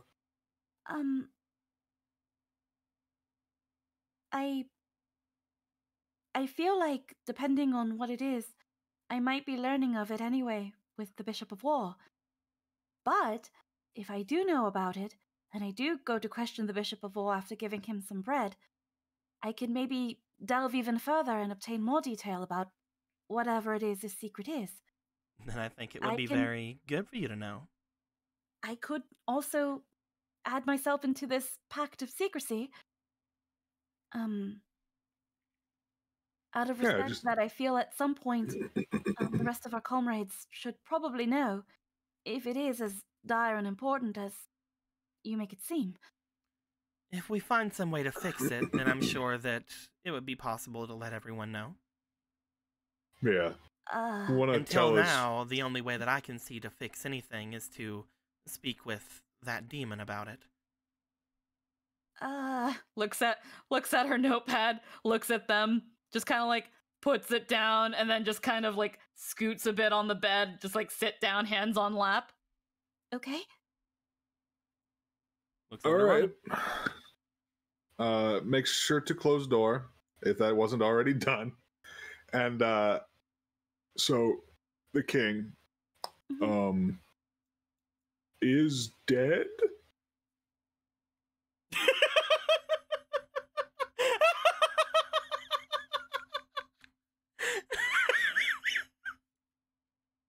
There's like a blink.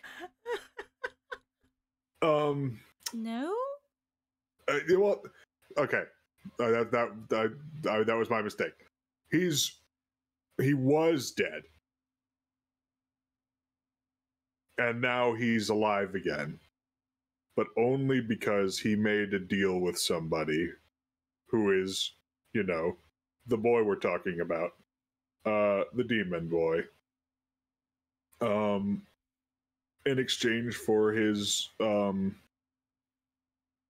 energy, his blood, I think that's the thing. He keeps him alive. The demon keeps the king alive. It seemed that the blood was kind of a mixture of actual physical potentially, but also he mentioned that when he gives it, he loses some of his life or something. And how long has the king been in this condition? Apparently ever since his wives were gone. Yeah, he died along with them, I think. Then how did he make it back to the castle? Is that where he met the bishop? The bishop apparently looks to Ronan. If I remember right, do you remember? I was really hoping you'd have like a thing to tell her because I kind of forgot the details. I was just trying to see how much you remembered. DM how much? What?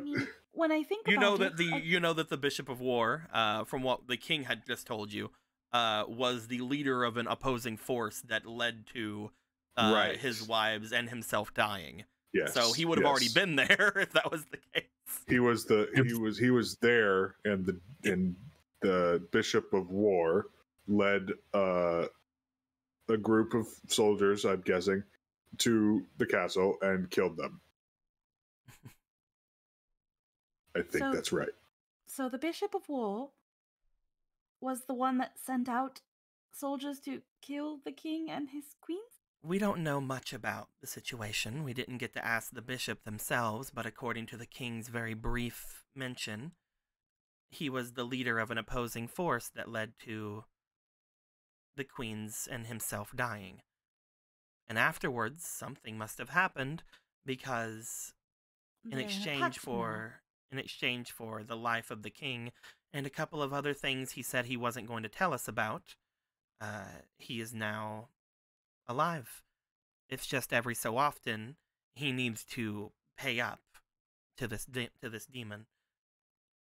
If he doesn't pay up, then he gets to the state where he is now, where he believes he is dying.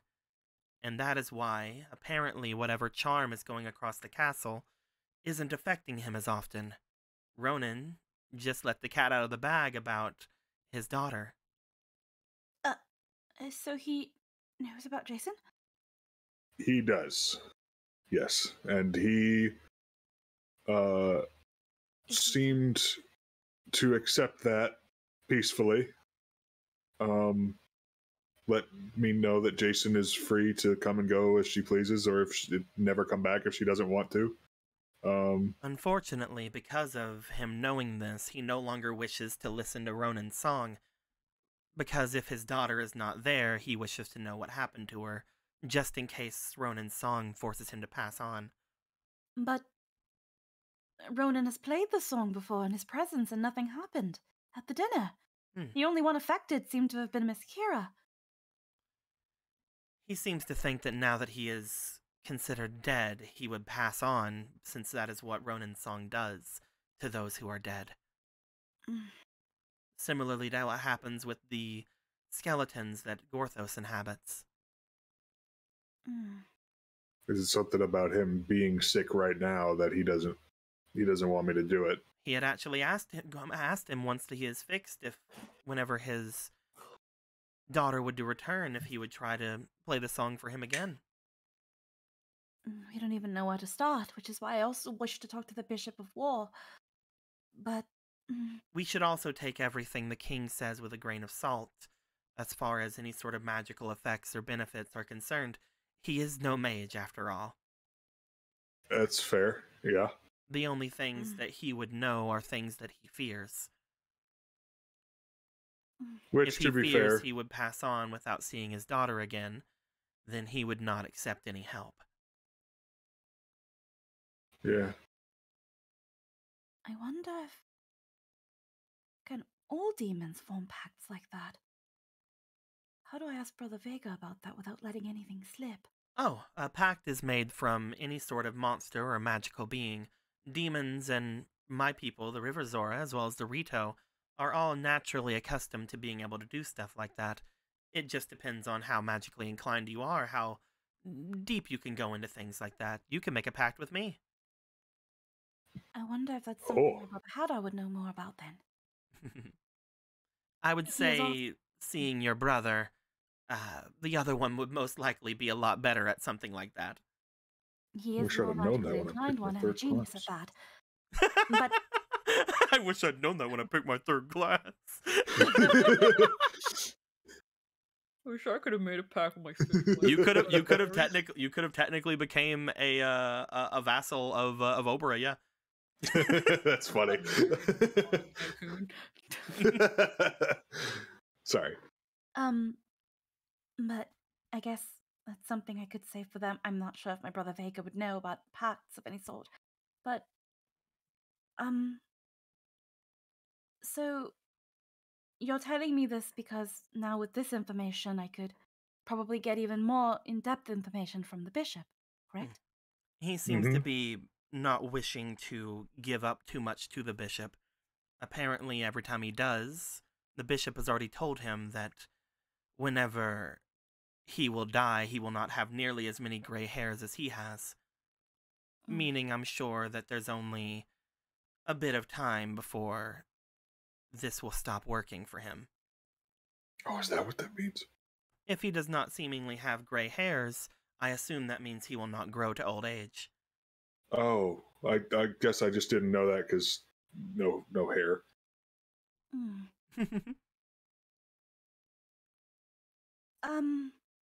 Well, if he is not even willing to divulge information to the person who he's making a pact with, I don't know why he is so willing to be, so loose-lipped with information over something as trivial as bread. Apparently, he told his daughter as well. Yeah, that's, I think, what she went to talk to him so many times about. It wasn't something that the king seemed entirely pleased with whenever he had said it. Well, with that in mind, I have been, regaining composure and thinking of preparing and testing out some recipes for the bishop. I had thought to delay it a little bit, but, I have no other plans to leave the home while I'm in my condition. I can get to work on that bread for the bishop, and I can make an attempt to go and visit him if it is crucial we obtain more information. I would say it seems pretty crucial. If the king does not wish to go and speak with the bishop, he is going to remain in whatever state we just saw him in. He did not seem extremely... looks to Ronan. Healthy at the time. No, he didn't. His people seem to have brought him many things of incense, but none of them seemed to be working.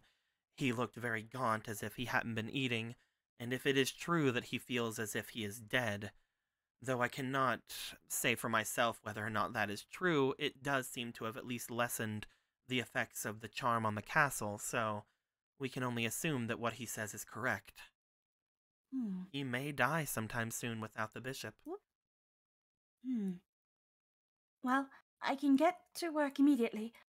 Unfortunately, if I am to make him the bread as soon as possible today, I'm going to need some ingredients if I am to work on it as much as possible and conserve my time. I'm not sure if we have any more leftover cake from what Galen brought earlier, but I can also bring that as an additional, should he wish to be a bit stingy with his information in exchange for just one new type of bread. If it is royal cake, maybe he is also willing to be loose-lipped, along with freshly baked bread. Is bread and cake the same thing?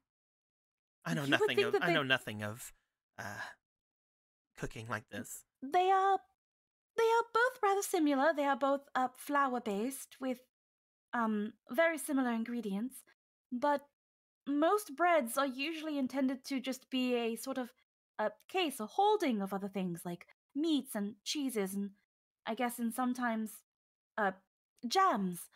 And while a cake is kind of a confection. As you were on this kind of train of thought, roll me for your experience, Polo. See if you can glean something from this. She was gonna say, she was like, cakes are also used for very special occasions, like births and days of birth and weddings. When two people join in matrimony, a cake is usually that is 11 plus 2.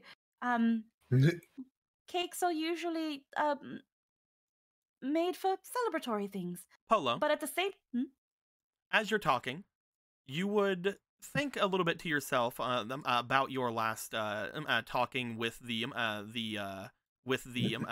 Bishop of War. The bishop.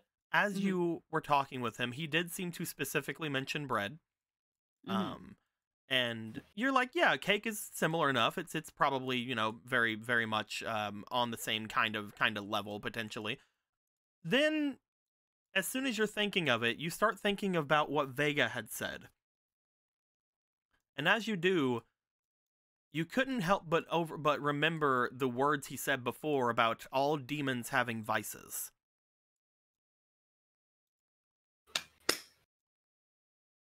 Is his vice bread? That is the shittiest vice ever. These vice things are all pretty stupid.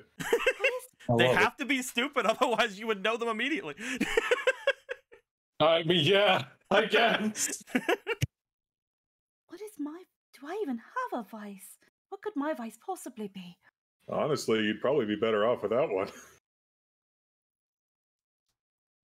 Brother Vegas is making... Do you want to say that in front of everyone? She just like immediately shuts her mouth. Brother Haddar's is... Oh, I'm curious. Brother Haddar's is cleanliness. The Bishop of Wars is bread. And Vegas is. Brother Vega's vice is making a fool out of himself. Anywho, bread. Ronan just like pulls out a freaking notepad of nowhere, like when Vegas is making a fool out of himself. Yeah, Just be close. Yeah, that tracks. You like face the microphone a little more while you say. She's just like making a fool out of himself. She wouldn't say making an ass out of himself. That's rude. She is going to lie, but like also run out the door. As Polo, you run out the door, with new secret in hand. After you go out, Obra goes to step out as well, and Ronan, I'm sure you step out of Polo's room. Mm-hmm. Is there anything you need help with then? You had said that you needed some ingredients and then you ran away. Sorry. I just needed to leave my bubble, as they say. I have plenty of bananas. I'm going to need Flour.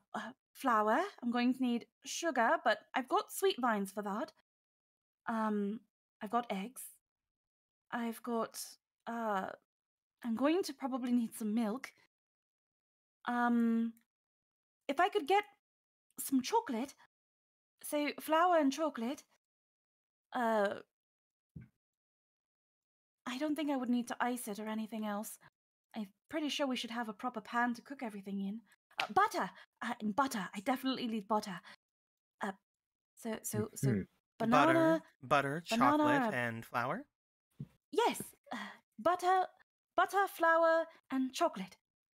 I think I have the rest of the ingredients in the kitchen in our reserves.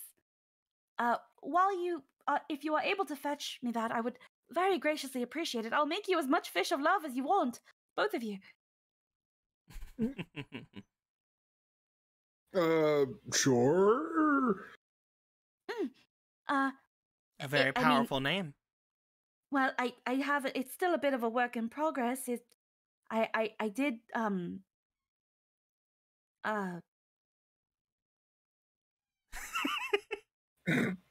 it just kind of came to me when I made it. If you guys wish to partake in it again, I will absolutely need some more cooking wine. So for now, butter, flour, yes. and chocolate. Mm-hmm. Can you handle that, Ronan? Yeah, sure. What do those things look like? I'll go and get it. But I could describe them. He should learn, Miss Obra. I don't know if he should learn in this exact instance. can come with Milk me. looks. Yes. Let him Yeah, learn through. Yes, go together. Absolutely. I think you two would do wonderful together. Be together. Just like the straightest face you've ever seen on Ronan. She has the straightest face as well, just like be together. I told you she seems to think we fancy each other. So those ingredients. Yes, I do need them as soon as possible. On our way. I will get to working on it. I will. Alrighty. I will require Charcoal's maid uniform. Why do you need Charcoal's maid uniform? Because it has an apron. You can just get an apron. Yeah. I require It's specifically charcoal. the maid uniform. Squeaky. She's already making you one, remember? Yeah, but she probably forgot about that. She said she was making Polo several things. You haven't really checked in on her. Yeah, that's also a reason to go check in on her. You want to go check in on Charcoal? Yeah, go. Lightly tap on Charcoal's door. We'll say then, as Ronan and Obra will go to get some ingredients, while you go and speak to Charcoal. Marco will be resting for the time being. Gallon will be resting as well for the time being. And Gorthos, you go to try to head off to the castle to find Argo. Argo and Theodore. Theodore, hopefully. I would say that would be a good place for us to end things off there this week. Since we've gone on for about 5 hours. Yeah. Holy smokes. Once again.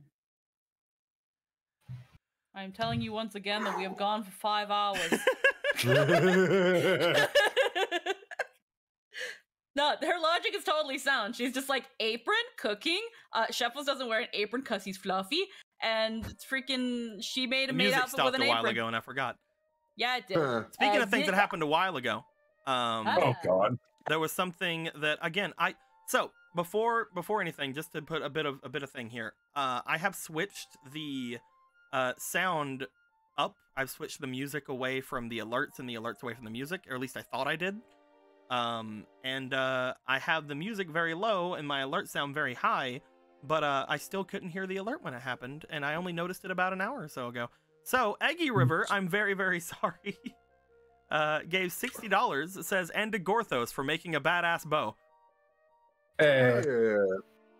I'm very, very sorry, Eggy. Again, I'm trying to be able to hear these notifications. I'm not hearing them.